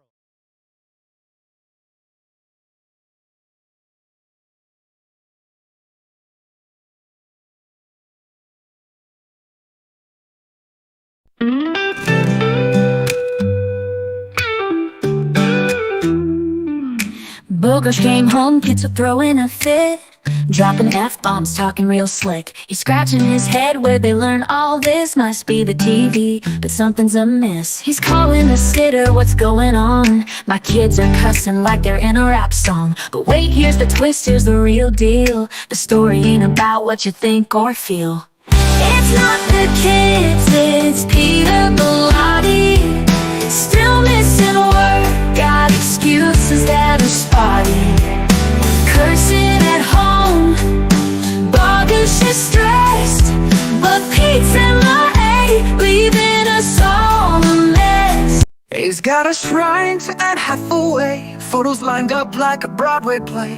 Whispers her name in the dead of night. In his dreams, she's the guiding light.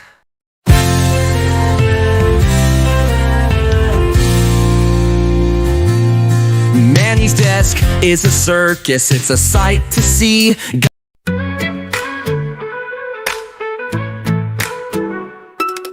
8-night vibes, hitting up the show. Maggie and Perloff dropping takes that glow. In the chat, Stunna Filmo runs the scene, spitting fire so hot it makes the snow seem mean.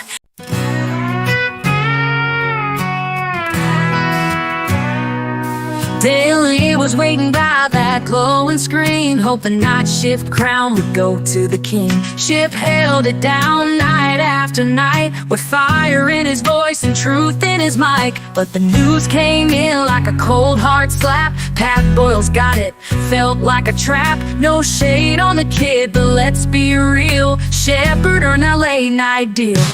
Now Shepard ain't sleeping and Daly's in tears. The Shepard maniac's been loyal for years. We stayed up late, we rode every wave, but they gave it to Pat and dug Ship's grave. So we howl at the moon and curse at the sky, asking one question: why, oh why, oh why? Meanwhile, Bellotti still don't show up for work. No call, no text, just gone with a smirk. Yet Ship clocked in through the thick and the thin. Rain or shine, he'd always check in. Infinity, you broke our trust. We wanted Shep and that's a must. You picked a Boyle, but we needed flame. Now the overnights just won't be the same. Yeah, Shepard ain't sleeping, we're twisted with rage. You skipped the vet for the new kid on stage. From the Bronx to the burbs, we're standing tall. Shep, a maniac's answer every call. So crank up the static, let the record show.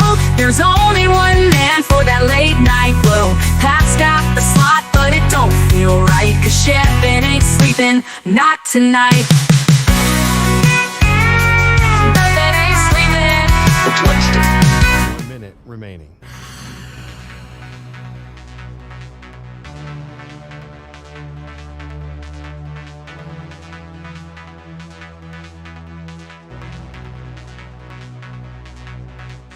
45 seconds remaining.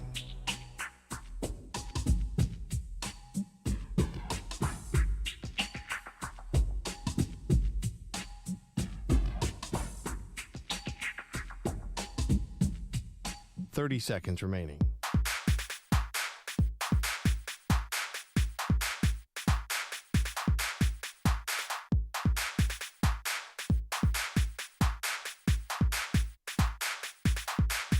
Fifteen seconds.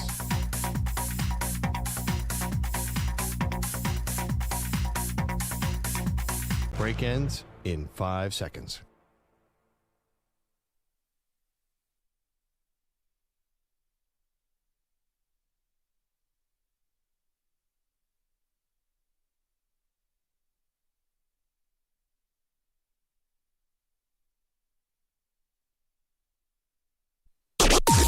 Maggie and Perloff on the Infinity Sports Network.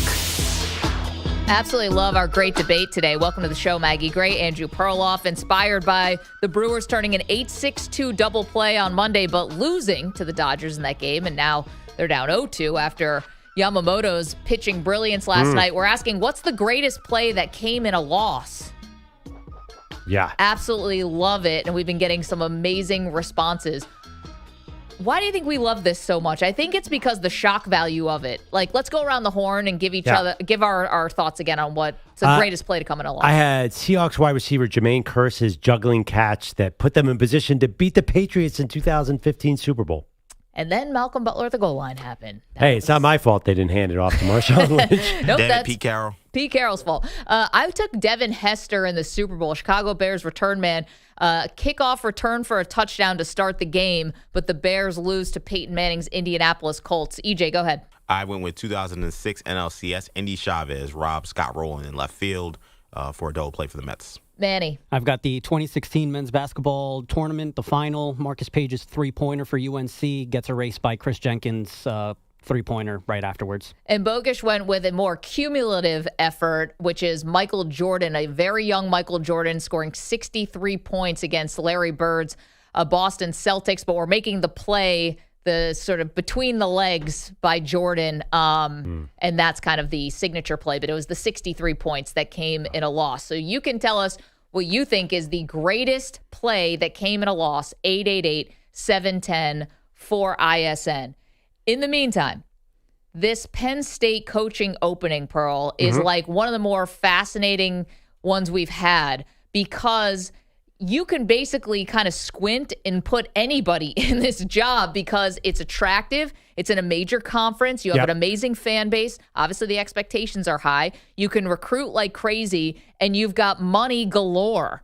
So MattRhule, who was a walk-on at Penn State during the Joe Paterno era, he is now the odds-on favorite to become the next head coach at Penn State. But obviously, he currently has a job. So, Manny, can I hear cut 23, please? MattRhule asked about this the other day, reiterated his love for Penn State and the AD, Pat Kraft, but says he's focused on Nebraska. Yeah, and I love that place. I love Pat. I love James Franklin. Sad that came to an end. I wish him the absolute best, but I'm really happy here and excited to get going this week on Minnesota. Yeah, nobody's buying this. And Dylan Raiola, his quarterback, even weighed in and said, Matt's not going anywhere. Yeah, Patrick Mahomes, carbon copy. What'd you call it? Single white female, Patrick Mahomes. But I mean, it would be. Matt has not been in Nebraska a long time. Like, that's a lot of moving around for this dude. No, this is year 3. This is the famous thing with MattRhule. Whenever he gets to year 3, this is where you see the magic. It happened at Temple. It happened at Baylor. Obviously, let's forget the Carolina Panthers ever happened. I don't know if this is quite the thing with MattRhule yet. It's like, oh, that's a thing, year 3, Temple and Baylor. Yeah. Well, listen, I mean, that'd be a lot of jobs. Nebraska's 5-1, so. I mean, obviously, a guy you think Penn State alma mater would be the dream job for MattRhule. I don't think it just doesn't feel like he was ready. He hasn't achieved what he wants to in Nebraska, so that part is a little weird to me. Like Dylan Raiola and MattRhule saying, I like it here. If this wasn't a particular vacancy, we would never consider MattRhule for any other job. Like, there is no way, say, like Florida's not going to look at MattRhule. They'd be like, why? It's just the connection with the Northeast. Remember, he was linked to the Giants for the same reason. Like MattRhule is Mr. Northeast for some reason.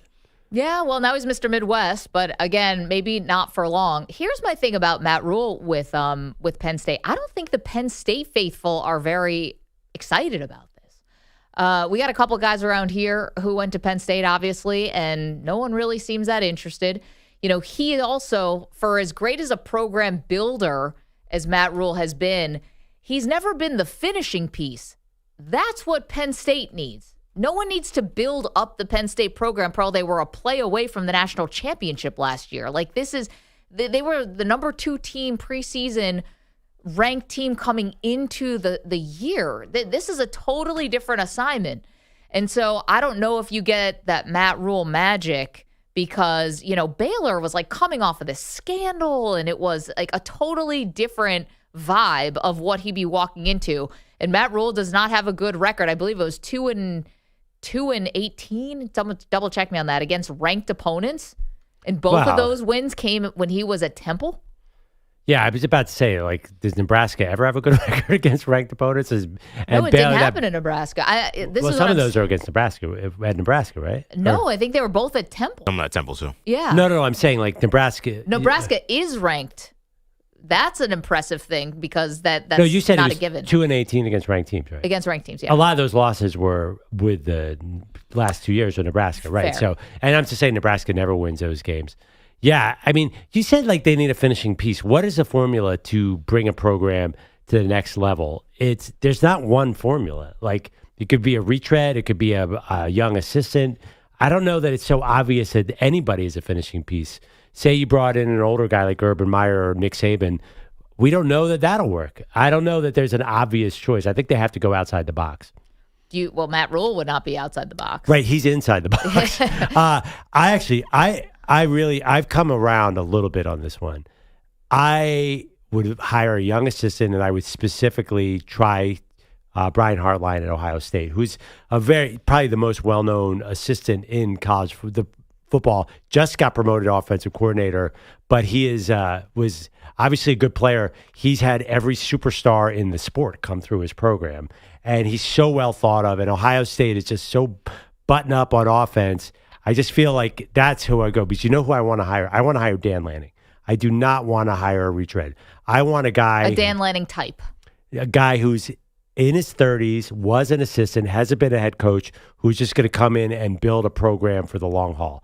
I don't want Kurt Cignetti's 64, and he will turn around Penn State immediately. I think he'd probably be the consensus top choice, but I don't know. I feel like build something really strong here at Penn State where they're going to be contender. Like get in Dabo when he was young. Get in somebody who is going to really build a sustained success, not try to one-off, kind of like you might do in the NIL transfer portal era.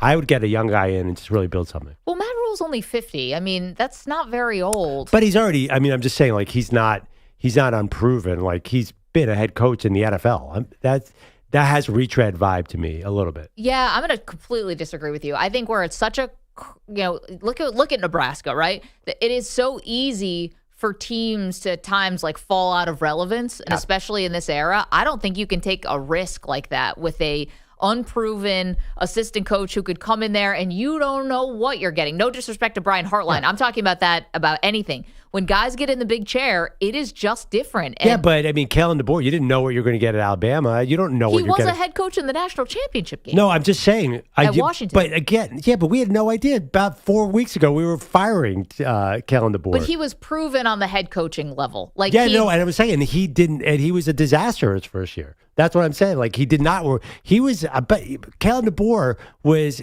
out of a job 5 weeks ago. I'm saying you do not know. Yeah, he got the national title game, but it was a hard transition to Alabama. Like you should really have no idea. Okay, but when I say you don't know what you get with an unproven assistant coach, I'm not talking about you dropped a bad game against Vandy. I'm talking about you have some kind of scandal, something weird that goes on, something that you can't wrap your arms around. Like, it is tough to be in that top spot. And I think for Penn State, they're just in a very, I'm not saying it's a crossroads, but it kind of feels like they have to nail this hire. And James Franklin was maybe a good roadmap. He was a head coach at Vanderbilt. that's a tough conference. He was, respected. I know there was some scandal there, but he got through that. I mean, I think that they made the right decision with Franklin all those years ago, and they'd be wise to go back to that same formula. So you get a mid-level coach. Well, why not go right back to I said Vanderbilt? Lane Kiffin. No, I said Lane Kiffin. If you want to go to Clark Lee, I think Lane Kiffin. Kiffin's a high profile. I mean, that's a little different. I think if the James Franklin model would be Brent Key or Clark Lee or some mid-level college coach, right? Not Lane Kiffin. Lane Kiffin was in the NFL too. Sure. I mean, he was at obviously USC. way too young. But I think that's a lot different than the James Franklin formula. I'm just saying someone who would want to jump from the SEC to the Big Ten who has experience as a head coach. That's what I would not go unproven assistant. And I think you see that in, the odds here. Number one is, as we said, MattRhule because of the ties. And tied for second place is Bill O'Brien and Curt Cignetti. Oh, I'm seeing a ton of Fran Brown at that top of the odds, which is... Again, a head coach, though. Okay. Yeah. Oh. At Syracuse. Generally, though, I don't know. I just I'm so excited by Dan Lanning. I want to get the next Dan Lanning. Or, heck, give me the OC at Oregon, too. I don't know. Fran Brown, MattRhule. I think there's a lot of, preemptive disappointed energy around that Penn State hire. Cignetti's the one that's a little different. I feel like he's the one that stands out amongst all of these because they're so hot right now. Oh, yeah. They're the number 3 team in the country. I mean, this is plucking from the very, very top and elite For coaches. example, you could get a guy who's had a ton of success, even made a national title game. Has Brian Kelly's transition to LSU been smooth? I mean, smooth. Is anything with Brian Kelly smooth? No. The answer is clearly no to me. There's a lot of pressure on him this year, no doubt. But he did have a Heisman Trophy winner in Jaden Daniels. It's just their defense was so terrible they couldn't capitalize on it. Yeah, I don't think Brian Kelly would probably tell you he's doing okay. Yeah. His record actually isn't bad when you compare him to the first couple years of Nick Saban at LSU and Les Miles at LSU and Ed Orgeron at LSU. The thing is, those guys won titles eventually. I don't know if Brian Kelly's going to get there. You could definitely take the probably out of that statement, Maggie. Brian Kelly is definitely telling you that everything is fine. He's doing Yeah, well. fair. From his wine cellar. I'm in favor of execution. Maybe our entire team needs to be executed after tonight. 34-12 is his record at LSU right now. Oh, God. That's not what they paid for. That's crazy. That's a 73% winning percentage. And a Heisman winner. Yeah. No, I mean, it's definitely disappointing, right? I mean, this is 34-12? Yeah, I think that is not what they wanted. No, but it tracks with agree, the other but guys yeah. in their first years. It's just they won the title, and so it got the monkey off their back. Yeah, I'm just saying, I feel like 5 weeks ago we were linking Nick Saban coming back here. Kelly, I mean, listen, they thought Kelly was going to come in and win immediately once he got to have LSU athletes compared to those Notre Dame athletes. So anyway. And meanwhile, it's Notre Dame that was playing in the national championship. I just think there's no formula. I mean, Jimbo going to A&M, why wouldn't that have worked? I mean, it's really tough to predict this. That one on paper sure looked like it was going to be a success. Yeah, listen, are there misses? I could say Scott Frost. Everyone thought he was going to go back to Nebraska as an alum and one of the great players from Nebraska, and that was going to be awesome. How about Lincoln Riley at USC? Yeah. I mean, that was supposed to be a layup, and it's been that was supposed to be far from that. Yeah. So you could get a guy who has success one place, and it might be different. I'm just worried about the Rhule thing, just because he's one of those guys where I think, first of all, his overall record's not going to look great, but I understand he coached Baylor and coached Temple. He coached places where he kind of had to build them up. But this is a guy who we don't know if he can actually have any sustained success at a program. I mean, as soon as he gets any success, he's out the door. Yeah. So, I know climbing the ladder. Yeah, I know Penn State in some ways they've already established a great program. I'm just looking at it in the situation where you're one drive away from being in the national championship game, and then the best you can do is MattRhule. It's not a disrespect to him. He's a good coach. I just think that would be wildly disappointing. MattRhule has not sniffed the national championship. He has not been close. There are guys who are coaching college football who could be available who have been closer. Kenny Dillingham has been closer. I don't really understand the Rhule thing besides the Penn State ties. But he's got NFL experience. That means a lot. They go get Joe Brady. Yeah, I mean they might.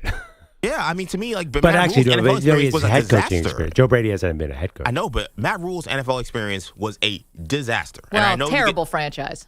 Yeah, but there are people in NFL circles who also feel like he was the problem. Well, Joe Brady was right there with him. I know. But Joe Brady at least went somewhere else in the NFL and showed, okay, I can have success as a play caller. Like MattRhule, we don't know what would have happened. He didn't go to get another NFL job, so we'll never know, I guess. I know Joe Brady's got one really exciting thing there. Yeah, he's got Josh Allen. He's got Josh Allen. The eye contact that we just made right there when. Yeah, well, yeah, Joe Burrow too. I think Joe Brady's got to be in play at Penn State, right? Well, here's the one thing, and I'm in the now odd position of defending MattRhule when I don't actually think it's that exciting of a hire either. But it's also during COVID. He said he didn't really get a chance to like build his culture because you're doing everything over Zoom. Feels like an excuse now, but let's all put ourselves back in that time. Like, thank you, man. No, I think that was the flu. I think the ownership's terrible in Carolina. I mean, but clearly, but this guy, we forget he was given the keys. This was not come in, but a GM's gonna come over and kind of. This was I get to make the meal, buy the ingredients, and hire the chef or whatever. Like he got to do it all. He got unprecedented control at Carolina, which basically is what he would have at Penn State. Right. I thought he had to deal with the other GM. No, he went there with player personnel responsibilities as well. So like he helped put that roster together. 888-710-4ISN, 888-710-4476. Is MattRhule an exciting option for Penn State? Meanwhile, the great debate today. Love this one. What's the greatest play that came in a loss? And this is inspired by the Brewers turning an 8-6-2 double play in Game 1 of the NLCS, but they lost that game to the Dodgers. In fact, they've now lost 2 straight to L.A. Derek is in Baltimore, has got a good one. Good morning, Derek. Hey, how you guys doing? So, real quick, I'm going to be quick with it. Greatest play ever in the loss, 2014, Odell Beckham, one-handed catch versus Dallas. You want to know, Derek, why that's such a great one, even though it's not a championship game, it wasn't a Super Bowl, it was just a regular season game. That catch was so good, I had no idea that Dallas won that game. I totally forgot. Yeah, before I called, I literally had to Google it and look it up to make sure they lost that game. So I'm like, okay, and if they would have won, I would have had a backup. But I'm like, man, I hope they lost that game. That is what was the still backup? one of the greatest catches. Okay, so the backup would have been, because it don't get talked about a lot. It is a Super Bowl. Steve McNair's, I think it was his 4th down run versus the Rams in the Super Bowl. When they was down like one score, he broke like 3 tackles to get a first down to extend a drive. It was like the last minute of the 4th quarter. Yeah, and the throw to Dyson, right? So close. And yeah, oh my God, 1 yard short. But yeah, man, Odell. It's such a good one, Derek. Thanks so much for weighing in. It was November 23rd, 2014. So, Pearl, yeah, not a postseason game, not a Game 7. Sunday Night Football. Not a Super Bowl, but such a huge moment. It kind of changed the way, especially kids, play football. And now, a two-handed catch is lame. Facts. If you need 2 hands. What a loser. Yeah. When you need 2 legs to run. Back to the jugs machine. I was trying to think of, why does EJ hate MattRhule so much? That ever dawned on me. What? He shot down the Jets. I was like, this is Jets energy. I didn't want MattRhule. That has nothing to do with it. This is Jets energy. I could hear some. Sorry. Did not want him. How about Adam Nothing Gase? to do with it. Shut down the Giants, I'm seriously, yeah. I have nothing against MattRhule. I'm just. Well, you mentioned the personnel thing. I'm like, he didn't take the Jets job because he didn't have personnel control, so he went down to Carolina. I don't know. It felt like that got a little personal. No, not at all. I'm being real. There are people in NFL circles who feel like he didn't work hard. That's what people feel. So. Dude. He had Scott Fitterer. Remember that guy? Oh, God. The Panthers are a mess. Anyway. They were. By the way, we didn't mention Matt Campbell get a lot of love, too. What about him? Iowa State? But he's been in the hiring cycle for how many years now? Every year, it's like, hey, how about Matt Campbell? How about Matt Campbell? I know. And it kind of died down, I felt like, a little bit until this one. He's pretty high up there in the odds, too. Yeah, this could be fun. What if they just take someone we're not even talking about? Wouldn't that be amazing? Or an NFL coach. We've talked about everyone. Is there anyone left who we haven't talked about? Breaking news, Penn State hires Joe Judge. They Penn don't State need alum, right? Quarterback sneak coming out of the end zone. Belichick will probably be available. And Jordan Hudson, also available. Pete Carroll will probably be available. All right. Maybe we have talked about everyone. Josh McDaniels. I love that one. Remember that guy? The new Bill O'Brien. Remember that guy? Josh McDaniels on a You might as heater well right just now. get Bill O'Brien back. No, I mean Josh McDaniels' is hiring cycle of him accepting jobs and then quitting them before the season starts and whatnot. I'd at least have a guy who I know can do college football before Josh McDaniels. Yeah, but we probably didn't know Bill O'Brien could do college football. I know, and then he proved he could. Yeah, although so exactly. very different, and now he can do it at Boston College. Well, you had to get a shot to prove that. How many shots have Josh McDaniels had? And by the way, if I'm McDaniels, I'm not leaving Drake May ever. Josh McDaniels does have 1 year at Michigan State. Boom. As what? Graduate assistant, but at least he coached. In 2001? He coached Draymond Green? It was under Saban. He was with Saban. Dude. Saban Tree. He'd be pretty good.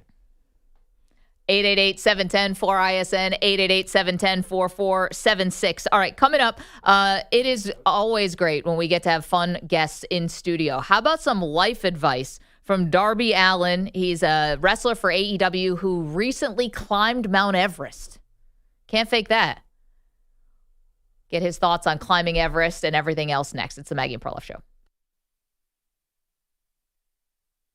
You're in a 5-minute break.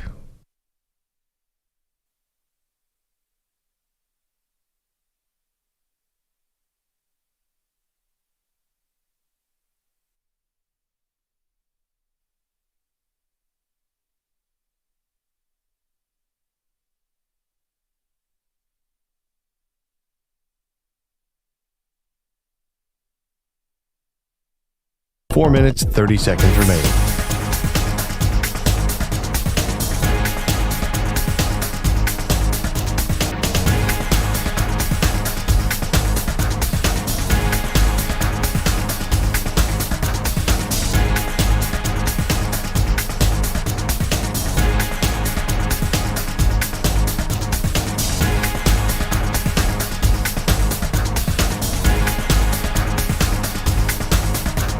Four minutes remaining.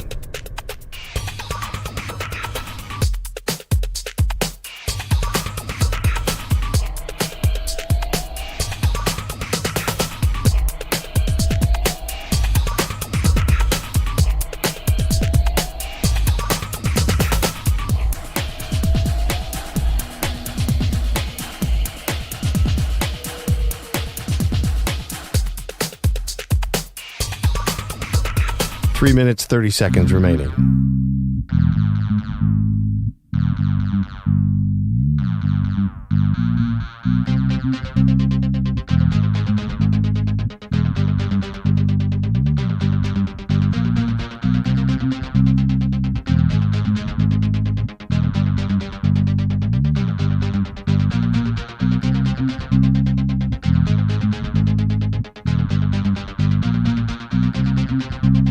Three minutes remaining.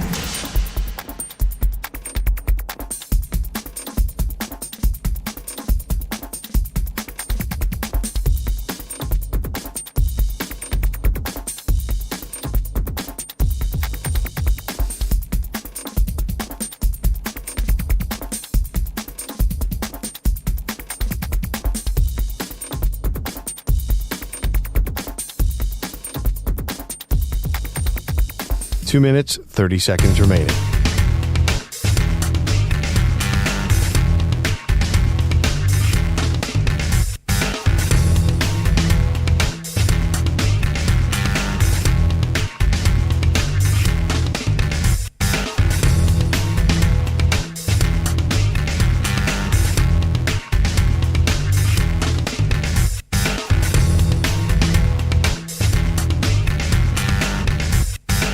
Two minutes remaining.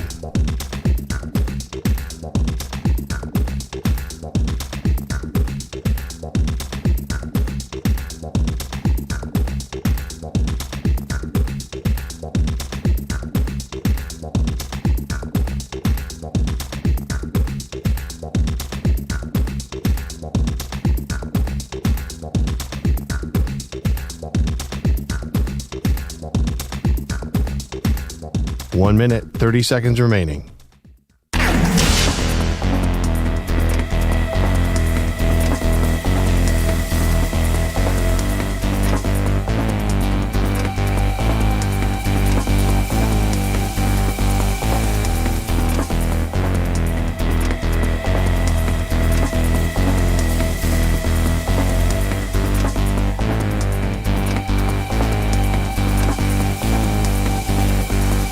1 minute remaining.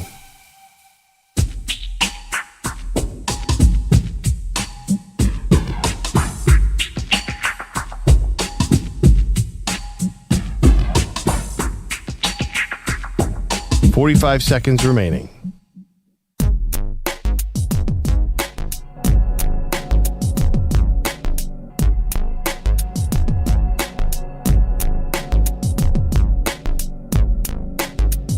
$30 seconds remaining.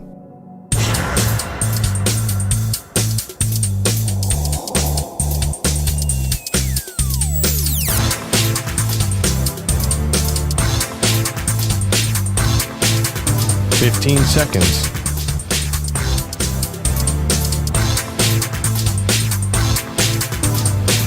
Break ends in 5 seconds.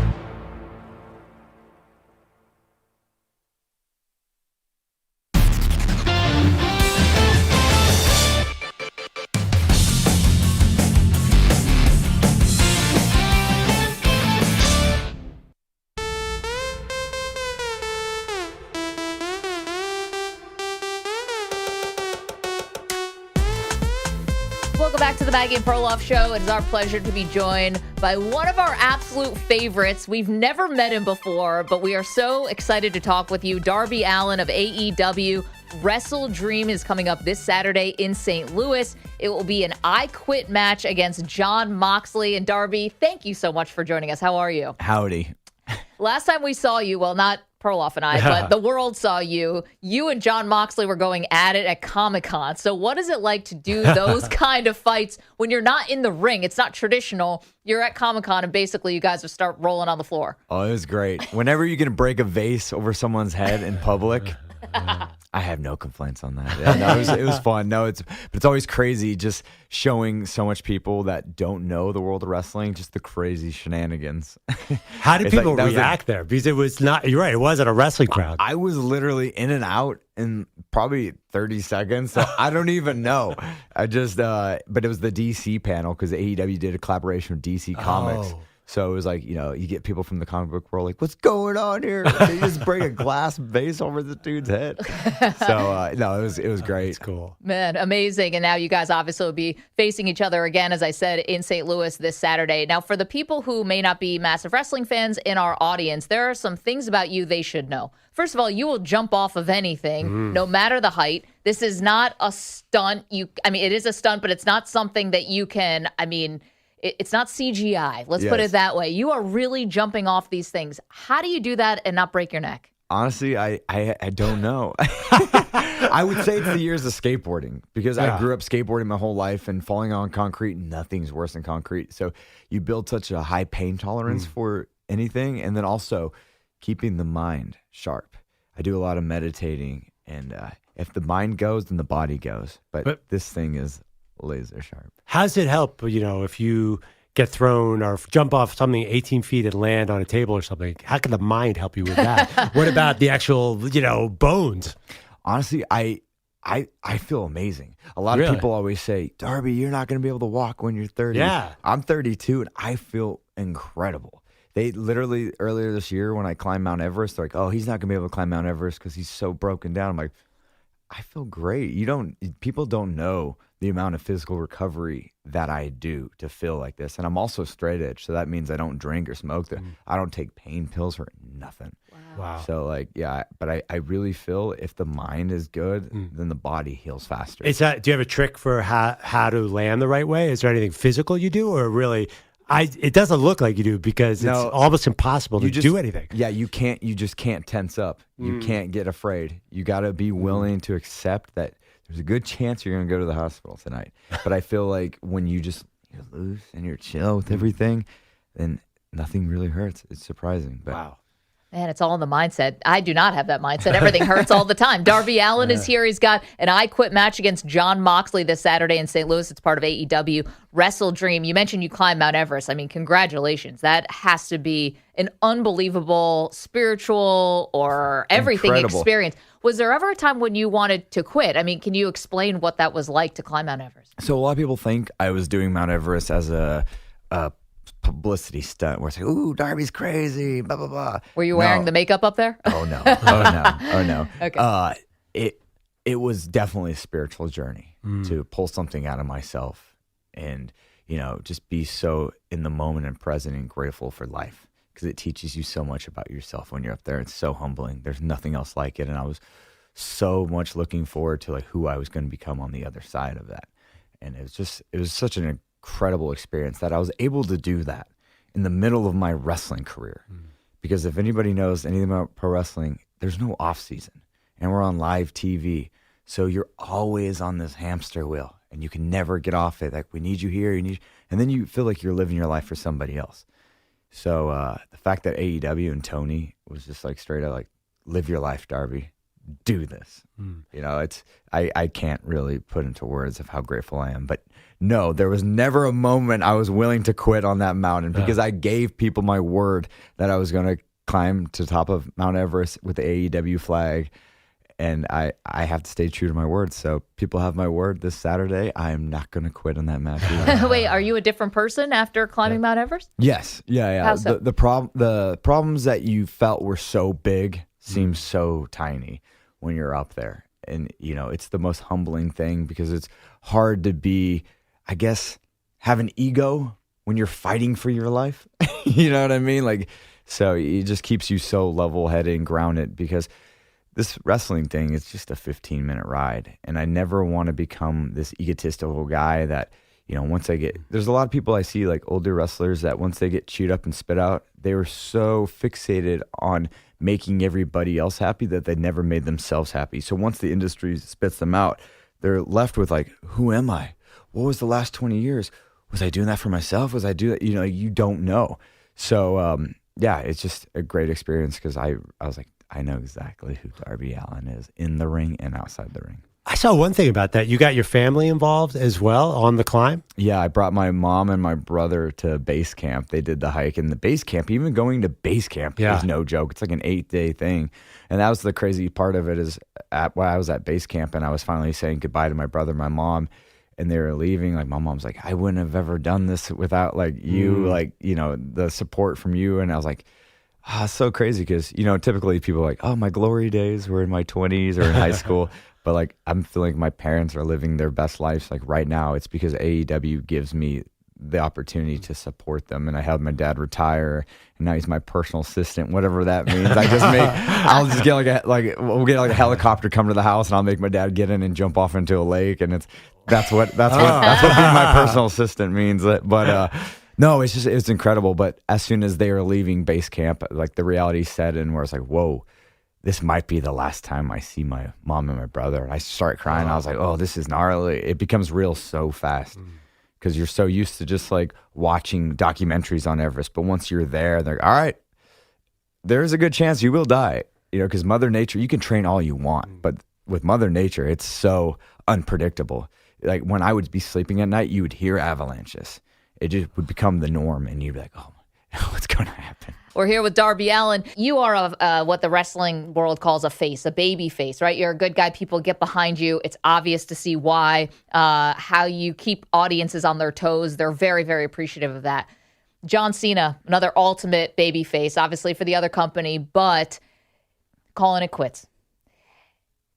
As a fellow babyface, and I know John turned heel for a second. You guys don't have the same vibe at all, but at all. Could you ever see yourself turning heel? Because you have to take into account, how are my fans going to react? Is this going to come off as authentic? All that type of stuff.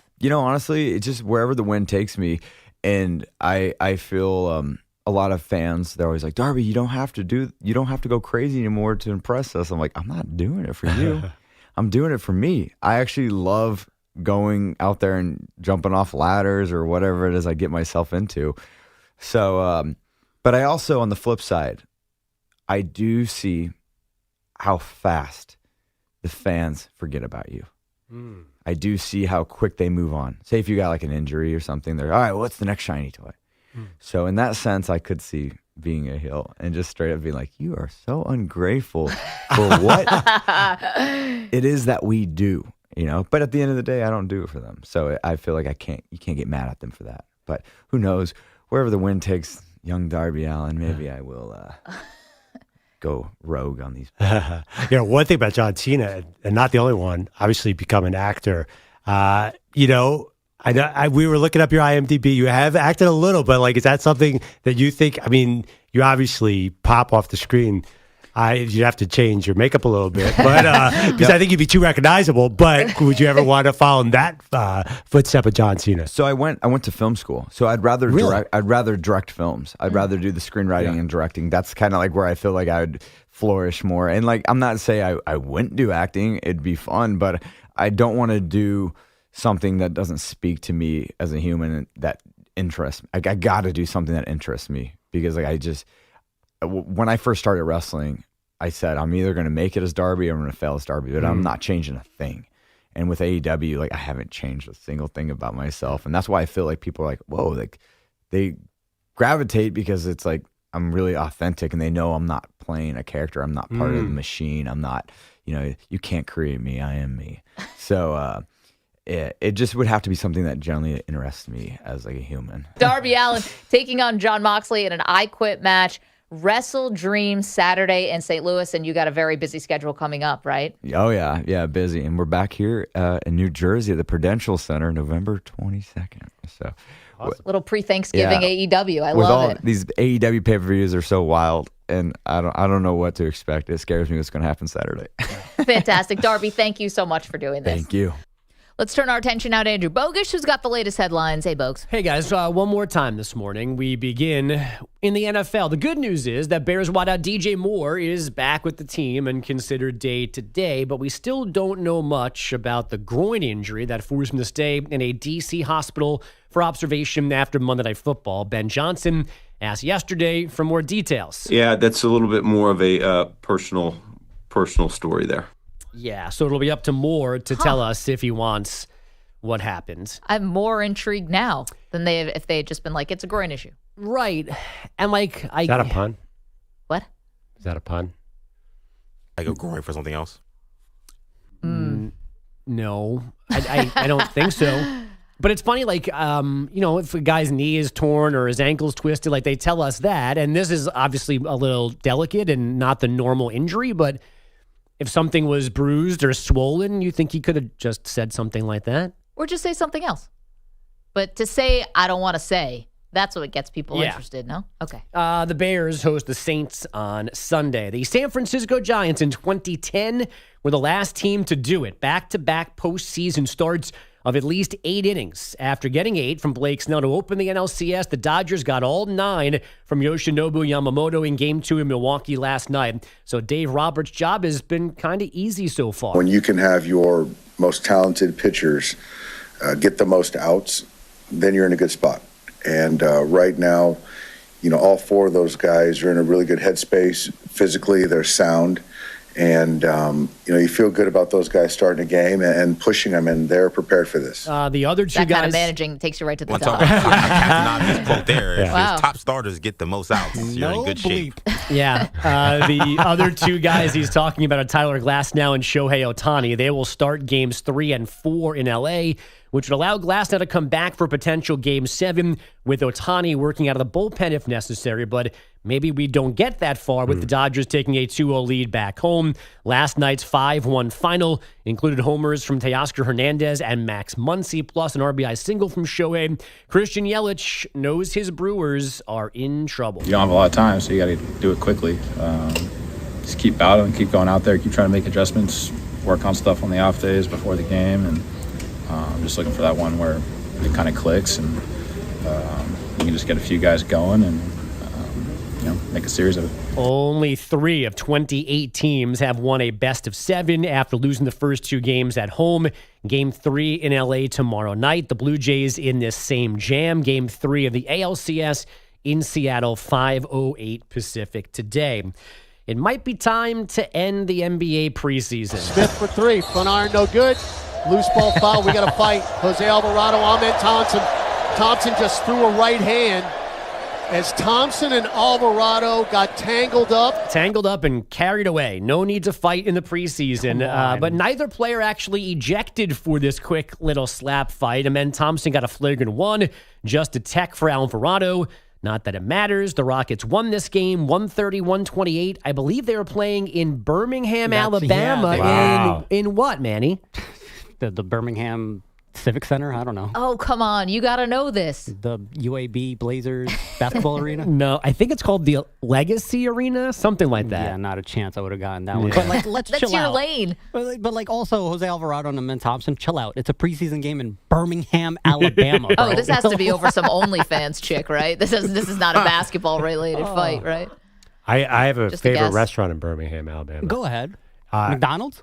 I think it's called the Fish Market. They have this incredible, massive fish restaurant because there's a lot of docks in Birmingham.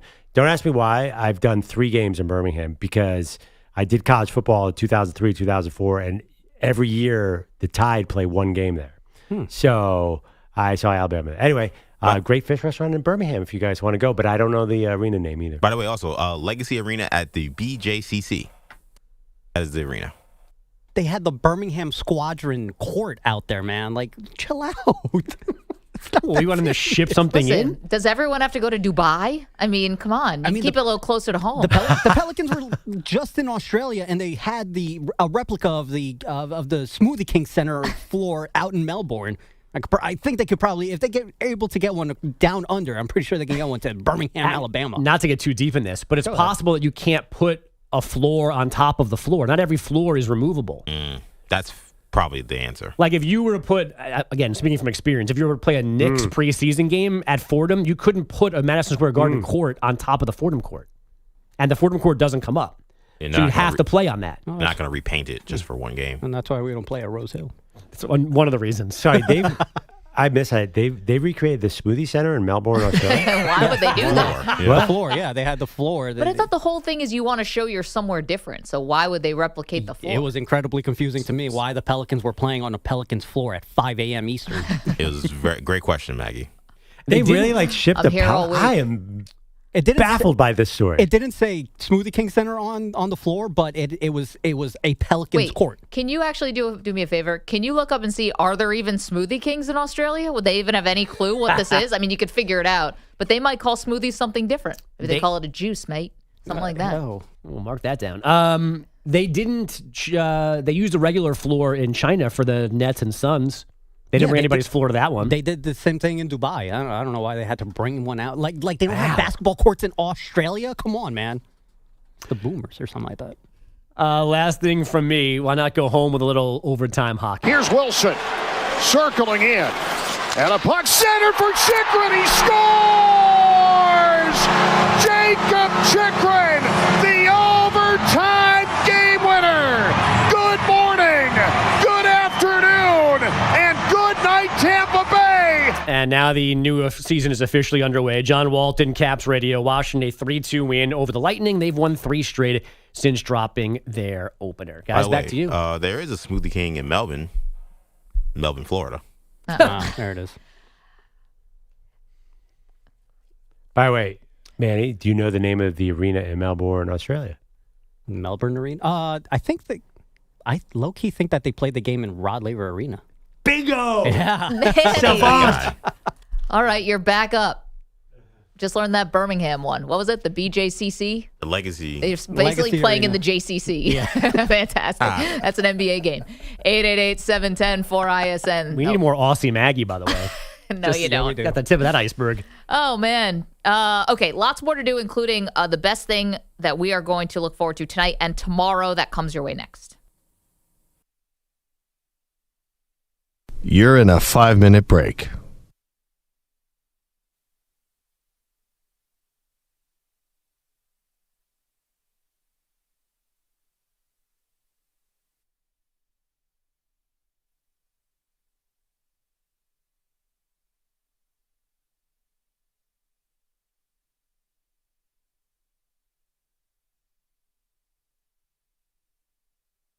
Four minutes, 30 seconds remaining.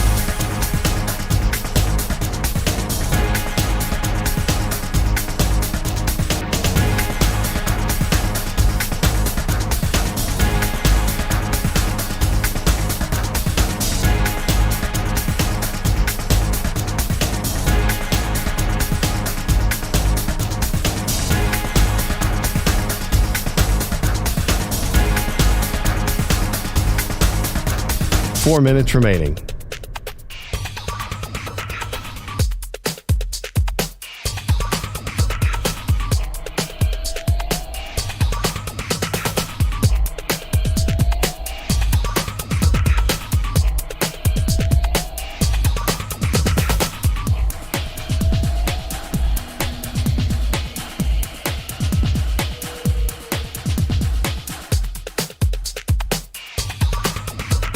Three minutes, 30 seconds remaining.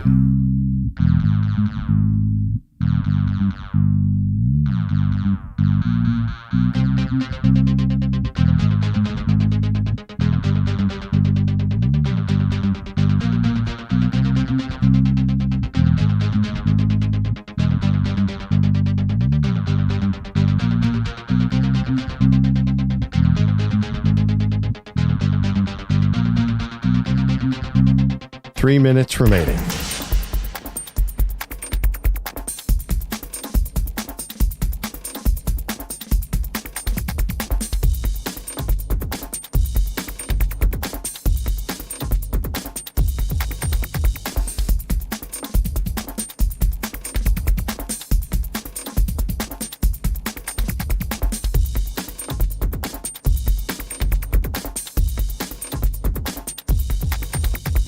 Two minutes, 30 seconds remaining.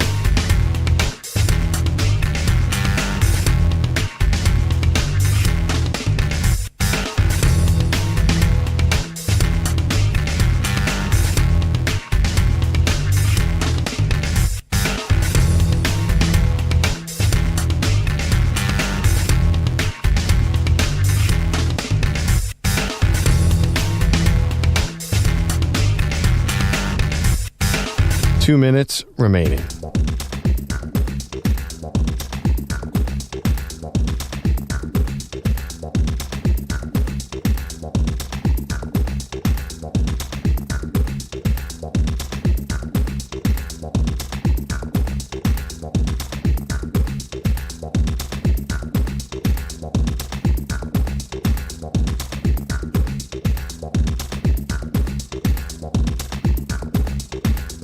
One minute, 30 seconds remaining.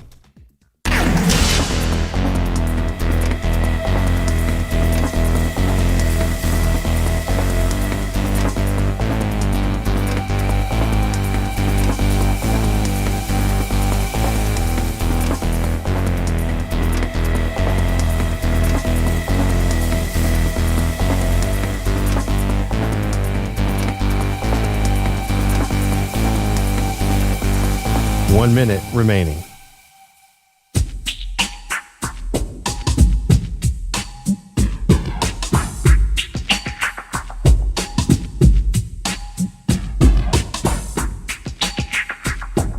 $45 seconds remaining.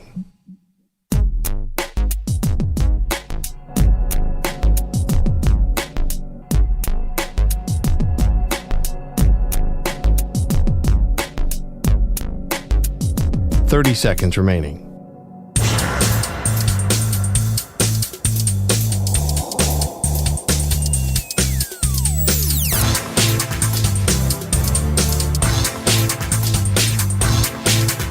$15 seconds.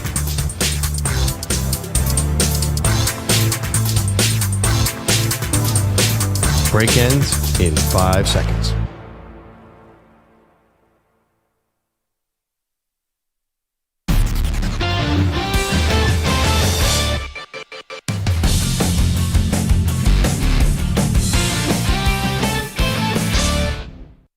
She said, do you come from a land down under? Women go. All right. This Thursday Night Football preview is sponsored by Square. More than 4 million neighborhood businesses run on Square. To learn more, go to square.com or just stop by your favorite local business. See you in the neighborhood, Square. All right, I'm actually excited for this Thursday night. I don't think you're quite there with me, Maggie. No, I am. It doesn't have to be about two 40-year-old quarterbacks facing off. Aaron Rodgers, Joe Flacco, the two quarterbacks for the Steelers and Bengals, respectively, where the Steelers are a 5.5-point favorite and the total sitting at 42.5. You know, I don't need this particular matchup. What I'm most interested in is the Steelers, who it feels like we haven't seen them in a while because they took their bye week after their game in Europe. And I want to see if maybe the Steelers can do something in a broken AFC. I don't have a lot of hope for the Bengals, I'll be honest with you. But the Steelers always have the bones of a playoff team. Mm-hmm. Can they do more than that now that the conference has been watered down because of some injuries? Well, yeah, I mean, last year they were on fire at this point of the year. They were just kind of winning every game, and it feels very similar this year. Here's the thing about Aaron Rodgers and Mike Tomlin. They seem like they're really like a marriage made in heaven right now because Aaron Rodgers won't throw the ball downfield. Everything's a bubble screen, bubble screen, bubble screen. Defense wins the game. We're going to win close. We're going to be there in the fourth quarter. I worry that it's the same Mike Tomlin formula that's been going on since 2016. Like, the dude wants to win 20-13. And that has a ceiling. To be fair, for the majority of the Steelers games now so far this season, which I know it's kind of a short season so far. I mean, they're averaging like 24 points a game, which is why I might take the over in this one. And the other part of this, I think, for this specific game, where I think the most intriguing matchup is we saw Joe Flacco in the second half of that game against the Packers be able to get the ball to Jamar Chase. And so for Joey Porter Jr., for Jalen Ramsey, for whoever's going to be on Chase and Higgins also, you know, you get another week of practice. Could Flacco even find more rapport with these guys? And can the Steelers secondary, you know, hold the back end? That's going to be interesting. I like this game. It just has nothing to do with the two 40-year-olds going back and forth with each other. That, to me, I don't find like that cool, but I like this matchup. I think it's fun. Yeah, wait, I'm sorry. I feel like Aaron Rodgers and Joe Flacco are offhand. They say, yeah, pretty funny, we're old. I don't see like who's hyping this up as the old battle? Well, that's kind of been the big headline. I mean, I also that's think because you got to think of some headline in this game. How about Aaron Rodgers might be able to carve up the Cincinnati defense, you know, and that's, you know, they're 28th in the NFL as far as EPA per play, the Cincinnati defense. So obviously that's terrible. And add on top of it, Trey Hendrickson left the game last week against Green Bay with a back issue. So I don't even know what his status is right now. We'll have to watch as we get closer to kickoff. It's really interesting to me. Like, this is Cincinnati. Like last week they played Cleveland. Like, if you can't carve up this defense, you can't really carve up any defense. And Aaron Rodgers has just not had a high volume of throws. I mean, the guy, his high on the year is 244 yards. That's nothing. Like, he throws that game in the garbage 5 years ago, and now he's just so conservative. It's weird. Good connection with Metcalf, though. Is he throwing downfield? Show me 3 downfield passes all season. Well, he had that nice play to Metcalf. I mean, Sorry, they played last week, did they not? Am I just tripping? Yeah. Yeah. They played in the morning. Browns. Yeah, I'm sorry. Yeah, they have played since they got back from Europe. I'd be curious if I'd have said how many, like, where's he rank among 20+ yard attempts in the NFL? I'll bet you bottom 5. But who cares? No, I'm just why does that matter about whether or not they can win this game? Well, no, I just think it's interesting. Like, they are putting handcuffs on Aaron Rodgers for sure. He used to be one of the most effective downfield passers. It's completely different. It's screen pass, screen pass, screen pass. Maybe take a shot, screen pass, screen pass. You don't think that's interesting about the Steelers, the way they've been playing? They're 4-1. I mean, I'm not just going to be so reductive, but so far it actually has worked. I know they played the Jets and they've had some other, played the Browns. I get that, but it doesn't have to be, all flash, and maybe they're still holding some stuff as they get used to. I think that style has a ceiling, though. I think if defenses are going to creep up on that short passing game. It's possible. Okay, so that's going to be your Thursday night matchup. Excited about that one for a variety of reasons.